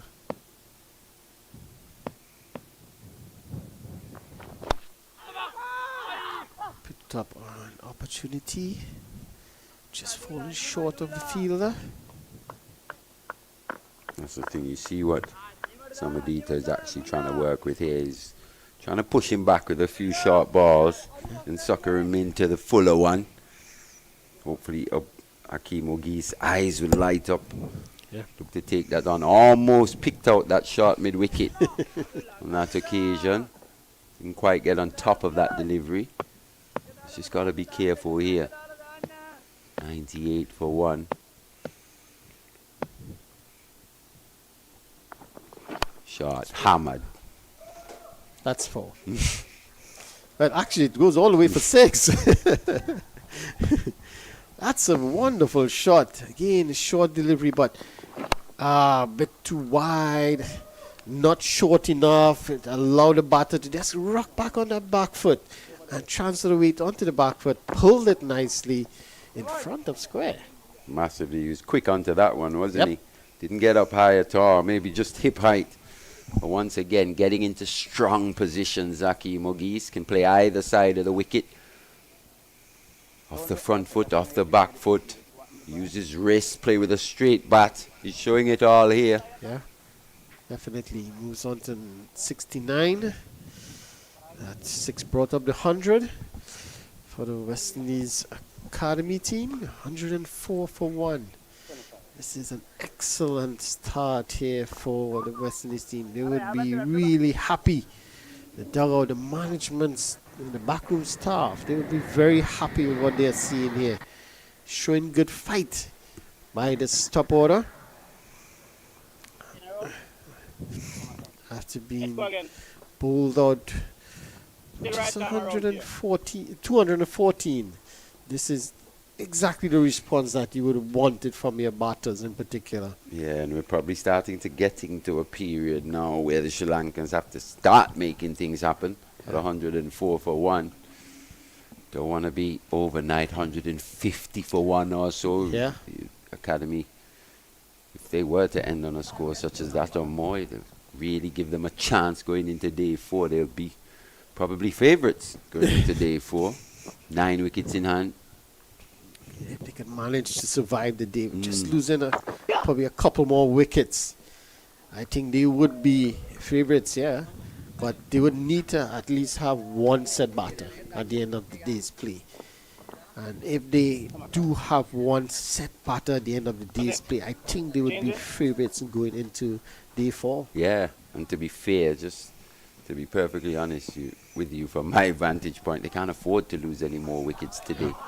They really want to be considered favourites going into tomorrow. Slightly wearing pitch. Yeah. Got to make this partnership count. And we said it earlier, this session of play has to be the best for them to bat in terms of the wicket, in terms of the pitch and the deterioration of the pitch. They need to take advantage, and they have done that. Definitely have done that. Some good enterprising batting. They have taken a few risks. But as you said, all around it's been a good response with the bat. Sri Lanka would be a little disappointed to only post that total of 298 for the West Indies to win. They were in that strong position where 350 plus always looked on the cards. This one is whipped away. There's a fielder down there at that deep square left boundary. And they get just a single. But again, you can't put it on the pads of Mbike Joseph. He's not going to hang around. He is going to really throw the bat at it. He's staying over the wicket this time. He had changed in the previous, starting to wear thin for the Sri Lankan skipper, recognizing the importance of this partnership. It's below 200 runs required now, 193 more to win. And the partnership, it's already at 74. Already at 74. That's excellent. Starts to get worrying here for the Sri Lankans. So he's round the wicket now. And let's play the way just for a single. I think he's more around the wicket to Ogis. He'll probably go back over to Joseph. He'll be fancying taking the outside edge from over the wicket, more so to Mbeki Joseph than Akeem Ogis. Maybe the most solid of the pair, Ogis. But he bowled an excellent delivery to Joseph. He did. In the previous, from around the wicket. From around the wicket. Yeah, he did. Why are you going back over? Just try for an over or two around the wicket and just maintain that back of a length and see what's going to happen. Put the batters under the pressure.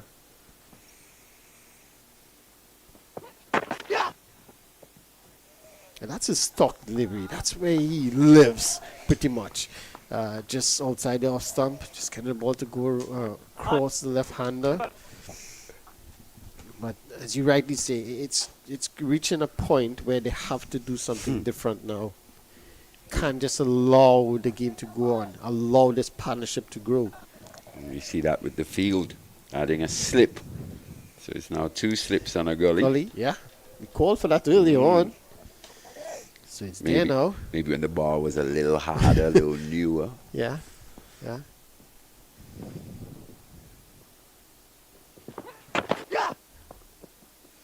that's good judgment here shown by the batters as well. Just leaving those delivery outside the off stump. As the over comes to an end, West Indies Academy, they are 106 for 1. Akeem Ogis, he's on 70 from 75 deliveries, and MBK Joseph on 24. Wonderful partnership of 75 runs by this pair, and it's really putting pressure back on the Sri Lankans. First time they really put under some pressure, and it's how they are going to react to this pressure. They need to take a wicket. What are they going to do to take a wicket? Well, changing up the bowlers, giving them short spell, that's one. But maybe field changes, try something different, be a bit more aggressive in your field placing, and hope that, bowl in the areas where you think the batters will be a bit aggressive and try to get them out that way. Probably pitching it up a little more to Auguste, allowing them to drive, maybe one in the air. So this is the time where they have to start thinking about those plans. Probably plan B, C, D. We have to do something different now. Can't allow this partnership to go. You can't wait till the partnership reaches 100 runs. Then, okay, all right, what are we going to do? No, it's too late. I think what we're seeing here is maybe just wanting to bowl a bit more to Mbeki Joseph in this situation. Bit more defensive now to Akeem Ogis with this field setting. He gets off strike. Short ball pulled away. That goes to the 5-leg fielder. Just a single. In fact, almost a short ball type field being set. Yeah. 2 fielders on the onside on the boundary, mid wicket and deep backward square. And the 5-leg. Yeah, 3. Yeah. Well, it's going to be short because there is a third man and a deep point. So it's definitely going to be short ball change now. The tactics here. Yeah. No one in front of the wicket on the offside apart from mid-off, so don't expect too many picks up. It's going to be short. Pulled away nicely by Joseph to that fielder at deep mid wicket. Not a single. So it's going to be, if they're going to go with this short ball ploy, it's going to be short, sharp spells from the fast bowlers. For sure. Probably He's 2 or 3. He's got to be strong to get it high as well. Yeah. So far, he's really struggling to get it up as high as he'd like to make it uncomfortable. Yeah. For these West Indian Academy batters. But it's something different. This is good. This is what you want to see. Something different. Just don't allow the game to meander on. Yes.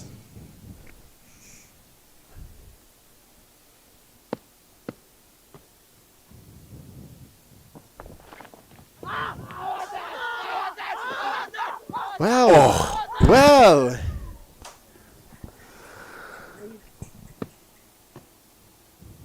We're so confident.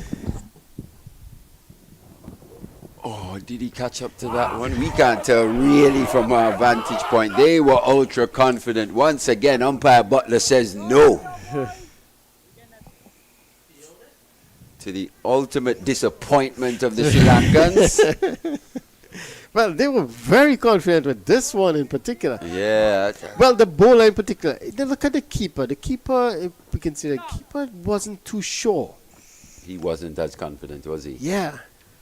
But the bowler was definitely confident. I think a bit of frustration now starting to creep in for the Sri Lankans. Yeah, definitely.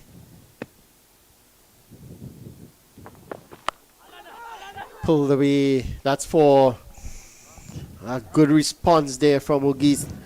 That one, again, outside the off stump, not too short as you mentioned before. And he had enough time to get in a strong position and pull that in front of square. Between those two fielders, behind square and mid-wicket, and picks up a nice, easy boundary. So he moves on to 75. 112 now for one. Yeah, insult to injury here. For the Sri Lankan in Samudita. Would have thought he would have picked up that wicket on the previous delivery. He's got that field set for the short pitch bowling, but Hakim Ogis once again doesn't get up high enough to make him uncomfortable. Can roll the wrists. Shot, well played, soft hands. Joseph scrambles through for one. Yeah, that's a chance. It didn't picked up cleanly there. It wasn't picked up cleanly. And in the end, they scrambled through for a single. Gets off strike. Just having a word with the batter in the non-striker's end there. Probably telling them, well, if you know you gloved it, why didn't you walk? Umpire Butler as well. Yeah. Having a word. You can tell the frustration from the Sri Lankans, the Sri Lankan bowler in particular. Would have thought a few decisions would have gone against them in this match. Yeah. He's trying to tell them to calm down. Let's get the game on. This one is in the air. Opportunity. Fielder settles. Catch taken. And the short ball works. And a bit of wood there. Yeah, What? Oh, yes. Yes. I'll tell you what. And Becky Joseph, just get off. Just walk off. You were giving it earlier. Yeah. You were giving it the large ones to the Sri Lankan team. You should expect a barrage. He ends up picking out that man on the deep mid-wicket boundary. Got that bouncer high. Couldn't control it. Couldn't get on top of that one. Yeah. And a poor shot in the circumstances, that from Mbeki Joseph. A soft dismissal. Yeah, but again, look at it. It wasn't short enough to pull there at all. And he still went through the shot, expecting the short delivery. And managed to pick out the man at mid-wicket. Maybe a bit of premeditation. Yeah, he was expecting that short delivery because the field was set for it. It's actually just a length ball from Samudita. So he had to really reach for it. And in the process, got a few words from the bowler in the follow through. I'm a West Indian, but I didn't like that. I'm not gonna lie. That's poor cricket from him. We made a point of him. He was actually the one that was really trying to get under the skins of the Sri Lankans. Of course, you want competition, and we like that. Yeah. But we did say he expects some when you get your turn at the crease. And then he was given a bit of a send-off, but then to respond and then stand there. Yeah. That's in poor taste for me. Even he didn't just stand there. He was walking towards. Yes. Yeah, that is. Tells you he's just got a few things to work on in terms of that attitude of his. And Correct. Becky Joseph. Yeah. Very talented indeed, but You expect these young guys as well. They're gonna go across that mark. You know, they're young. It's the exuberance of youth. But as long as he learns, yeah, from the experience, I'm sure they're gonna have a little chat with him. you have to take it. You dish it, you have to take it. Sorry, Correct. sir. That's the way it goes, right? Yeah, it's a game. It's a game. It's competition. Yeah, should have just walked away. Just ignore it. Because, as you rightly said, you knew it was coming. But the Sri Lankan Academy, they got the breakthrough that they were looking for. It's the new batter. Is it Bishop, the captain, Teddy Bishop? It's prompted a bowling change from the pavilion end. Spin. Yes. Snippon. Or is it Daniel? Daniel. It's Daniel again. Yeah. Daniel. Ashian. Yes. So he's been given multiple opportunities here. He's been switched a couple times. Switched from the pavilion end to the CIU road. Now he's been switched back. Maybe a bit of a talisman for this Sri Lankan team. They're looking to him to provide the breakthroughs. Right-handed Teddy Bishop, skipper at crease. Yep. And we were calling for something different for them to try to pick up a wicket, and they did. They did. They provided that. Yeah. So it shows that they are thinking the game. They're not going to let it to just meander around. They know they want to get a wicket. They need to bring that partnership. Tried something different and it worked. That's the experience coming to play there. Correct. Yes, exactly what it is. But still, 114 for 2. Not bad at all. They still have the set. Akeem Ogist at the wicket. It's on 76 from 79. That's excellent from him.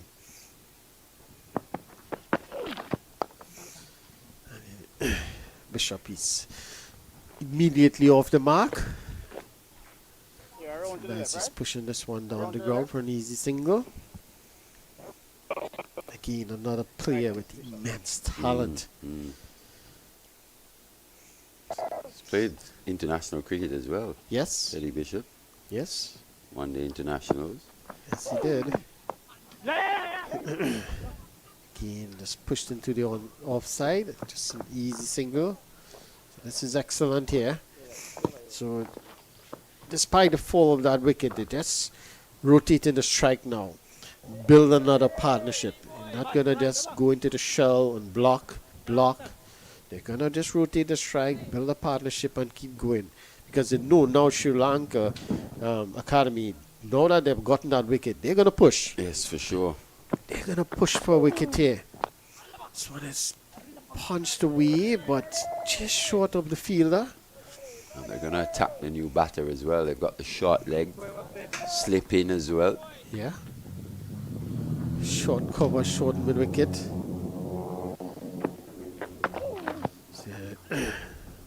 But this one is moved nicely for an easy single through the onside. And this is what you want to see, and we saw this in the breakout league, saw this a number of times in the regional 4 days. The captains, they are free to put the new batter under pressure. Yeah. The new batter comes in, he has a relaxed feel. He's allowed to get singles, building in it. No. You want to put the new batter under pressure from the very first delivery. And this is good from Sri Lanka here. Once again, that experience that we were speaking about. Putting the batter under pressure. And we need to see this more often than not. It's a vulnerable period for a batter. When he first walks to the crease, he's still trying to get acclimatized to the conditions, the light, the pace and bounce off the pitch. Correct. A lot for him to think about early in his innings. Yeah. You've got to look to exploit that as Correct. much as possible. Bringing the field, not allowing to get easy singles and rotate the strike. Because that's what you want as a new batter. An easy single, get off strike, feel the bat and ball. So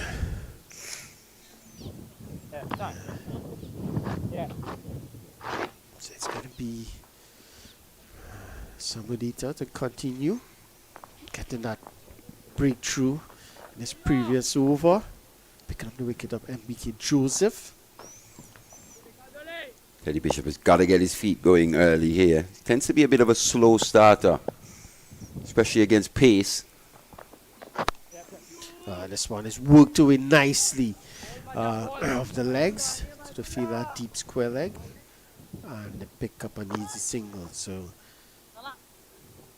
he has been allowed to really just rotate the strike, and that is good. Just finding the gaps. Trying to pick up all the information from the other end as well. Can't get out when you're batting at the other end. Best place to be. Yeah, that's something DC Lara would say so much. Yeah. You hear him talk about that a lot, especially when times are tough. A particular bowler maybe just say, let me get to the other end and have a look.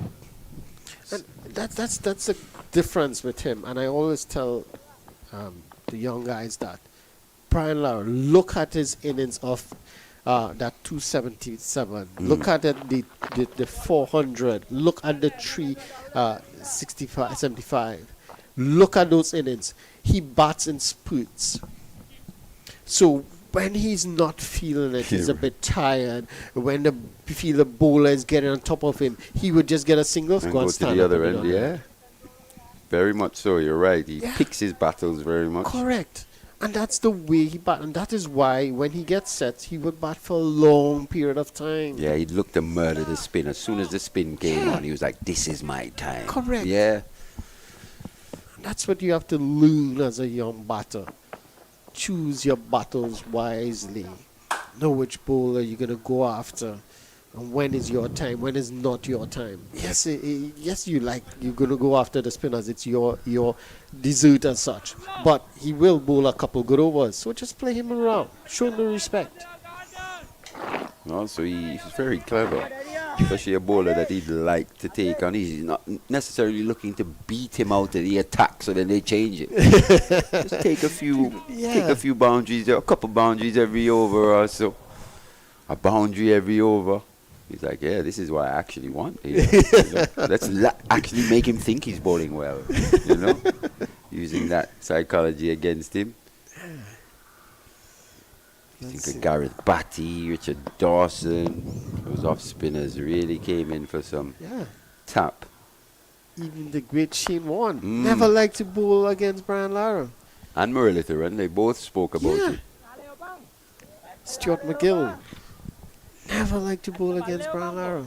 Because to be honest, what Brian Lara was doing, he wouldn't teach that to anyone. No. The coaching man, hitting against the spin, hitting Shane Warne consistently through the offside, regardless of how much that ball was turning. That's what made him so difficult a proposition to bowl to. And then that sweep shot, Lord of his mercy. He could hit it just in front, just behind, late. It's fantastic. One of the greatest, of course. Really. To hold a bat. This one is that's excellent with the feeling. Shared the stump. Well, he hit the stump. Not out, says the umpire. At least he responded to his partner right away there, Akeem Ogis. Let's have a look at that. There was an opportunity there. That's a good piece of feeling to begin with. And that's what you want. Things like that, what lifts the team. Some bit of inspiration on the field. Yes. We saw in that first innings a run out that wasn't to be almost, with Josh Bishop just having a little jog through the Sri Lankans, having a go at the stumps, and he was found to be a bit short dipping that bat. Umpire said not out. We had the benefit of the replay though.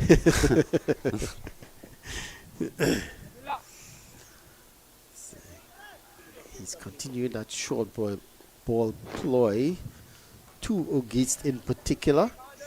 And the field changes for Bishop. Is it going to be... He has a deep square leg, deep fine leg. No deep mid-wicket, so he's not going to be short to Bishop. And this is good. You want to just try and see if you can ruffle the Feathers of the new batter. Just short up a length, move it away. A bit too wide. Again, be aggressive to the new batter. He's only on 4. Probably faced his 5 deliveries. Yeah. So you want to be aggressive to him. Try to unsettle him in his early part of his innings. Still 175, 123 for 2, 175 more. Very gettable. Very. Still good batting conditions here. Smoked away. No onside. They're going to get 2 quite easily. That's good running. That's what you want to see as well. Aggressive running between the wickets. Put the fielders under pressure early with that first run. Quick. And it gives yourself an opportunity for a second. So at the end of that over, 125 for 2. So they're giving themselves an opportunity here. The West Indies Academy. A wonderful start. Well deserved as well. Hoogie's nearing that 100 mark. He's on 80 at the moment. Uncharted waters for him. Yeah, still yet to pick up that maiden first class 100. It was even here in the final game of the season versus Trinidad and Tobago. No, it wasn't. It was earlier in the season versus Trinidad and Tobago. Played quite nicely against a good attack. You're seeing the hallmarks of a good player. Just in his last few innings, you're just starting to see him work it out at the first class level. And that's what you want to see. Constant improvements.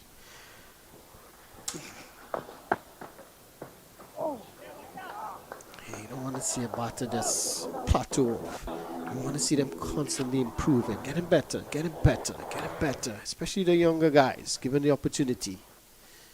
This is Nippon now. Slightly different prospect compared to Daniel. Yes. Did pretty well early on. Just that one over when they took him off. Tends to get a bit of shape on his deliveries. One of these that will use this breeze across Coolidge Cricket Ground. He has to get a bit of drift into the left-hander.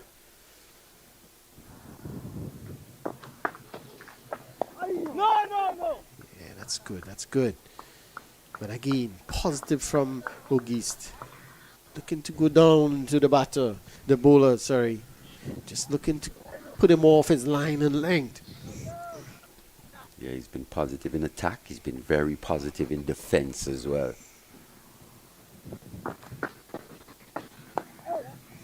Just punched away off the back foot. Picked up an easy single. Quite pleasing on the eye, isn't he? Yeah. Hakeem Hogie is just standing tall. A little surprised he didn't play more games in that breakout league. For me, I think he's one of the bright talents of West Indian batting at this point in time. Just needs to get, you say, that monkey off his back, that first 100. Yeah, sometimes that's all it takes. That's all it takes. He's 19 away here. Yeah, just to get that first one out of the way. And since that nervy sort of start, he's just settled down nicely. Not too many loose strokes.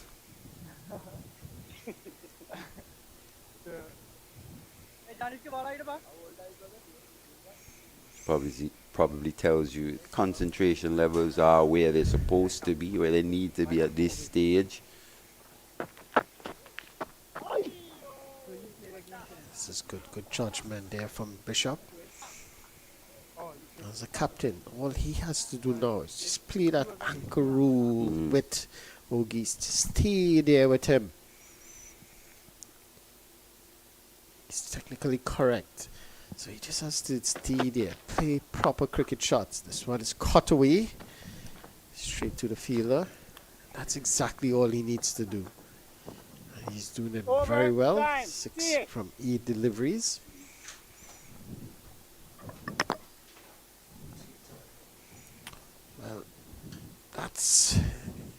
It is tea. So that takes us to the tea break. At the tea break, West Indies Academy.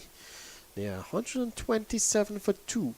Excellent batting. Ogist 81 from 88 deliveries. His captain is there with him, Teddy Bishop, on 7.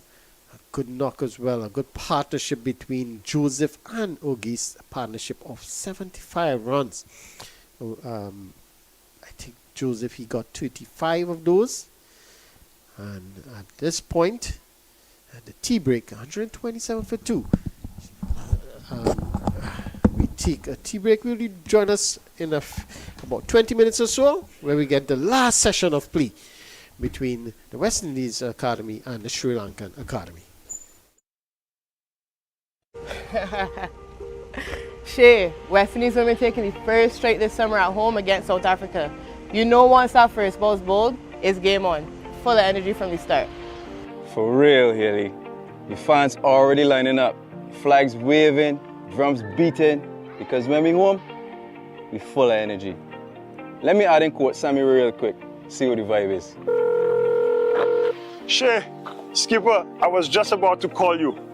This will be a summer to remember. Action package with T20s, ODIs and Test cricket. The tickets are now available. We bring in the fire and the fans bring in the vibes. But we're missing that extra spark. Hold on, I know who to call.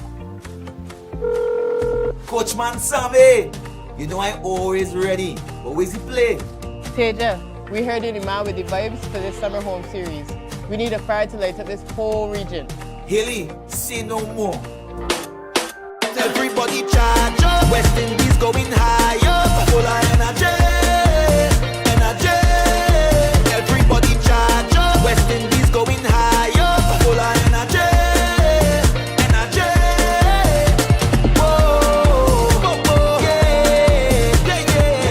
Where we come from, 6 is ready though.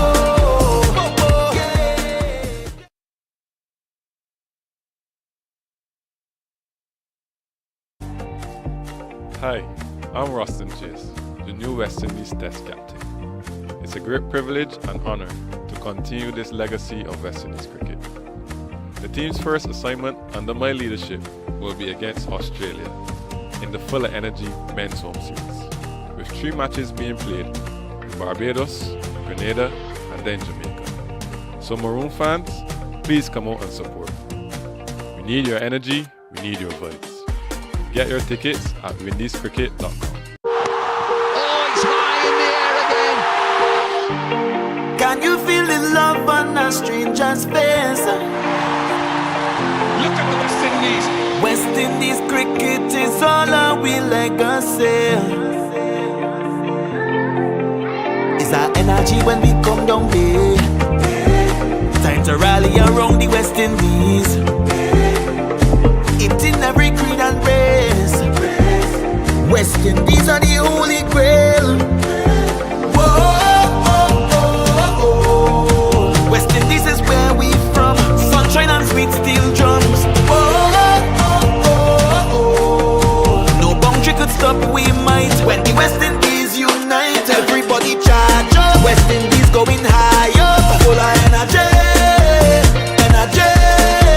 Everybody charge up. West Indies going higher. Full of energy. Whoa, yeah. Where we come from, 6 is ready though. Yeah. Where we come from, ignite the whole stadium. Look around, it's all away. Jumping up past Pamela. Tell the bad vibes not today. West Indies full of energy. Look around, it's all away. Every hand up in the air. Tell the bad vibes not today. The West Indies full of energy. You know where my heart is. I'm a proud West Indian. When we reign in the 60s, we hear up the stadium. Win, lose or draw, we celebrating. Cricket is the game we love. A smile on every face, representing where we from. Cause there's our energy when we come down here. Time to rally around the West Indies. It's in every creed and race.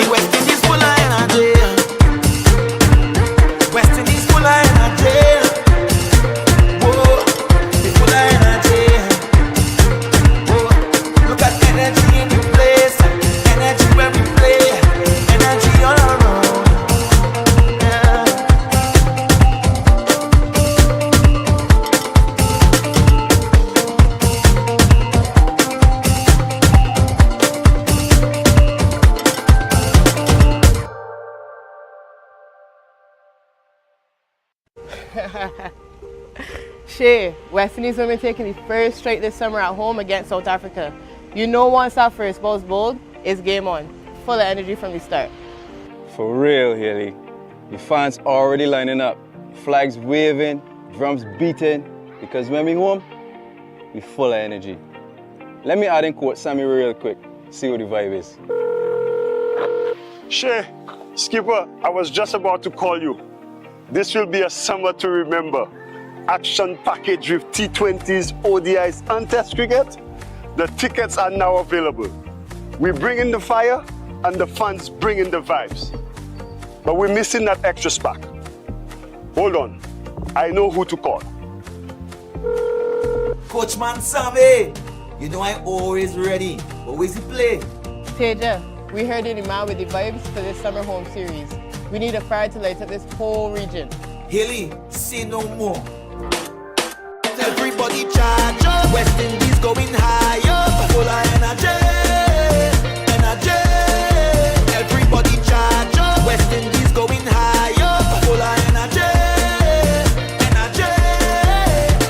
Oh, oh, oh, yeah, yeah, yeah. Where we come from, six is red in dough. Oh, oh, yeah.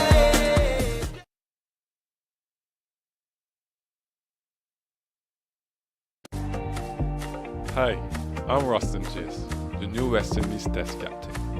It's a great privilege and honor to continue this legacy of West Indies cricket. The team's first assignment under my leadership will be against Australia in the Full of Energy Men's Home Series, with 3 matches being played in Barbados, Grenada, and then Jamaica. So Maroon fans, please come out and support. We need your energy, we need your vibes. Get your tickets at windiescricket.com.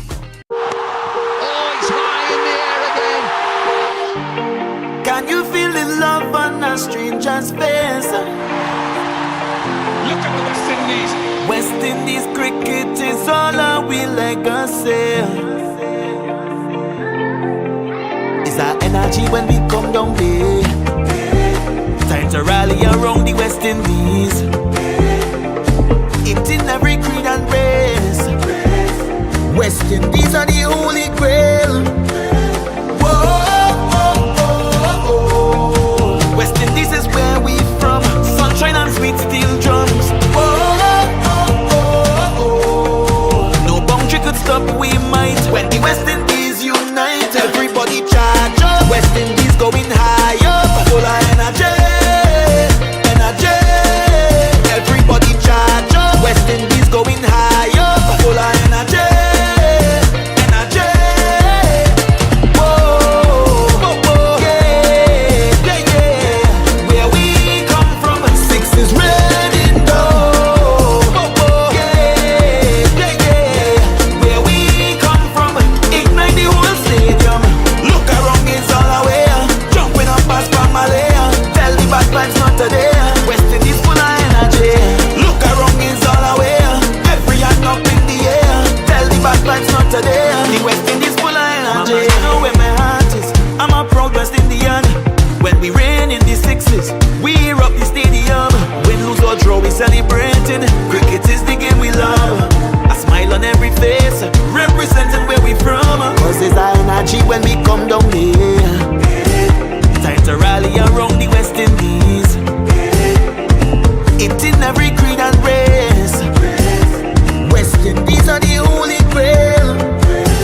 Whoa, oh, oh, oh. West Indies is where we from. Sunshine and sweet steel drums. Whoa, oh, oh, oh. No boundary could stop we might. When the West Indies unite, everybody charge up. West Indies going higher.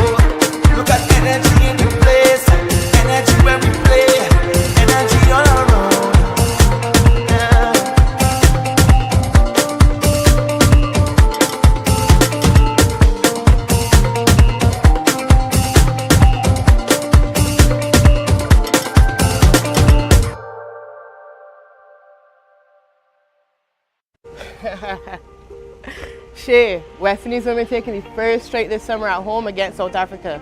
You know once that first ball's bowled, it's game on. Full of energy from the start. For real, Haley. The fans already lining up. Flags waving, drums beating. Because when we home, we full of energy. Let me add in quote Sammy real quick. See what the vibe is.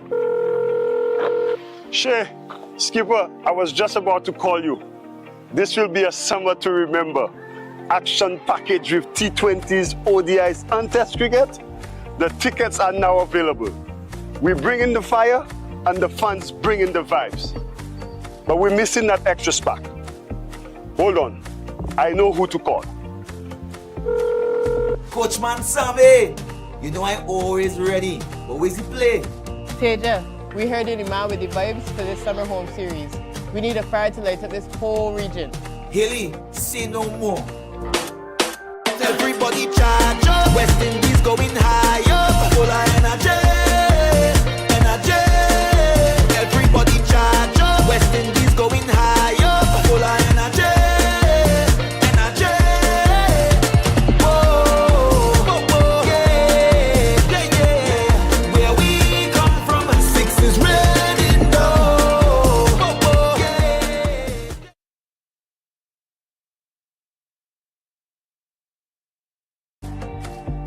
Hi, I'm Rustin Chase, the new West Indies Test captain.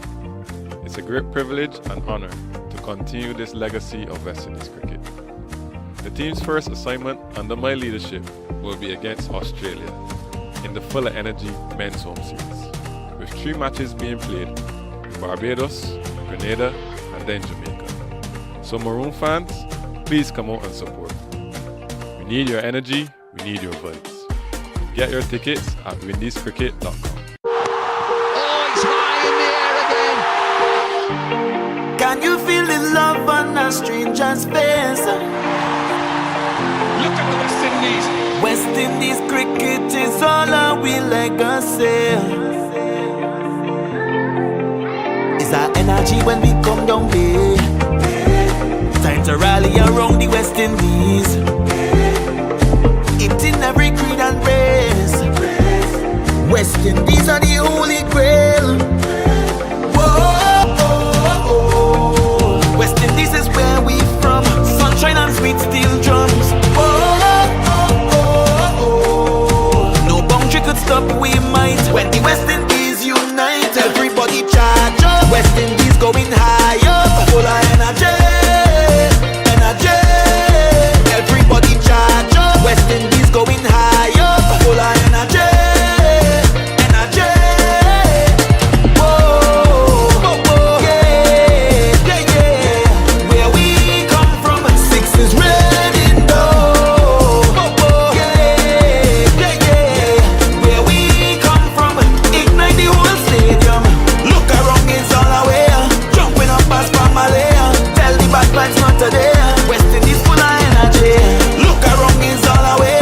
Every hand up in the air. Tell the bad vibes not today. The West Indies full of energy. You know where my heart is. I'm a proud West Indian. When we reign in the sixes, we hear up the stadium.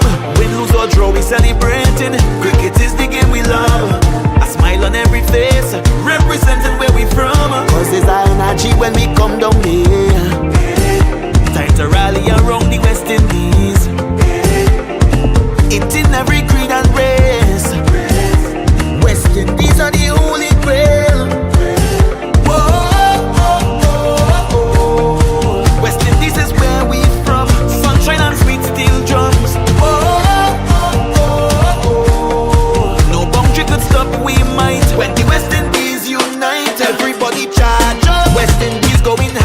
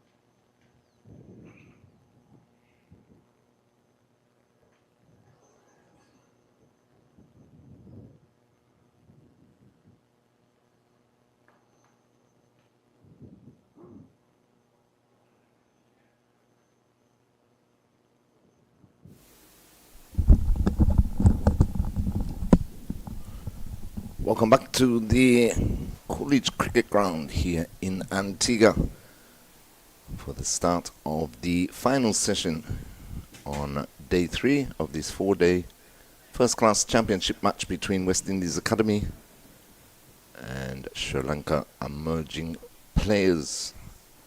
Sri Lanka Emerging were bowled out for 219 in their second innings just before lunch today. That gave them an overall lead of 298. And West Indies Academy chasing gave them a lead of 297. West Indies Academy chasing 298 to win. Made a very bright and promising start as they took tea on 127 for 2. So they require another 171 runs with 8 wickets still remaining. Hakeem August opened the innings and he's still there on 81 not out. 2 wickets to fall was Justin Jagassar LBW for 7. And Becky Joseph was caught on the hook for 25, wickets falling at 31 for 1 and 113 for 2. Teddy Bishop has joined Hakeem August. Teddy Bishop is on 7 and August is on 81. It'll be Teddy Bishop to face up straight after tea. Left-handed.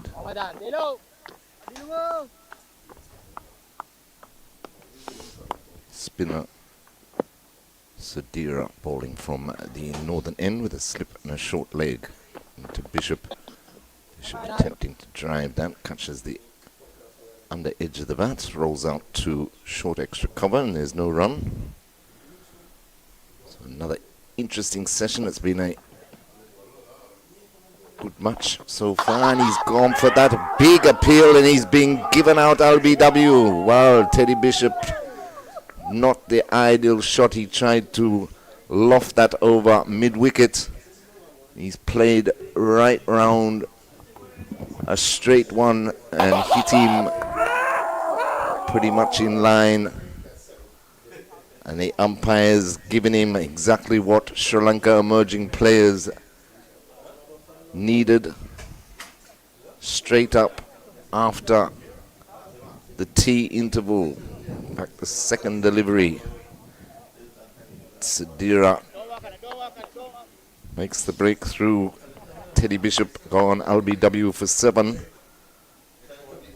West Indies Academy 127 for 3, still requiring another 171 to win this match.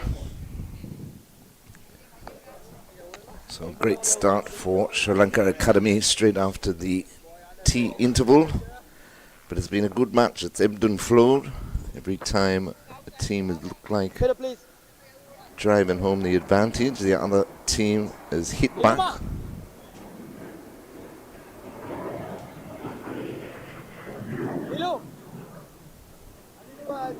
Brings wicketkeeper batsman Carlin Bowen Tuckett to the crease.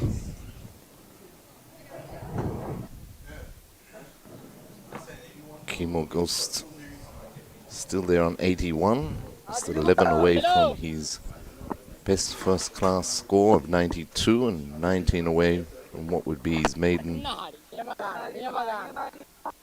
first-class 100 as Bowen Tuckett plays that quietly up to mid-on.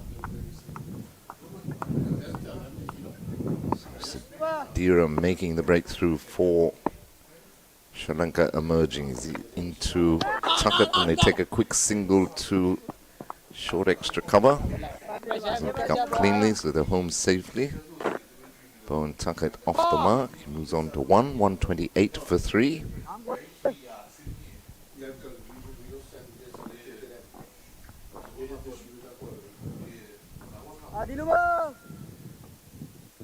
It's the left-handed Kimo Gus on strike. Left.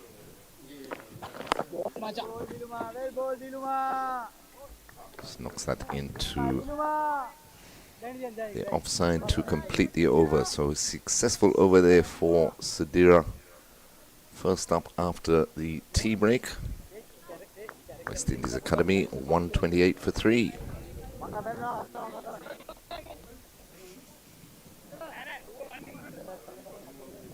So making a good fist of this so far. 31 for the first wicket. 75 for the second wicket between Mbeki Joseph and August. Right arm over. They need to keep creating partnerships, the West Indies Academy.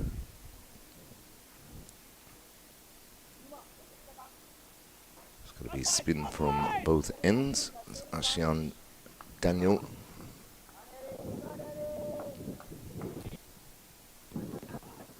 Commence proceedings from this, the commentary box end. He too has a slip, short leg, short mid wicket. Now to Bowen Tuckett. Tossed up and driven firmly up to long on for an easy single. Bowen Tuckett moves on to 2. 129 for 3. Around here.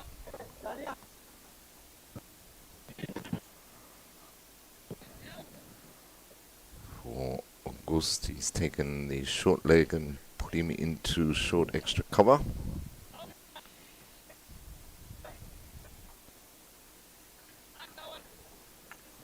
So he comes around the wicket to the left-hander.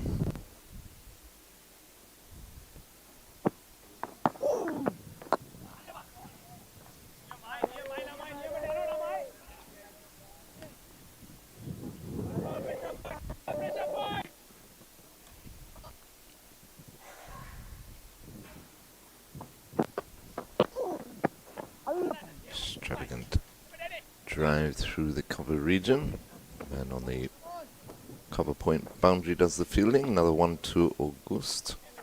He's up to 82, 130 for 3.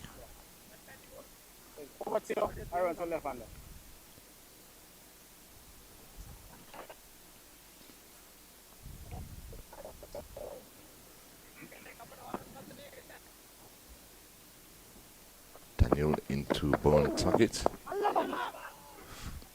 Forces it up to long on again. They stroll through for the easy single.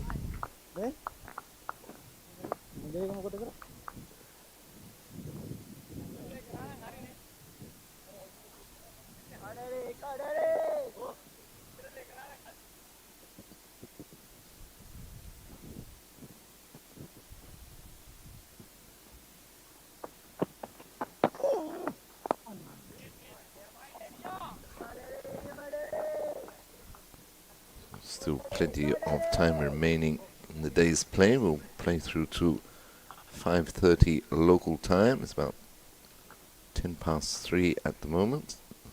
38 overs remaining after this one. Clip to mid-wicket. No run to complete the over. So at the end of the over, West Indies Academy in pursuit of 298 to win. A 131 for 3.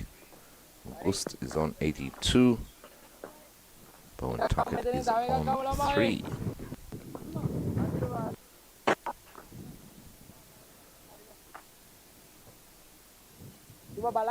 They're showing a good fight, West Indies Academy, after giving up a first innings lead of 78. Able to bowl Sri Lanka emerging players out for 219 in their second innings. Kept the lead just under 300. Kept themselves in the game, and they've made a good start to proceedings. Sadira, left arm spinner, continuing from the northern end. He's bowling to Bowen Tuckett. Looking to drive, catches the outer portion of the bat. Rolls out to backward point, no run.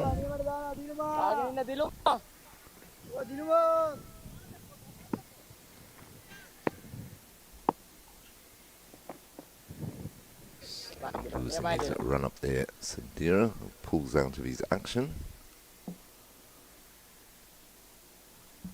Been going at a good clip to the West Indies Academy, up around 4.5 and over so far, as that's played to the man on the cover point boundary for another single to Bowen Tuckett.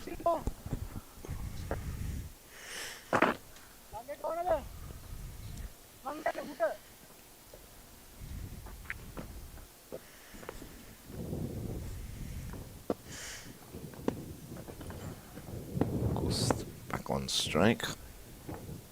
Again, he loses his action. Come on, boys!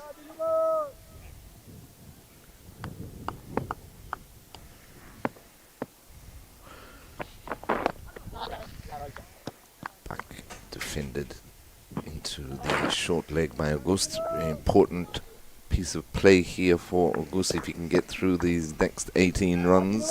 Be the makings of him, I think. Yeah, definitely. It will be. He's gone for a big slog sweep. Fielder coming round, juggles it, but he's taken it.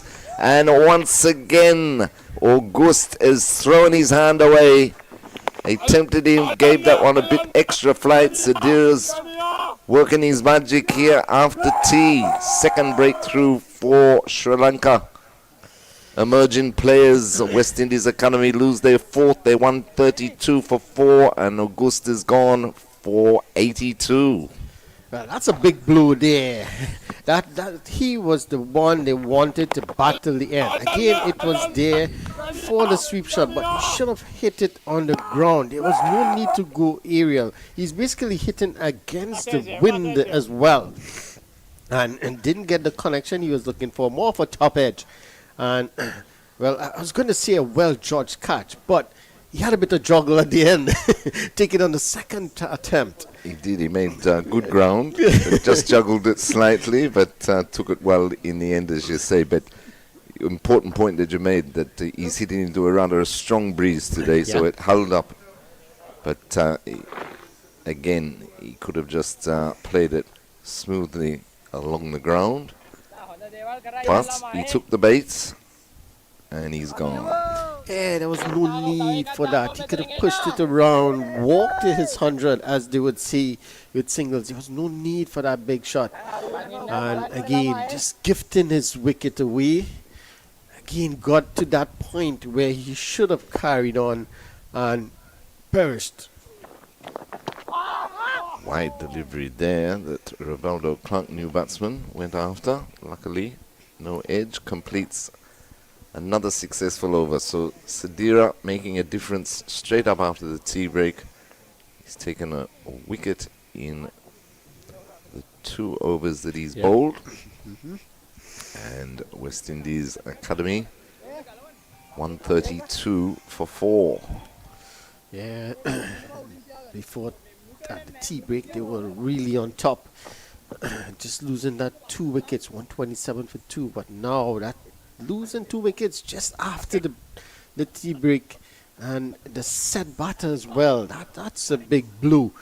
And it's 2 new batters at the crease, and it's going to be a challenge for them, because the bowlers now, they are on top. They feel that they can run through this batting lineup, but it's going to take some work.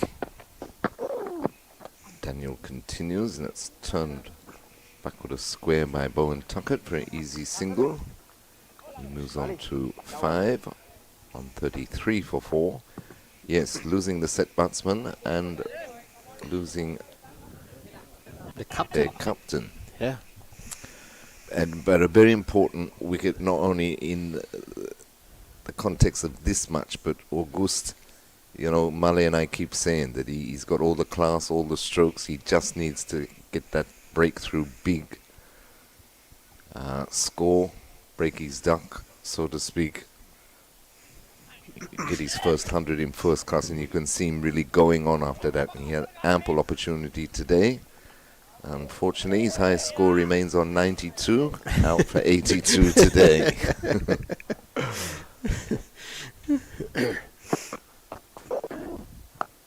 Clark cutting that through the cover region and beats the deep backward square, deep backward point. So gets off the mark with a boundary. He's key. This partnership and Joshua Bishop, and that's about all for the West Indies Academy. So important partnership, this one for sure. That's about all, you see. That's interesting. No faith in the low order. Well, they haven't showed. They haven't showed too much this season. 250 has been a struggle for them, but they're putting up a decent fight so far. That's all you want. You want them to put up fight, not just roll over and die. Yeah, and see improvement, in Yeah. each player. Mali and See I them was thinking about the game. Yeah, speaking about that, want to see improvements. Want to see, even if it's like incremental steps, but you want to see improvements. You don't want to see them just plateauing off at one point. Exactly. So they need to look at that. You must have some point of improvement each game. And if there's none, then something is wrong with what is going on, what you are doing, or what the backroom staff is working on you with. So they have to be wary of that. Because remember, it's the academy team. It's where you build, where you learn your craft. And if you're not learning or building from where you are, then something is definitely wrong with, if not you, but the program that has been worked out with these youngsters. True. Interesting game going on down in St. Lucia. The West Indies A team up against South Africa A. West Indies A 220 in their first innings. South Africa A 222 for 7. Oh, low scoring game. Interesting. Compared to last week, we belted 600. Anderson Phillip is the leading wicket taker so far. 3 for 50 from 17 overs. It's good to see him back among the wickets, Anderson Phillips. Philip puts in a lot of work. Yes, he does. It's really good. Hopefully he could get back to his best. Yes, no, maybe. Sent back. It wasn't a single there. There was no need to even think about a single there. They certainly don't need a runner. Still 161 required. 6 wickets in hand. At this point in the game, I don't think they would be looking at that 160 odd right at the moment. It's just a matter of really surviving. Try to survive this session of play and take it into the final day and see what will happen. Again, they're looking for the single that's not there. And again, it's good, consistent bowling, tight bowling by Sidira here. He's not allowed the batters to really free their arm to really rotate the strike. It's been difficult to even get singles. So that shows the control that he has. Struck firmly by Bowen Tuckett, but straight to cover. And again, bowling to his field. So the fielders are there for a particular reason, and he's bowling so that the batter would hit to those fielders. This is excellent from the Sri Lankans here. Speed. So that's excellent pressure being placed on these batters, but it is what you want in this situation of the game.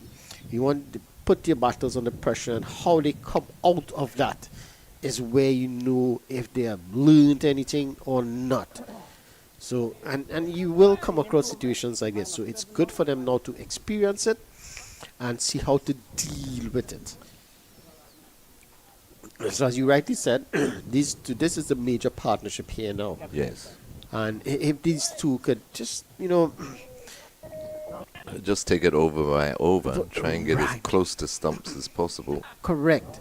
It is And by as their you said, time. if they're there tomorrow, who knows? Yeah. Different day. Conditions could play a Conditions part. could vary. Anything could happen. Yeah.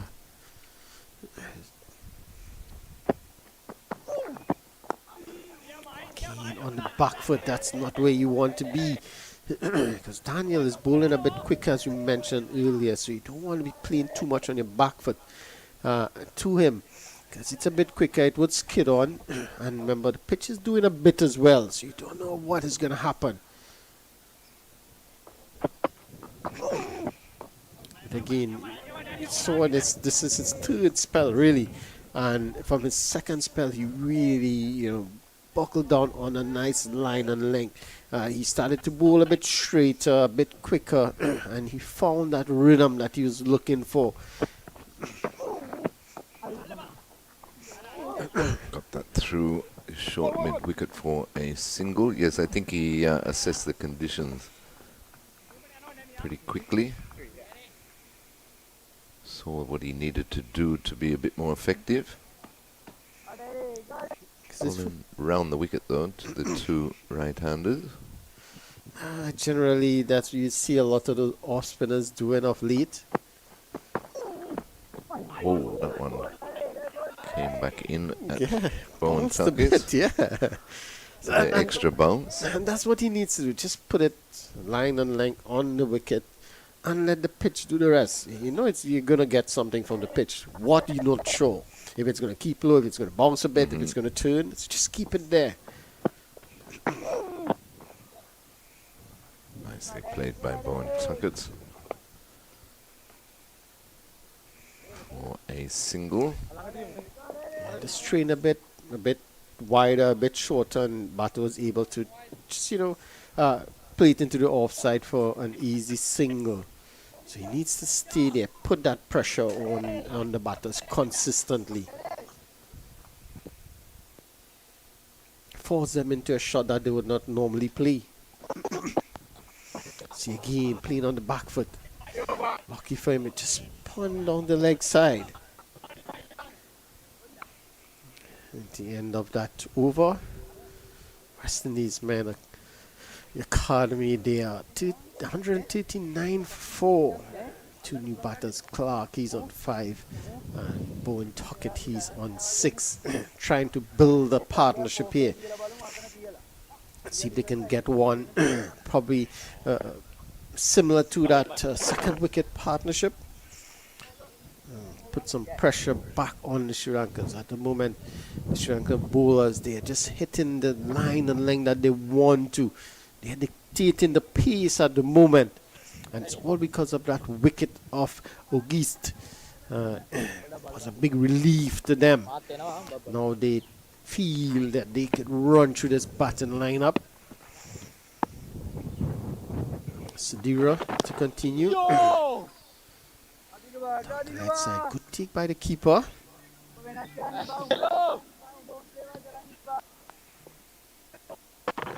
Bowen Tuckett does like to use the depth of the crease to the spinners. It's a good ploy.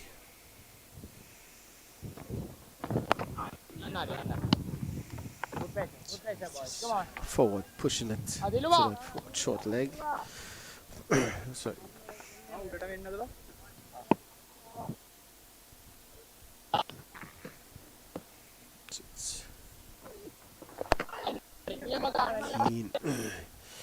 Just not allowing the batters to rotate the strike or even try a big shot, hit themselves out of trouble. It's been really good bowling here since that tea break. It shows that they had assessed the conditions of what they need to do during that break, and they came out with a clear plan of what they are going to do, what they need to do to take wickets, and it have worked for them so far. Swept well by Bowen Tuckett into the fine leg boundary for 4. He moves on to 10, 143 for 4.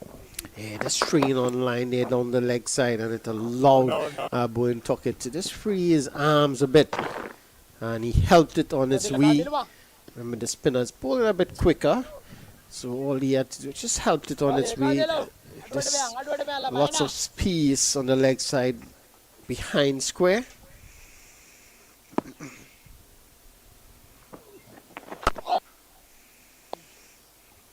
Keen on the back foot. Just trying, looking to make room to access that offside. At the end of the over, it's 143 for 4. And as you say, they've got to be careful playing off the back foot, especially late on the third day. Very few deliveries, just keeping a bit low.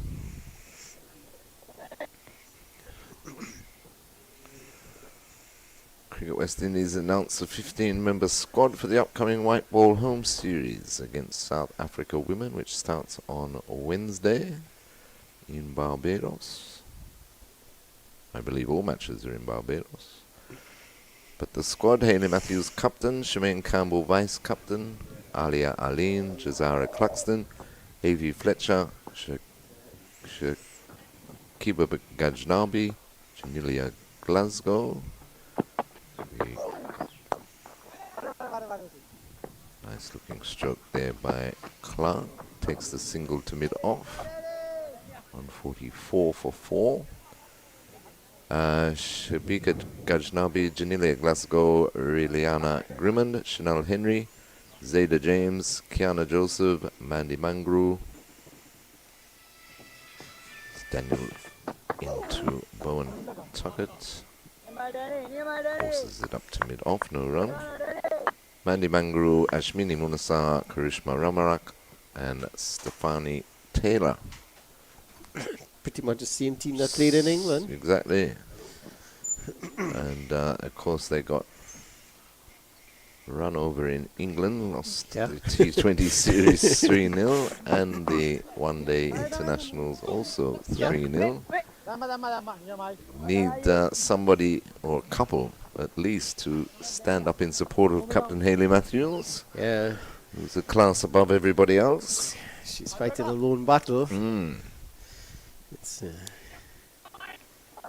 if she doesn't score, well, that's it. Exactly. Even if she scores 100, it's still lose. Because that was a well-played 100 she scored in the ODI, and still end up on the losing side. Yes, yeah. But CWI Director of Cricket Miles Bascombe says after a challenging tour, this home series offers a perfect opportunity for the team to regain their footing and re-establish their confidence playing in familiar conditions and in front of West Indian fans. And they're playing against the South Africans. Yes. So it's not going to be easy. It's not going to be easy. They were runners-up at the T20 World Cup, runners-up at the ODI World Cup. Yes. It's not going to be easy.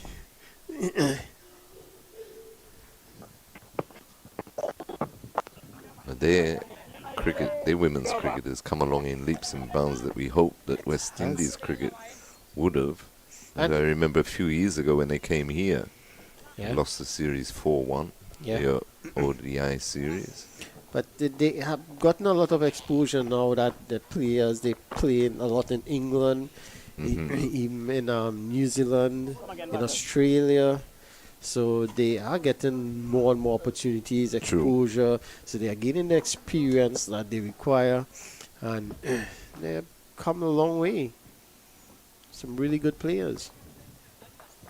Captain, she's really good.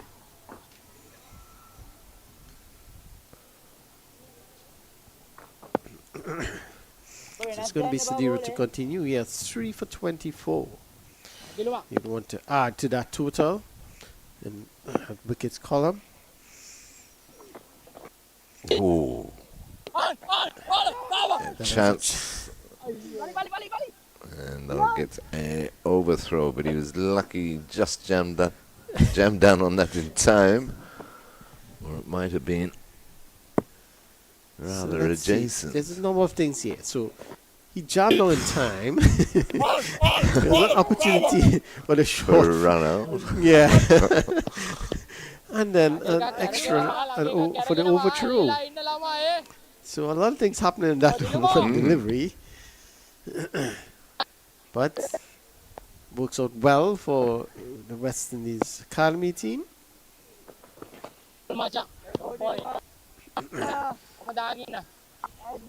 See, Point Tuckett, he looks like he wants to, as you rightly said, he uses the depth of the crease wisely, but he wants to play the spinners on the back foot a lot. But if they are bowling a bit quicker and you're not sure what the pitch is doing, then it's a bit difficult. Big shot over mid-wicket by Rivaldo Clark, all the way for 6. He picked that up very quickly. Fuller delivery there, tossed up by Sedira. And Slug swept that nicely over mid-wicket. That's what you want. You want when those bad deliveries come, you have to pounce on it. You have to take full advantage of it, and that's exactly what Clark did there. And Rivaldo Clark, he's naturally aggressive. He hits the ball a long way. Yes. He hits the ball very hard. So this is nothing new for him, but it is good to see that he's not trying to hit every ball out of the ground. He's been very selective. He's playing ball on his merit. Again, it's not there, so he plays forward. That's excellent. And that's what you want to see from these players. You're not going to go hell for leather and look to hit everything out of the ground. That's 6 brought up to 150 for Academy, so they're over halfway. 144 more required. Sharp single. Oi. But he was never going to give that, though, was he? I mean, if he was standing next to the stumps the other day and he didn't give the run out, he's not going to give it from square leg with the keeper standing in his way. You guys are very harsh on these umpires. Very harsh. Just saying. Cheeky single, though, taken by Clark and Bowen Tuckett. 155 for 4. Bowen Tuckett back on strike.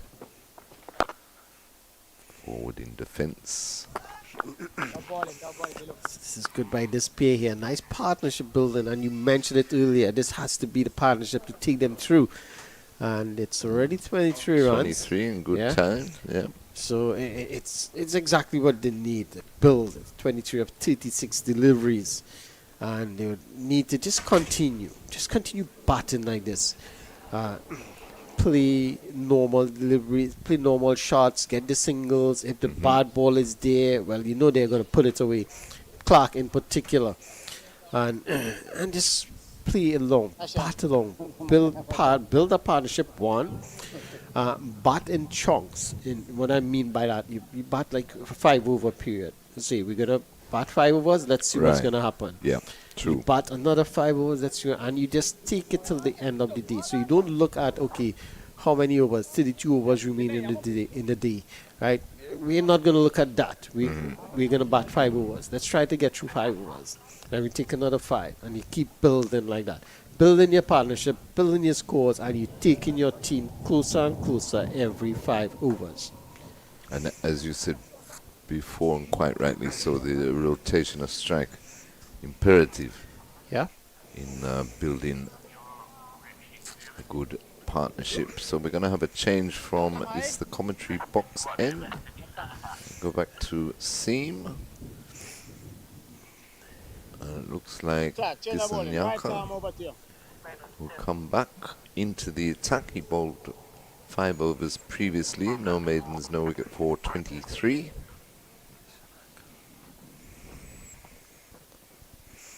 Shanaka. He was a bit expensive than what he expected, but it's an opportunity here now. As I said, they need to break this partnership. And we saw early on when that partnership was built, and they tried something different with the short deliveries, and it worked. So brought back in the pacers to see if we can try something, get a wicket here. Yeah, and both Rivaldo Clark and Colin Bowen Tuckett quite adept at playing the spin. Yeah, they were playing the spinners really well. I'd say the good balls, just seeing it out. If it's there for them to hit, they're going to hit it. I'm not afraid to. But this now is going to pose a different challenge.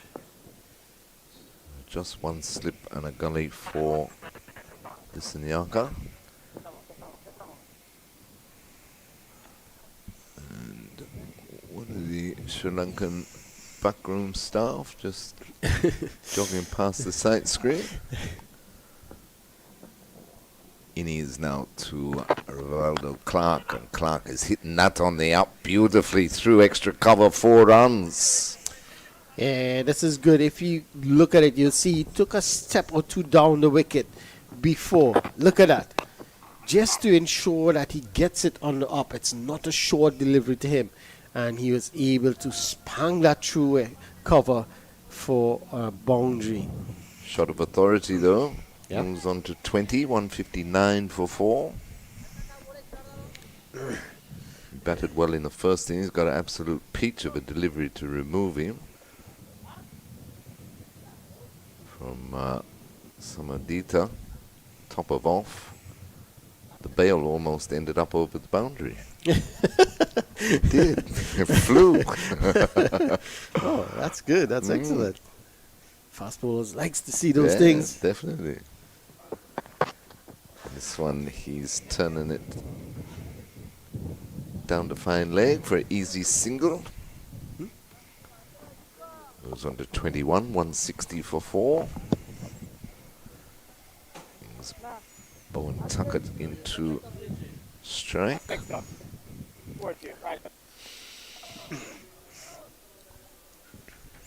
So, Rivaldo Clark at the breakout league as well. Yes. Played some excellent innings to the end. Hits the ball very hard a long way. He can bat. Yeah. And that's a very good bowler, good all-round prospect. Keeper also. Oh, really? Just keeping a bit low, but well defended by Bowen Tuckett. Yeah, that's the problem there when those deliveries starts to keep a bit low. And all the fast bowlers just have to keep it on line. Keep it in line with the stumps. And it keeps low. It brings LBW, bowl into play. Yes, I don't think Sri Lanka emerging players have shown the. So we watch this delivery, short down the leg side. Keeper does well to half stop it, but they'll go through for a bye. Yeah, that's not a good delivery down the leg side, short. But I don't think they've shown the patience in this innings as they did in the first innings. The Sri Lankan bowlers. Yeah, I agree Thus with you on far, that. anyway. Yeah, I agree with you on that. Yeah, they haven't shown the patience that we saw in the first innings. It seems like they feel that it's supposed to be getting wickets. Yes. But as any top line bowler will tell you, you need to be patient, group a few good deliveries together. And that's what will bring about your success most of the time. Yeah. Exactly. That's exactly it. You need to put the ball in the right areas more often than not. And that will bring you the rewards. He was going to adjust the field. Just push the extra cover a bit squarer. That's a good delivery, but well defended by Clark to complete the over. So at the end of the over, West Indies Academy 161 for 4. And Clark is on 21, Bowen Tuckett is on 11. Take and my you're leave. Flying back to Trinidad. Yes, we are in probably the next few hours. Have a safe flight. Thank Very you nice to much. work with you. Same here. Yeah. All right. We'll see you again soon. Sure. So 161 for 4, 137 required for West Indies Academy. 6 wickets for Sri Lanka emerging players. I welcome back Marley Richards.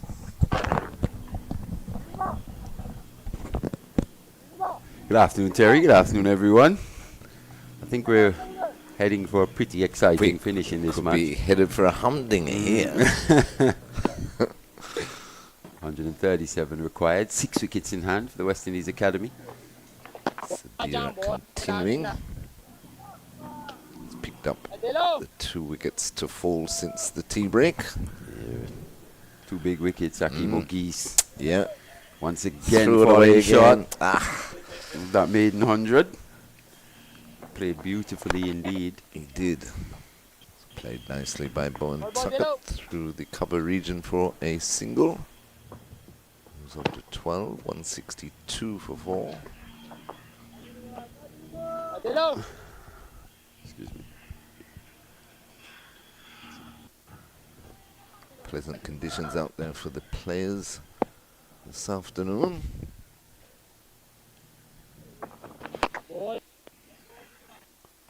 Probably expecting the Sri Lankan spinners to get slightly a bit more out of this pitch here on day 3, considering what we saw on day 2. Agree. Pitch was actually taking a bit more turn on day 2 Mm-hmm. than what we've seen here. Ball, But as I was saying just a little bit earlier though, Mali, I don't think they've showed the same amount of patience as they did in the first innings. Tactically.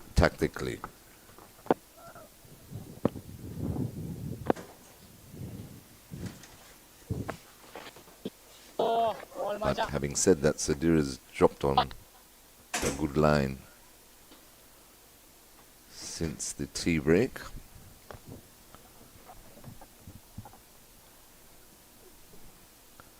One ball to complete his 10th over, 3 for 34. His figures.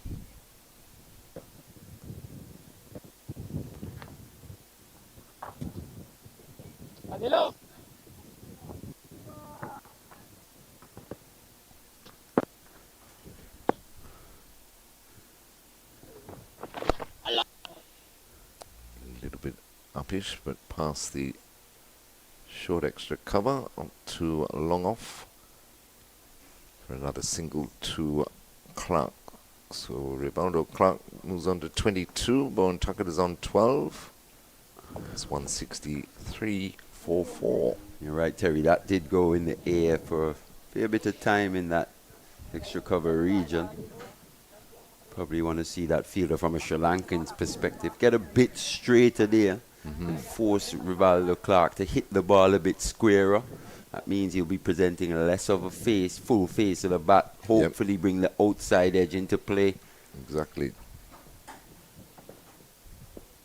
It's all about angles as well. True. And he's gotten off to another little start here at Rivaldo Clark, 22 of 25. I think the area in which he'll have to improve his game for me is just shoring up that defense, that shot selection. He obviously finds run scoring quite easy when he gets in. Definitely. It's very difficult to keep him bogged down. It's how he deals with the good deliveries. Sanyaka to continue. Bouncer called wide. Quite a few wides being called on these bouncers here today.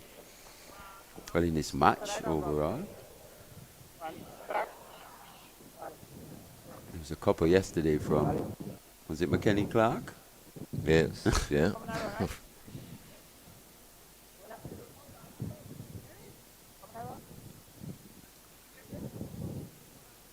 He's decided now, after that bouncer being called wide, he's going to come around the wicket to the right-handed Rivaldo Clark. Just a slip and a gully in place. Let's have a look at this. Wicket keeper. Where's he setting up? He's actually starting on leg stump. So is this going to be a body line? Just about. He was aiming Nicely for played, it. yeah. Rode the bounce, guided it down to deep backward point for a single. Moves on to 23, 165 for 4.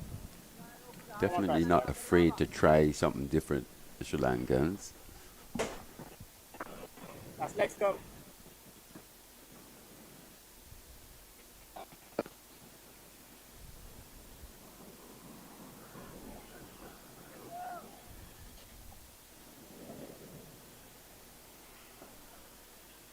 They obviously have their plans and so, but I would have thought from the beginning of the innings they would be a little bit more aggressive with their field placing.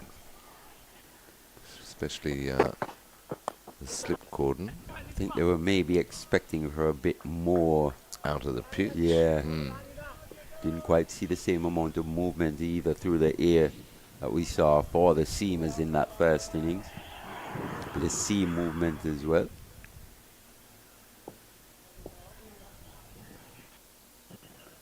Once again, after a period of really stable batting from the West Indies Academy, a fall of wickets, a little cluster, similar to what we've seen in this match. It's just following a very familiar pattern.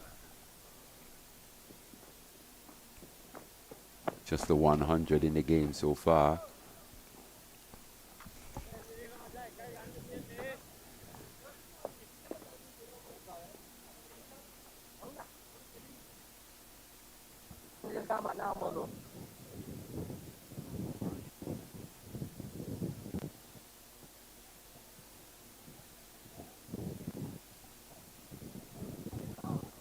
They've persisted though, haven't they, with every batsman with the 2 men out on the hook.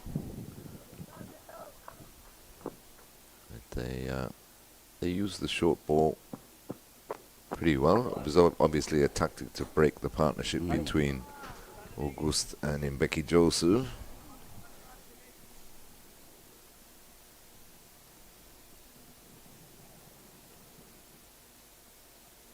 They need these two to stay to the close of play though, Marley. Definitely.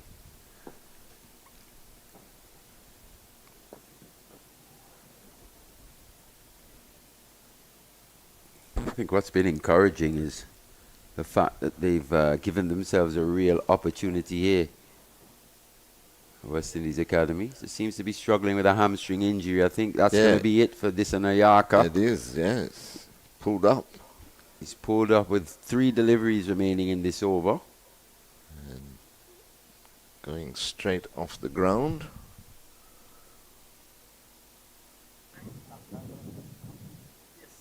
Is it the skipper that's going to come in and finish this over for him? Action. Yeah, looks so. Number 17 on his back. Change the ball in. 3 to you. Right Substitute arm. fielder comes on for Sri Lanka.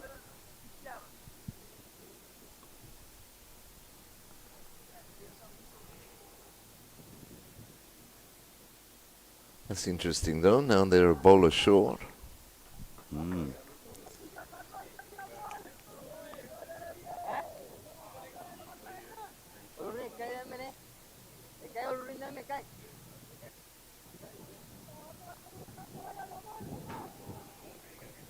So the skipper is Lakshan, takes over. Be bowling to Rivaldo Clark.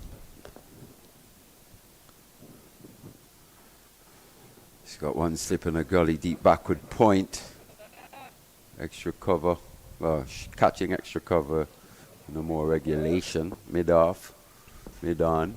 Deep backward square and fine leg. With a swing. With a swing. Win after that. That's the shot selection we're talking about with Rivaldo Clark. Good take by De Oliveira behind the stumps. Had to go a long way. Bowen Tuckett walks down here and says, "What are you doing?" Wondering if this ball is just starting to reverse there. Well, the conditions are suited. ideal for it. Yeah, exactly. Key would And be you how thought- well they would have taken care of that ball. Yes. You thought you saw a bit yesterday Yeah, evening. it did, yeah. It looked that way. It's here again. You can't really tell what side the shine side's on. But if it's on the outside, if it was on the outside in that first delivery, it did follow the heavy side. Yes. It was well played and well run, though, by Clark. Picks up another one. He moves on to 24, 167 for 4. I guess this is where Denmore's binoculars come in handy. Exactly. If I had them. I would have been able to zoom in on the hand of Lakshan, tell you what side the shiny side's on. I'm sure Jason have a few tricks in his bag, up his sleeve. He get nice and close. Over the camera, yep. Yeah.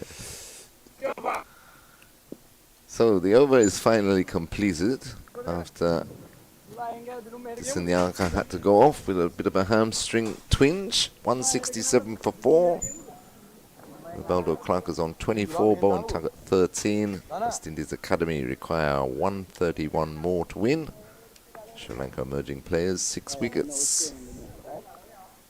He might be able to come back on though, because if you notice, he started and stopped 2 or 3 times before he eventually said, I've had enough. Could be a bit of cramp as well. Could be, yeah. Was moving quite freely, to be fair. Didn't seem to be in too much pain, so maybe more precaution than anything, considering they still got a few matches left on this tour. Yes, second 4-day first-class match will start this coming Saturday. What date is that? 14th? The 14th, Yeah, yes. And then 3 one-day matches from June 21. All day matches, those one-day matches. All day, yeah. At Sir Vivian Richards Stadium. Yes. Played nicely by Clark to the cover region for an easy single. So they're going about their job very well, these two at the moment. They've put on 36 so far for the 5th wicket.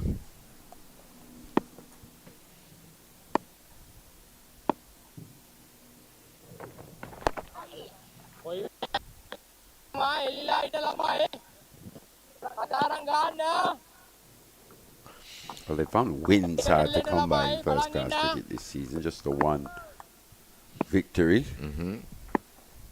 The final game versus the Windward Islands. Yeah, they showed glimpses, didn't they? They should have got first innings against Barbados. Down in Barbados. They had Trinidad and Tobago on the run. Yep. Was it 90 odd for 6? Yep. They ended up in overcast conditions. Yeah, here. very overcast. Ideal for ball was swinging around. bowling. Yeah. Slight tinge of green on the pitch. Almost looked like an English summer. It did. A day in the English summer here in Antigua.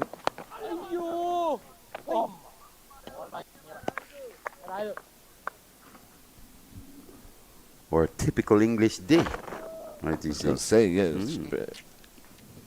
Apart from probably about 20 degrees. 20 degrees warmer.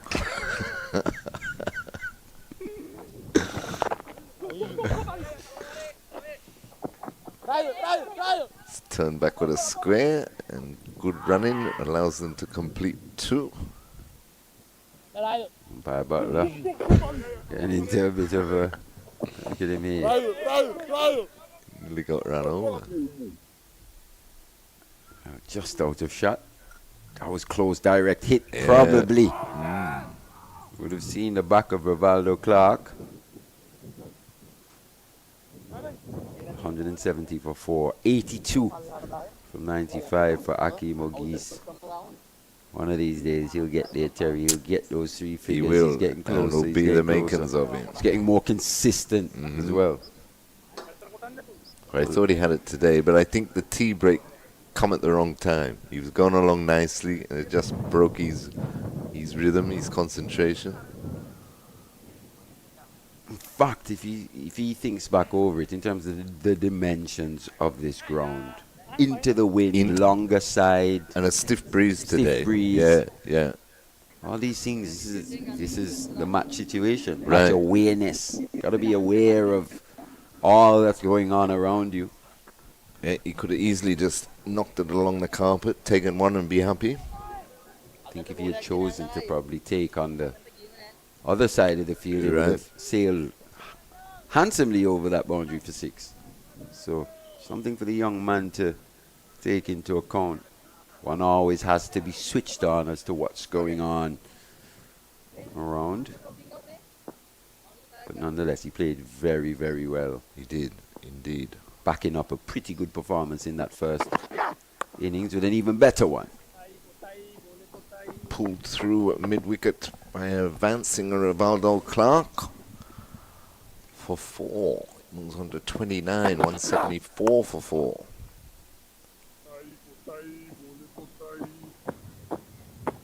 Quite a few batters in this match have tended to just use their feet to the fast bowlers looking to advance. I think he was a little worried by what he saw in that previous over from Lakshan in terms of that swing away. So just looking to get down the pitch, smother that movement. In the end, it brought about a short ball and he took it on, got 4.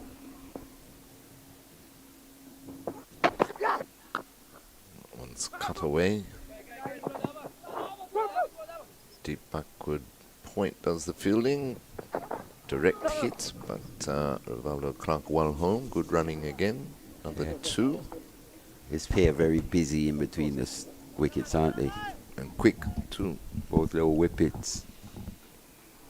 Very energetic. Both wicket-keeper batters. Yes. Clark moves on to 31. Yeah, we haven't seen too much of Clark with the gloves in the academy setup so far. If you think Gerald Andrew could have possibly been a member of this academy as well. Yeah. 3 wicket-keeper batters with only 1 wicket-keeping position available. I do believe, though, that Jules Andrews coming back into the squad for the one-day matches. Oh, wow. Yeah. Okay. Yeah. That's interesting. Because I think he's only in the A-team squad for this unofficial test. Yeah.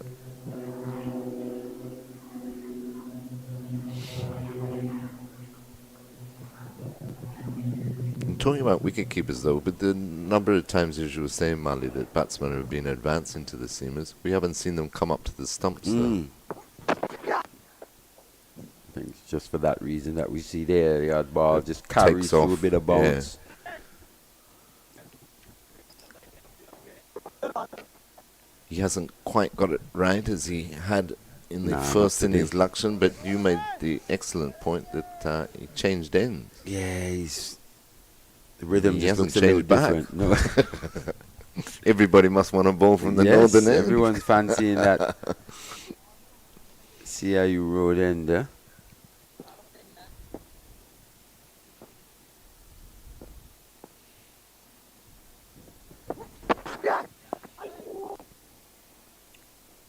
Turned nicely by Clark into the mid-wicket area for another single.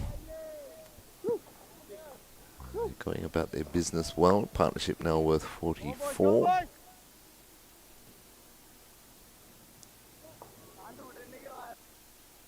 think that partnership between Joseph and Augie is the biggest partnership for the West Indies Academy in this match so far. Yes. And for it to come in this fourth innings. That's like 1 here. Got to give kudos to this team in the way that they fought back. Absolutely. First of all, with ball in hand this morning, and Nathan Edward, career best figures, claiming a sixer. Oh. Big movement in. Yes.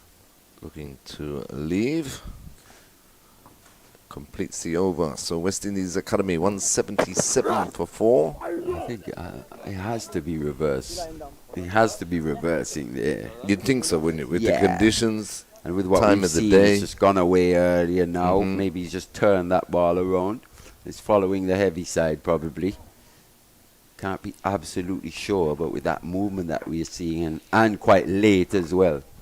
It's one of the hallmarks of reverse swing is the late movement.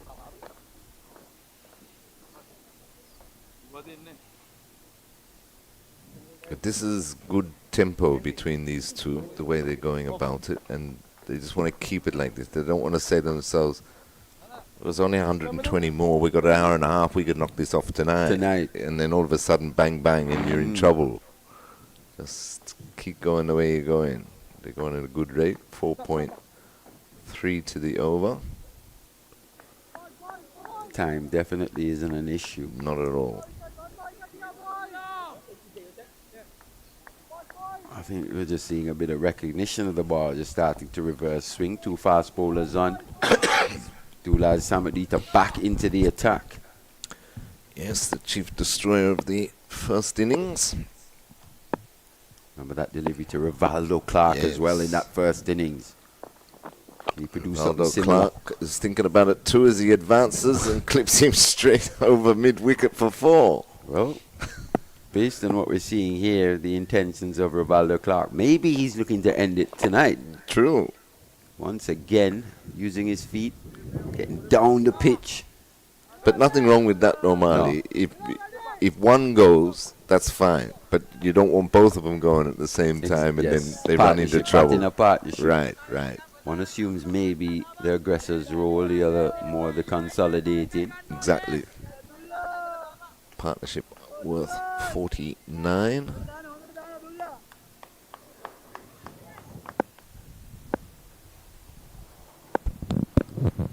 Arms and legs pumping away from Dulaj. That's a fascinating run-up, isn't it?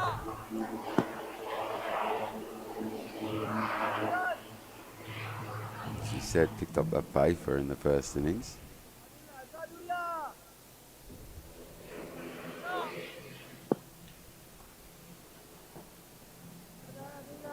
Yes, 5 for 57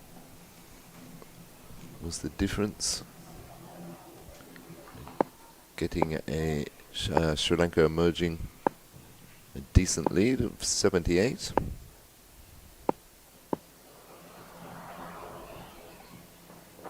Again, he's advancing. This time doesn't make contact.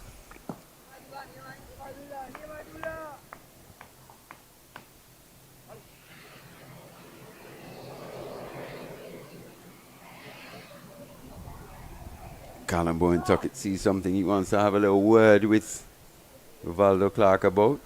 Maybe just telling him, no need to force anything here.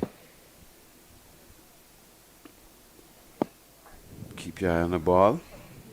It's funny though, the intricacies of the game of cricket. They were leading by 219 overnight. They got bowled out for 219, which means that they added 78. Which was their lead on first innings. That one just bounces over the stumps inside edge. He has to be careful. Left arm seamer, he's troubled him. Just take your time. I think he's still thinking about that delivery from the first innings. Maybe knowing that this bowler possesses. Yes. That type of skill. Choosing to take that slip out now though, comes into the onside, so. And drop the mid-wicket back to a deep mid-wicket. Clark having the desired effect in terms of taking out the closing catches. That positive intent, looking to advance. Still got to be very balanced at the crease. Can't afford to fall over. That's why that mid-wicket has been brought in. And that's chipped straight to short extra cover, and he's gone. Fell for the 3-card trick, Marley. That is a huge wicket. Huge wicket indeed. It's a full toss. Missed his length, did Dulage. In the end, timed a bit too nicely from Rivaldo Clark. Was aerial. The man was in there for that reason. And he went offside because of the adjustments they made to the onside field. So he goes for 36. West Indies Academy lose their fifth, 181 for 5. Still requiring another 117. Yeah, I think with that wicket halfway through the side now, the Sri Lankans, I think they'll fancy their chances. Definitely. Still think this game is in the balance. Carlin Bowen tuck it. New batter Joshua Bishop.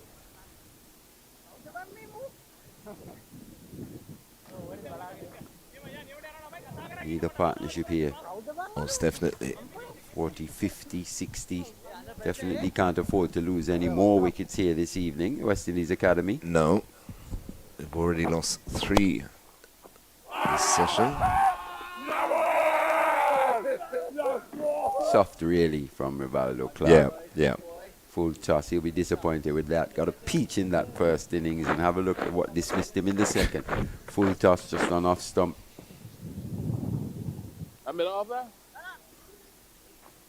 Another one of the intricacies of the game. Exactly. Terry. Yeah. It was. You could tell that first innings dismissal was always on his mind. He was looking to advance any opportunity. They adjusted the onside field, so he was determined to play it through the off. But picked the man out. I think the real adjustment really for him to make was just to be looking to be on the front foot to Samadita. Bit of extra bounce and carry through. Yeah, beats Bishop his first delivery, so successful over there for Samadito. 7 overs, 1 maiden, 1 for 31 his figures, 181 for 5 at the end of the over. Bowen Tuckett is on 15. Joshua Bishop has faced the 1 delivery. He's on 0. So 117 more required by West Indies Academy. 5 wickets by Sri Lanka emerging. 2 for 31, I should say, of 7 overs for Samadita. Spin brought back into the attack though from this pavilion end.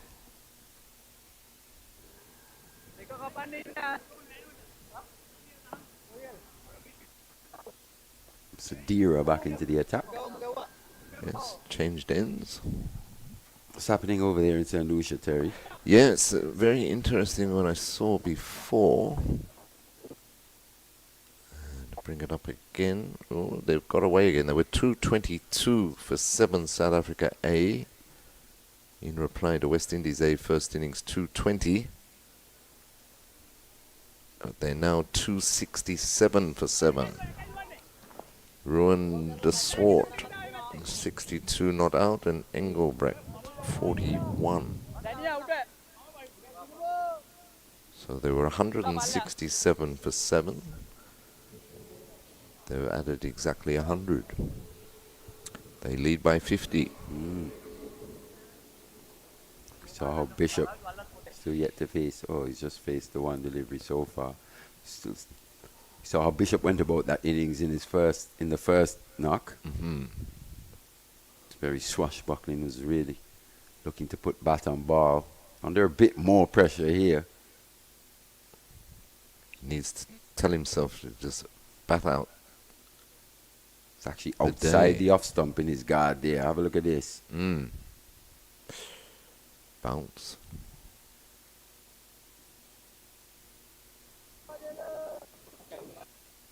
Completely covering his stumps. He's got to be careful of that one coming back in with the arm. Something that he bowls. He does, yes. So often goes straight. As he picked the man out, almost did. We spoke about the fashion in which he went about that innings in the first dig. Here he is again, probably thinking, if I can get off to a quick 30 or 40 here.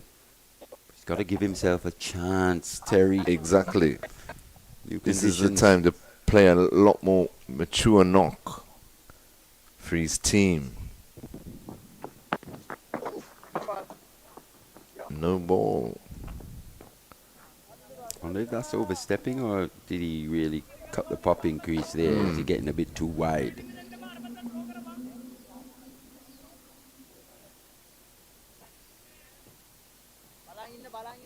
Brings Bishop back onto strike though.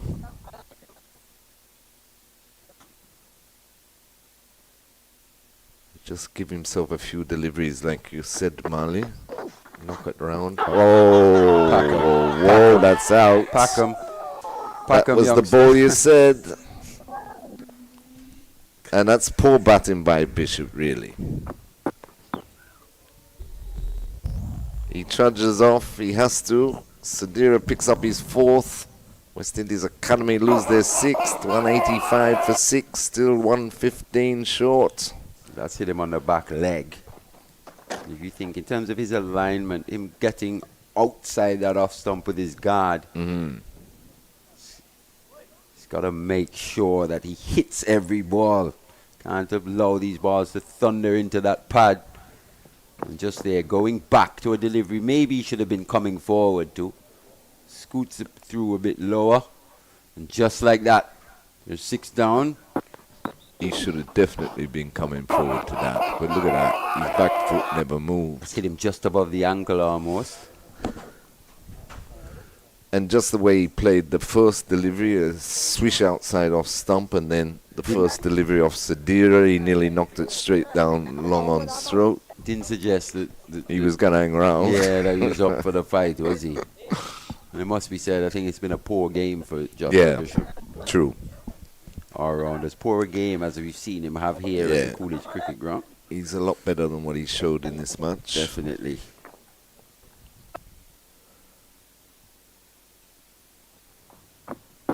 So that brings Nathan Edward to the crease. Don Tuckett remains. He's on 17. That was 4 for Sadira as well. 4 for 42. Just 2 balls off 12 overs. Left arm over 2 deliveries. He's turned it. He's turned it since tea. West Indies Academy going to tea on 120 odd for 2. 127 for 2. And now 185 for 6. And Sadira's picked up 3 of the 4 to fall post tea. Big wicket of Akeem Ogis as well. Yes. He got all the big wickets that was needed. And from both ends. He's now bowling from the pavilion end. So a short leg, short mid wickets and extra cover. And slip for the left-handed Edward.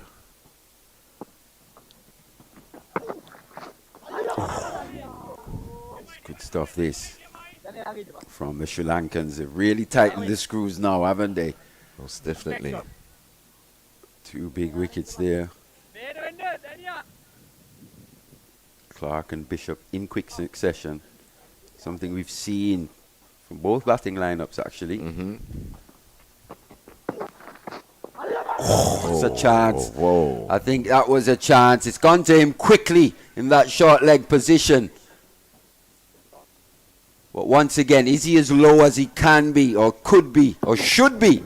Exactly, because there was a couple of chances in that first thing. Oh, he should have got that. Yeah, that's a chance. For me, he's got to be lower to begin with and rise with the delivery, as opposed to trying to react afterwards by coming up and going back down. By that time, it's gone. Yeah. Chance is gone. So that is drinks again? Yes, at 185 for 6. We'll take a short break on Cricket 360 and be back with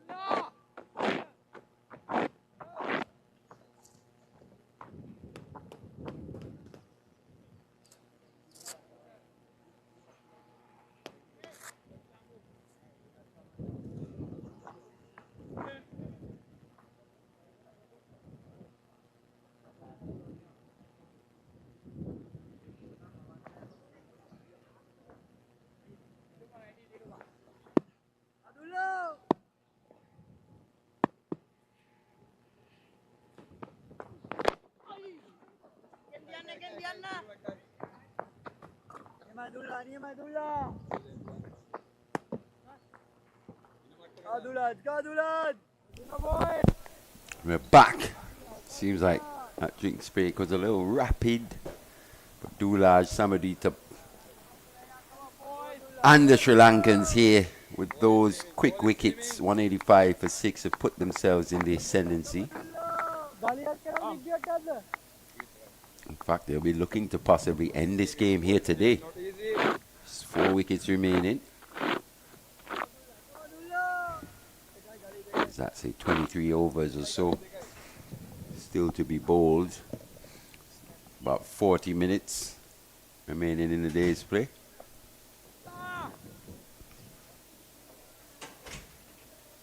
In fact, we go to 5:30, so a bit more than that, 50 minutes or so.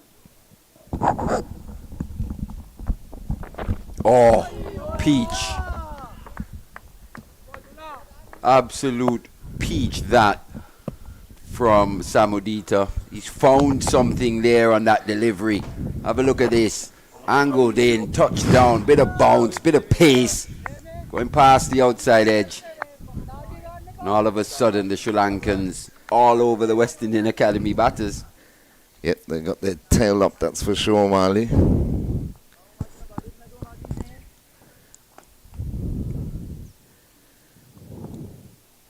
Edward just needs to tell himself to hang in there. We know Bowen Tuckett has got the ability.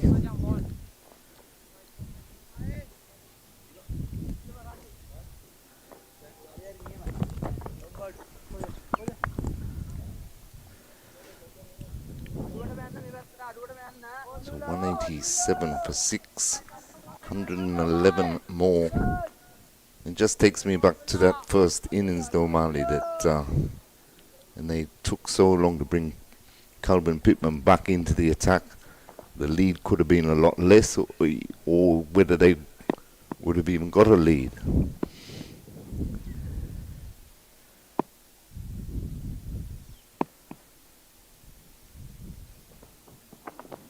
Yeah, it was post-lunch on that first day where you just run through that top order. Yep. Taking 4 wickets, gone into lunch. That we didn't see him until a half an hour before tea, an hour and a half. Yeah. Went by before he was reintroduced into the attack. So, despite picking up the 5th wicket straight after the lunch break, yes. And during that hour and a half, they put on 100. It's been the difference so far. Yeah.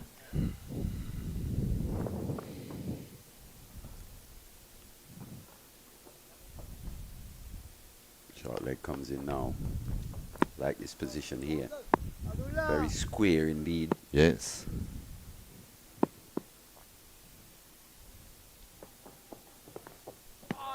You can see just a hint of movement in once again.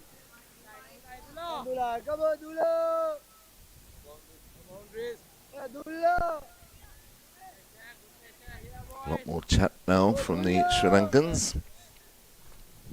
Encouraging themselves. Sensing a bit of victory, sensing a victory here. They are. Sensing a day at the beach tomorrow. Still can go either way this game. Yeah, it's only 111, that's what I mean. If somebody can hang around with Bowen Tuckett, he's more than capable. As we know. Down the leg side, good take by De La Vera to complete the over. So 187 for 6. Bowen Tuckett is on 18. Edward 1. 111 required. 4 wickets for Sri Lanka emerging. If they can just get 25-30 run partnerships for the next 4 wickets, they'll win this game. Yes. West Indies Academy. 25-30. Doesn't sound much. Doesn't. But it is. It's a long way away when you're talking about the likes of Renako Smith on debut. to come, Kelvin Pittman and McKenny Clark. I think if Yogi Lane was in this attack, in this batting lineup, be different, yes. With his batting ability. Even the bowling lineup for that one. Yeah. West Indies A team, Johan Lane. Do you think he's quite ready for the West Indies team yet? I reckon he's knocking on the door. You think he's knocking on the door? I think he's knocking on the door. But in terms of his development, for me, I don't think he's quite ready yet. Right. Another season? Not even necessarily a season, but just in terms of where his game's at. I thought he's really good with the ball this season, wasn't he? Yes. Exceptional.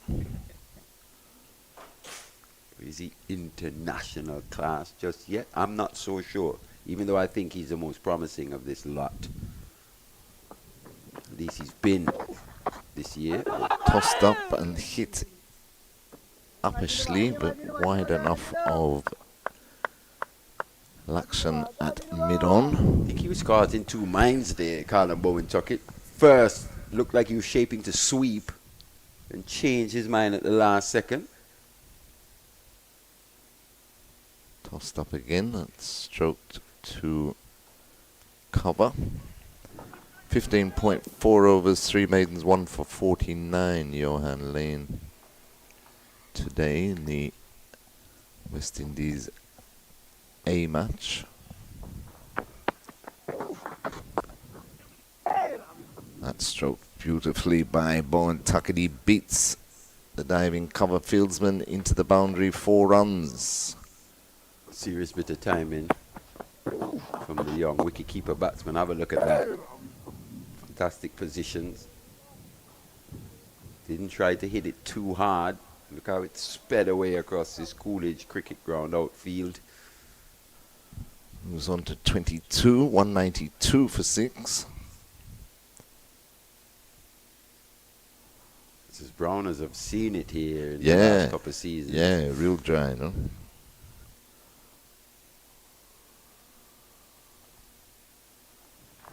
.107 required.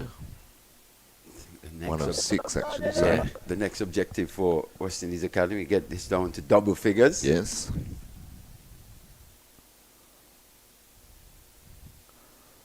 Nicely played again for easy single up to long off to complete the over. So we'll hold on to the strike. 193 for 6.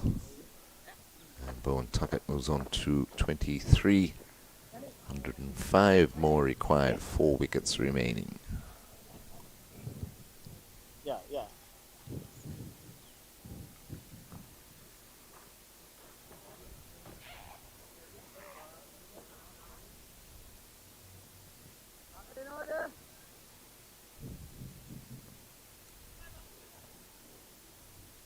Yeah, you're probably right though, Mali, in regards to Johan Lane. Just a I think it shows experience maybe under the his belt. stage we're at, maybe a bit of transition, trying to get a few more young players in and around the setup.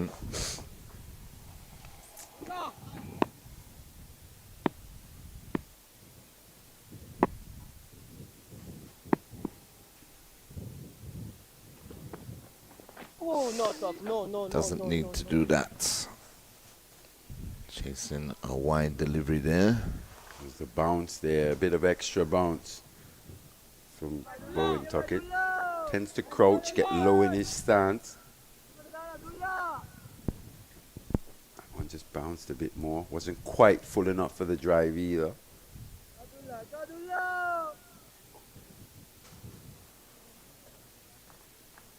Samudita still running in. He's had a good match. 7 wickets so far.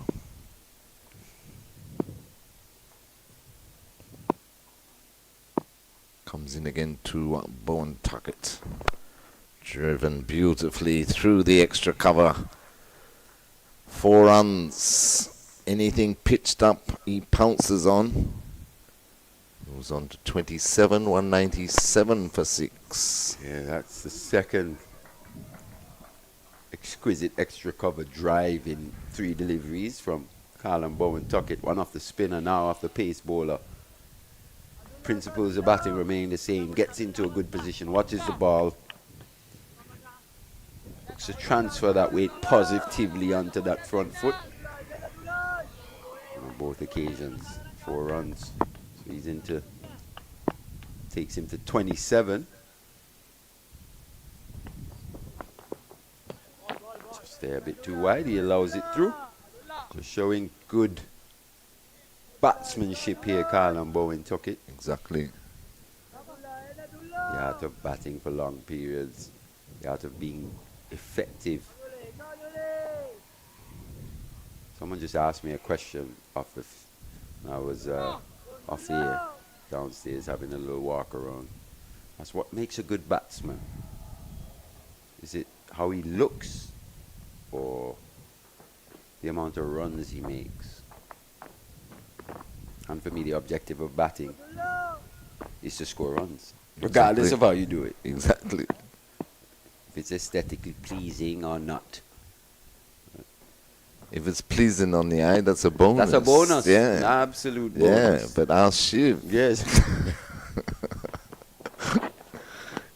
He was no oil painting, but at the end of the day, he got the job done.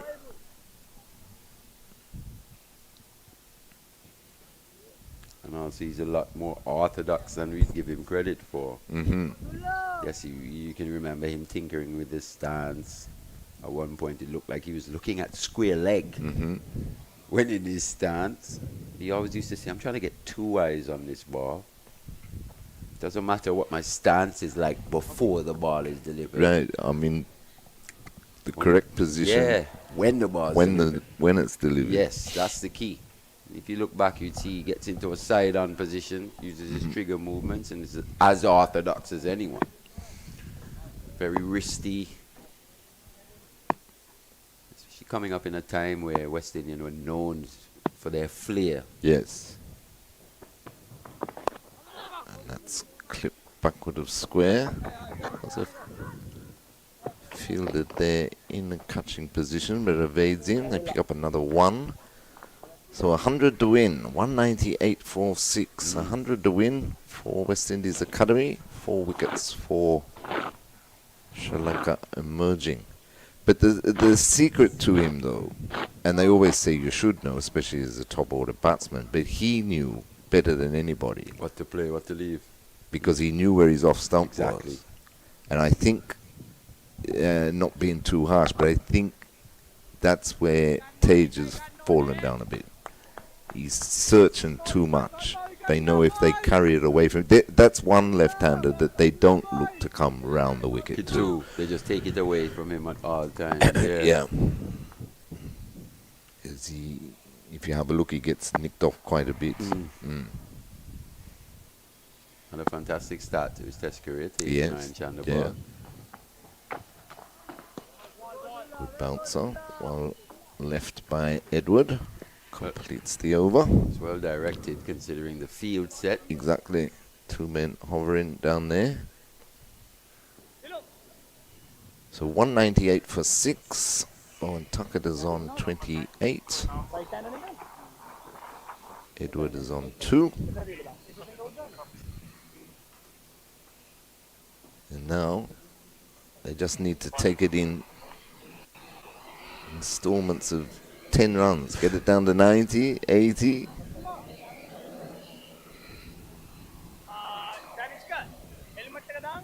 A lot easier said than done. Exactly. Especially with Sri Lanka as well, sensing an opportunity to win. Both teams will probably go into day 4 thinking, hey, we got a chance. Still a long way to go here this evening. Yeah, just under an hour.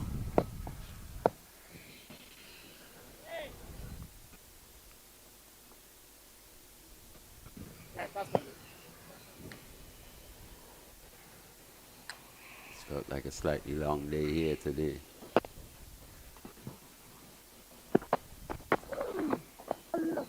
Should be 2. They'll push. Bowen Yeah, Tuckett good is running. quick, Well played.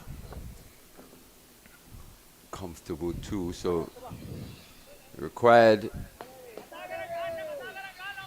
runs required for the West Indies Academy below 100 now, 98 for them to get into double figures. That's one little milestone ticked off. 200 comes up. Bowen Tuckett moves on to 30.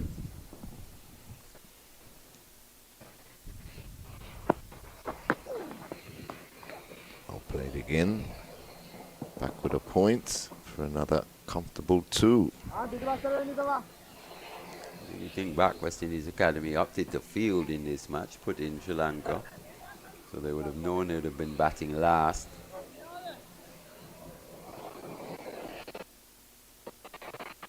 And it is their home turf. Pitch hasn't really done as much as this match has worn on.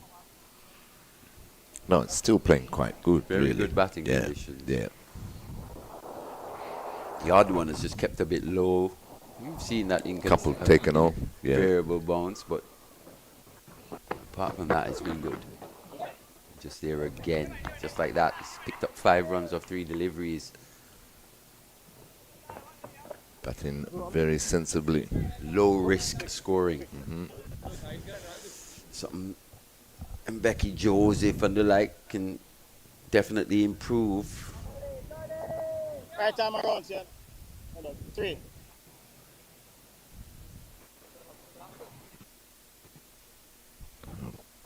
Single brings left-handed Nathan Edward on strike.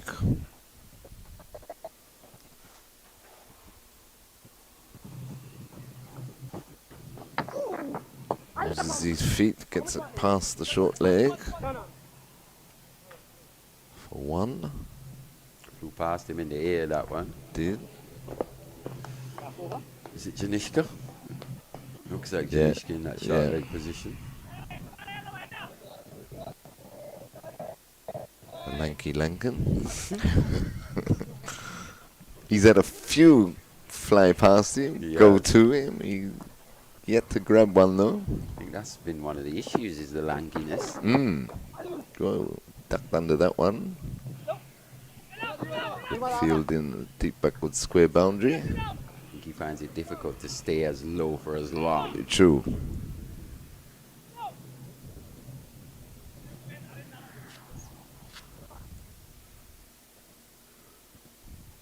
That's in comparison to his teammates, that is.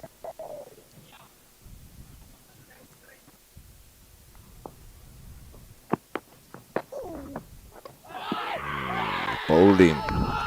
Used his feet, did Edward. Missed the ball. Clean bowl. I think he ended up yorking himself there, Terry. Got too close to it. Yes. Have a look. Yes. Got way Almost too stood close. on it. Yeah, couldn't Had to really get that back access leg the up. ball. Yeah. Yeah. Lost sight of it, really.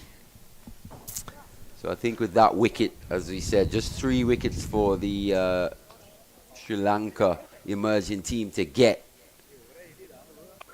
And Nathan Edward, who we know has got a bit of batting ability, he'll be disappointed with that dismissal.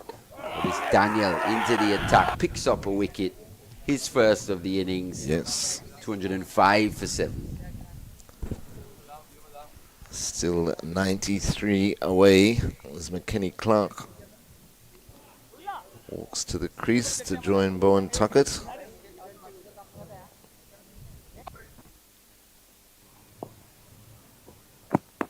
After the start that they got though, and especially that second wicket partnership, it's unfortunate that it's only been Bowen Tuckett who's played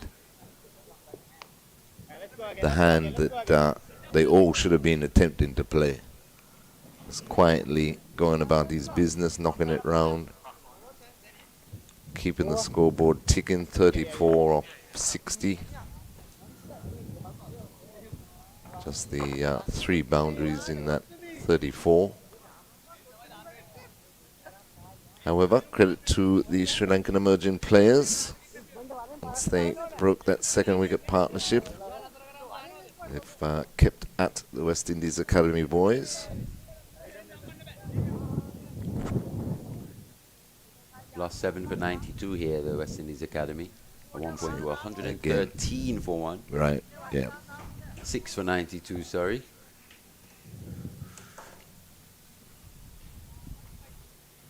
So it's been that kind of match, hasn't it? After a long partnership or two, we then see a cluster of wickets fall. Too true. Samadita being the man to clean up McKenny Clark in that first innings. He'll be fancying his chances, going round the wicket now. There's a bit more going on in terms of the movement in that first innings, but he starts to bow and tuck it. Looking for 2, but he won't get it. So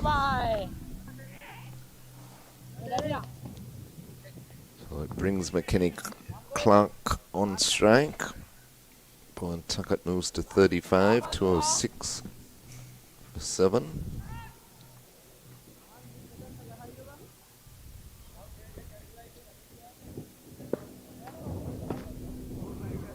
Middle. Leg. Short leg goes to what? What do you call that? A leg, wide leg slip? I would keep the short leg in for... Obviously, there's a massive gap through the covers. They want him to think he can hit the ball through there, open up himself. Similar to what we saw in that first innings. He was bowled through the gate. Yeah, they've taken it away and brought him into slip now. That short, wide leg slip or short backward square has now gone into slip, so slip in a gully.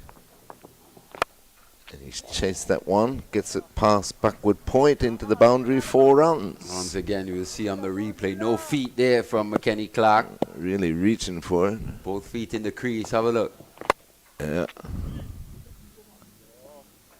And got into a decent enough position with his head though. Didn't get that foot across. Not that he has to. Encouraging signs for the Sri Lankans here. Continuing to play his strokes. 88 required now. Run rate 4.4. It's hovered around that for the majority of this innings. Yeah, both teams have scored at good clips. Yeah. Fast outfield.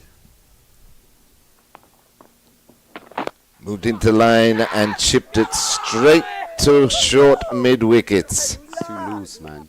Very loose. And you could see as the bowler was running in, he just shuffled across his crease, pulled his length back, and a simple catch to short mid-wickets. Are you defending or playing an attacking stroke? If you're playing a defense, it has to be a dead bat shot. Exactly. Almost did neither. Just picked out that man in mid-wicket. As you were saying, a real possibility of this match ending here this evening. Yes, the 8th wicket is down now for the West Indies Academy with a score on 210. They're still 88 away, but Sri Lanka emerging players just 2 wickets.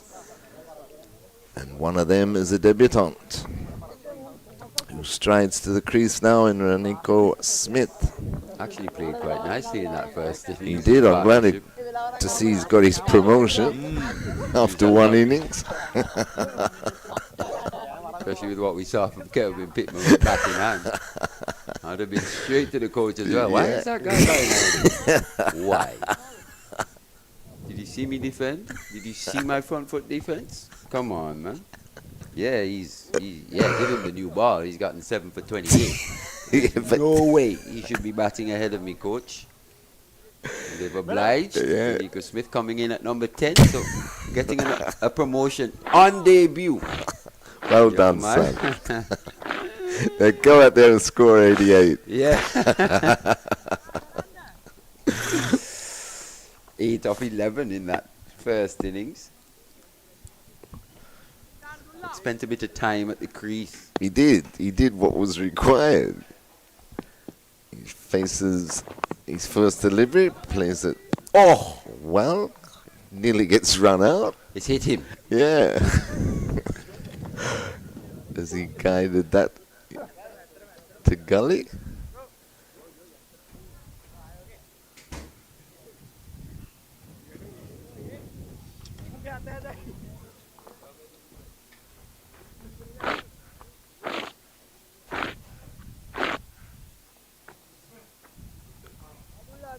Smith got a promotion, Yes. Jace. Yeah, he got a promotion, Our producer, Jace. Jace just popped to the toilet, came in, saw Renico Smith in at number 10 and is wondering, where's Kevin Couldn't believe. Whitman? He's got a promotion, Jace. Oh, had a go at that. Oh, maybe just starting to get a little ahead of himself here with that promotion. Give yourself a start. Not a batter yet, son.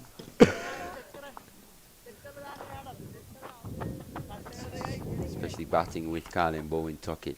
Still got to believe. Yeah, most Colin definitely. Bowen Tuckett as well. He's got to marshal this situation. He's got to face the majority of these deliveries now.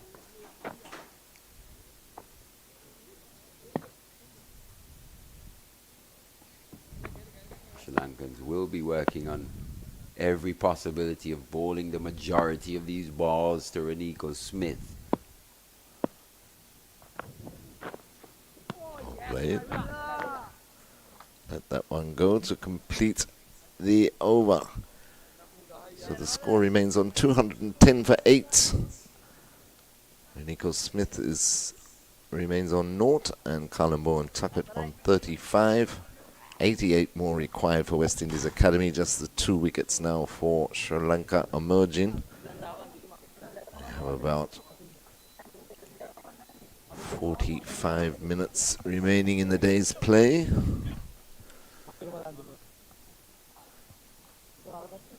So enough time for Sri Lanka emerging to grab these 2 wickets. Big victory here on day 3. Colin Bowen Tuckett will have other ideas he'll be facing.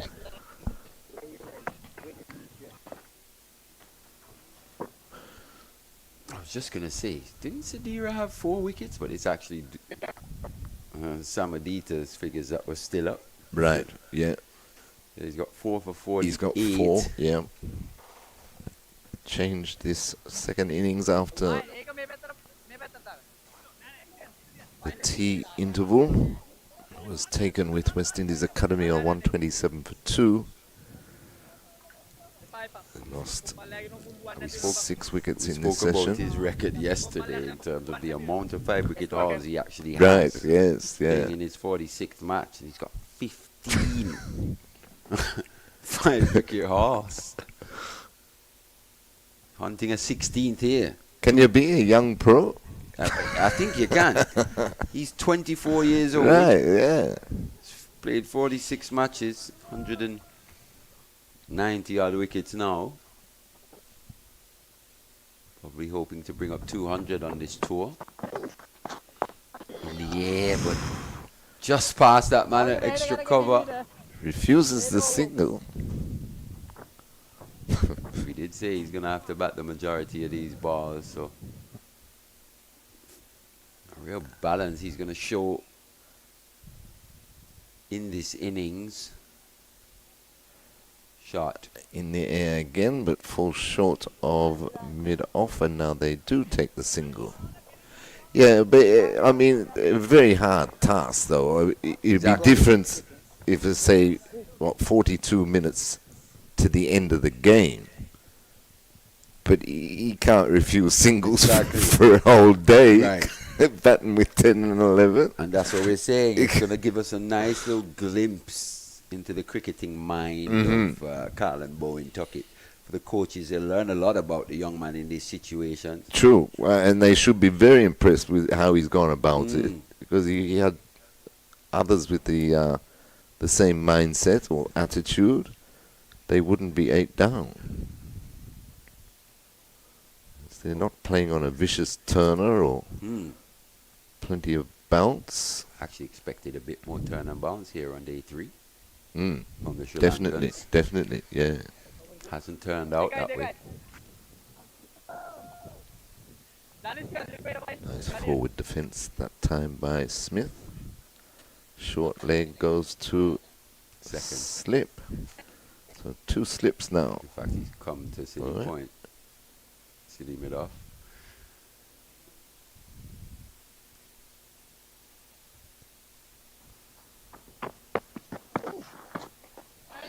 Driven nice and loses his bat, but gets off the mark. I think it's the introduction of that short leg that would have forced that big stroke. Didn't really feel that comfortable just lunging onto the front foot with short leg in that region. City mid off, sorry.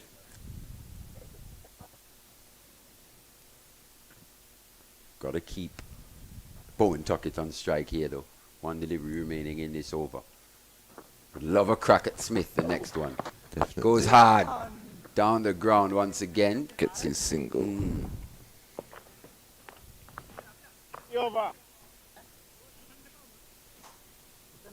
So 213 for 8. Bowen Tuckett keeps the strike. He moves on to 37.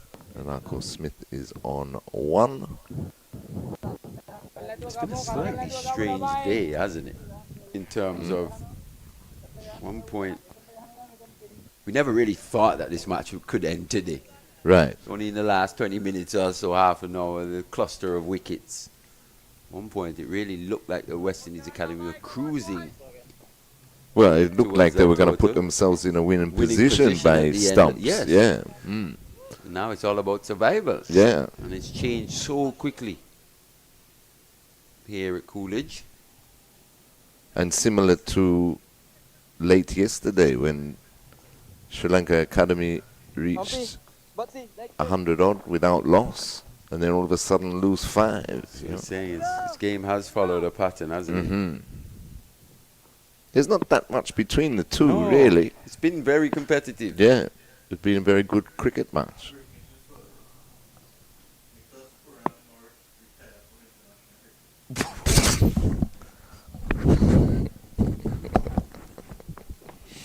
Oh, and that's cramped him. Straight through, a cut back, excellent delivery there by Samadita. But Bowen Tuckett survives. Hands on heads.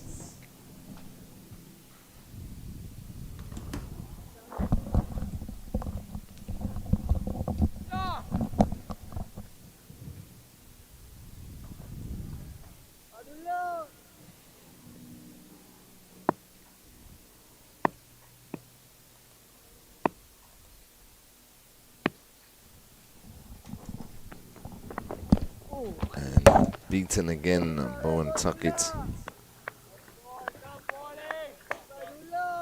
Full delivery, looking to drive it through the offside, doesn't make contact. Through to the keeper, no run.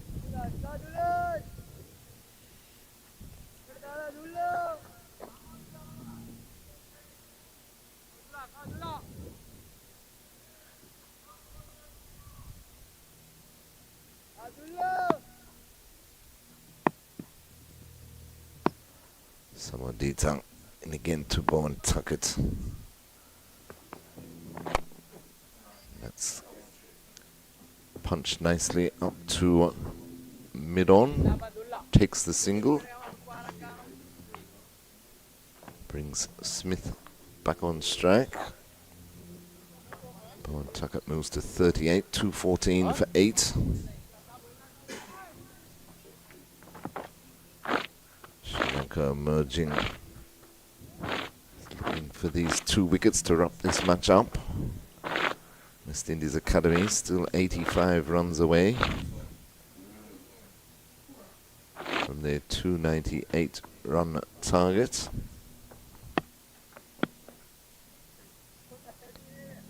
.214 for 8. 214 is what they scored in their first innings. Smith plays rising delivery very nicely, just laps it in front of square for a single. As Bowen Tuckett back the strike, he moves on to 2, 215 for 8.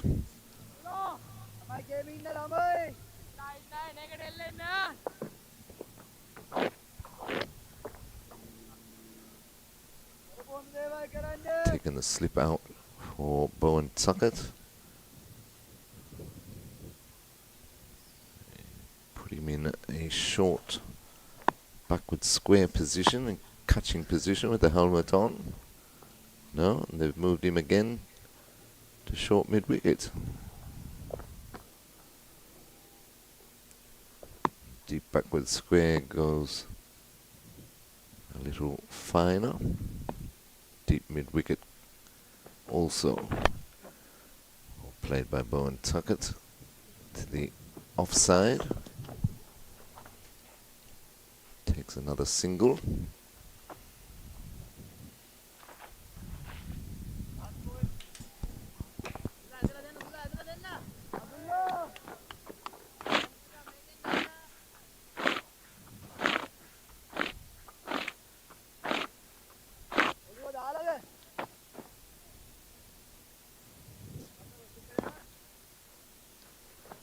They've taken the slip for Renato Smith. Gonna put him in short leg, I believe. No, that's that wide leg slip position. Yeah.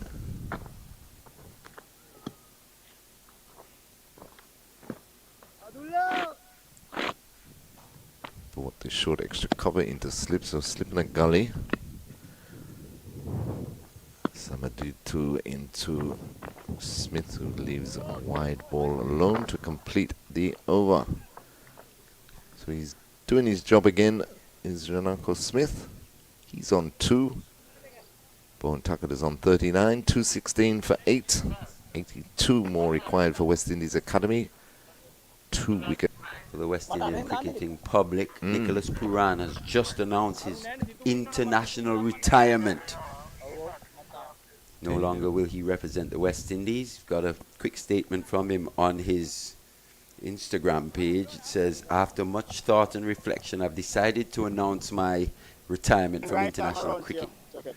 This game we love has given and will continue to give so much joy, purpose, unforgettable memories, and a chance to represent the people of the West Indies. He says, wearing that maroon, standing for the anthem and giving everything I had each time I stepped on the field. It's hard to put into words what that truly means to me.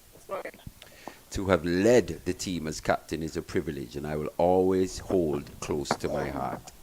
He says to the fans, lofted over mid-off by Bowen Tuckett into the boundary for 4. Moves on to 43, 220 for 8. Shot that from Bowen Tuckett. Just to continue, Nicholas Pooran says to the fans, thank you for your unwavering love. You lifted me in the tough moments and celebrated the good ones with unmatched passion. To my family, friends and teammates.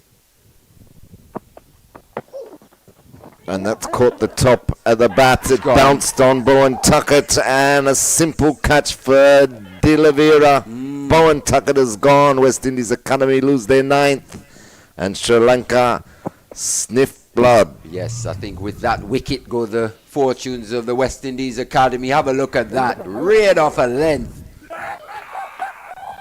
It's the first one that's really jumped. A spat at the batter. Yes, that's the word I was looking for. Good innings, though, by Bowen Tuckett. 43. He had the right attitude, right application in the circumstances, but not much he could do about that. Not much at all in the end. Got a bit big on him. Extra bounce, Daniel, from around the wicket. 220 for 9 now. Brings final batter in Kelvin Pittman to the crease. Let me just finish this statement by Nicholas Pooran on his international retirement. To the fans, thank you for your unwavering love. You've lifted me in the tough moments and celebrated the good ones with unmatched passion. To my family, friends and teammates, thank you for walking this journey with me. Your belief and support carried me through it all. Though this international chapter of my career closes, my love for West Indies cricket will never fade.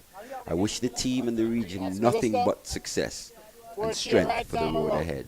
With all my heart, Nicky P. I think there'll be a lot of discussion in the next few days, in the coming days about that. Quite seismic move, really, in West Indian cricket. Absolutely. Pittman plays that one up to a long off. Takes a single, gets himself off the mark. 221 for 9. Very strange decision as well, considering... Very strange decision, because I thought that's what Darren Sammy was brought in for, is to bring all these guys in. Yes, and I was listening to President Dr. Kishore Shallow the other week there on Trinidad television, and he was saying that, or admitting that he'd love to see Nicholas Pooran. We've had a lot more discussions or a lot more conversations about that over the past few months, about having Nicholas Pooran playing Test cricket. Playing Test cricket, yes. So whether that's persuaded him. I wonder if something would have taken place, something transpired during that IPL and him not being available for that England series. I just wonder, just based on the timing of this decision. The England and Ireland series. Oh, and that's bowling.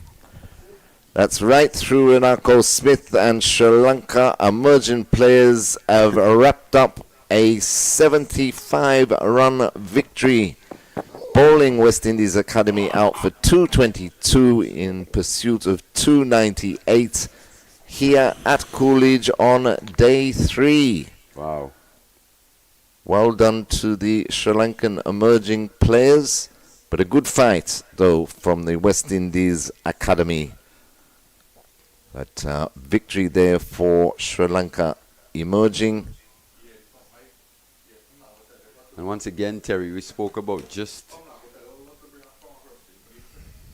how much of a struggle it's been for the West Indies Academy with the bat in 2025. Once again, being dismissed below 250. 222. What was it? 214. Yes, and not much better in the second innings. Yeah. It's been a real struggle. But it's those collapses that you talk about, those cluster of wickets. When one goes, tend to lose 2, 3, 4, even 5. Yeah, and you're not gonna win too many matches if that keeps happening. But I thought the fight, the attitude. Even Jagasar wasn't a bad opening partnership. They put 31 on the board, then a good second innings partnership, but just to keep it going. And we have to remember and take into consideration that these young Sri Lankan boys are a lot more experienced than the West Indies Academy boys. But we have seen learnings. We have seen improvement in a lot of these academy boys players. So a good match, a tremendous cricket match. Ebbed and flowed, one way and then the other. It's just unfortunate that experience showed through in the long run, and Sri Lanka emerging players take a well-deserved victory. I was probably hoping for a more exciting finish. Yeah. Based on how hard the academy would have worked to put themselves in that position. But in the end, all that experience just coming to the fore for the Sri Lankan emerging team. Daniel finishing it up with 3 wickets. You had Samira with his 5. Yes, and good half centuries to Rasanta, and Daniel in that second innings got him away to a good start, put 105 on the board for the first wicket.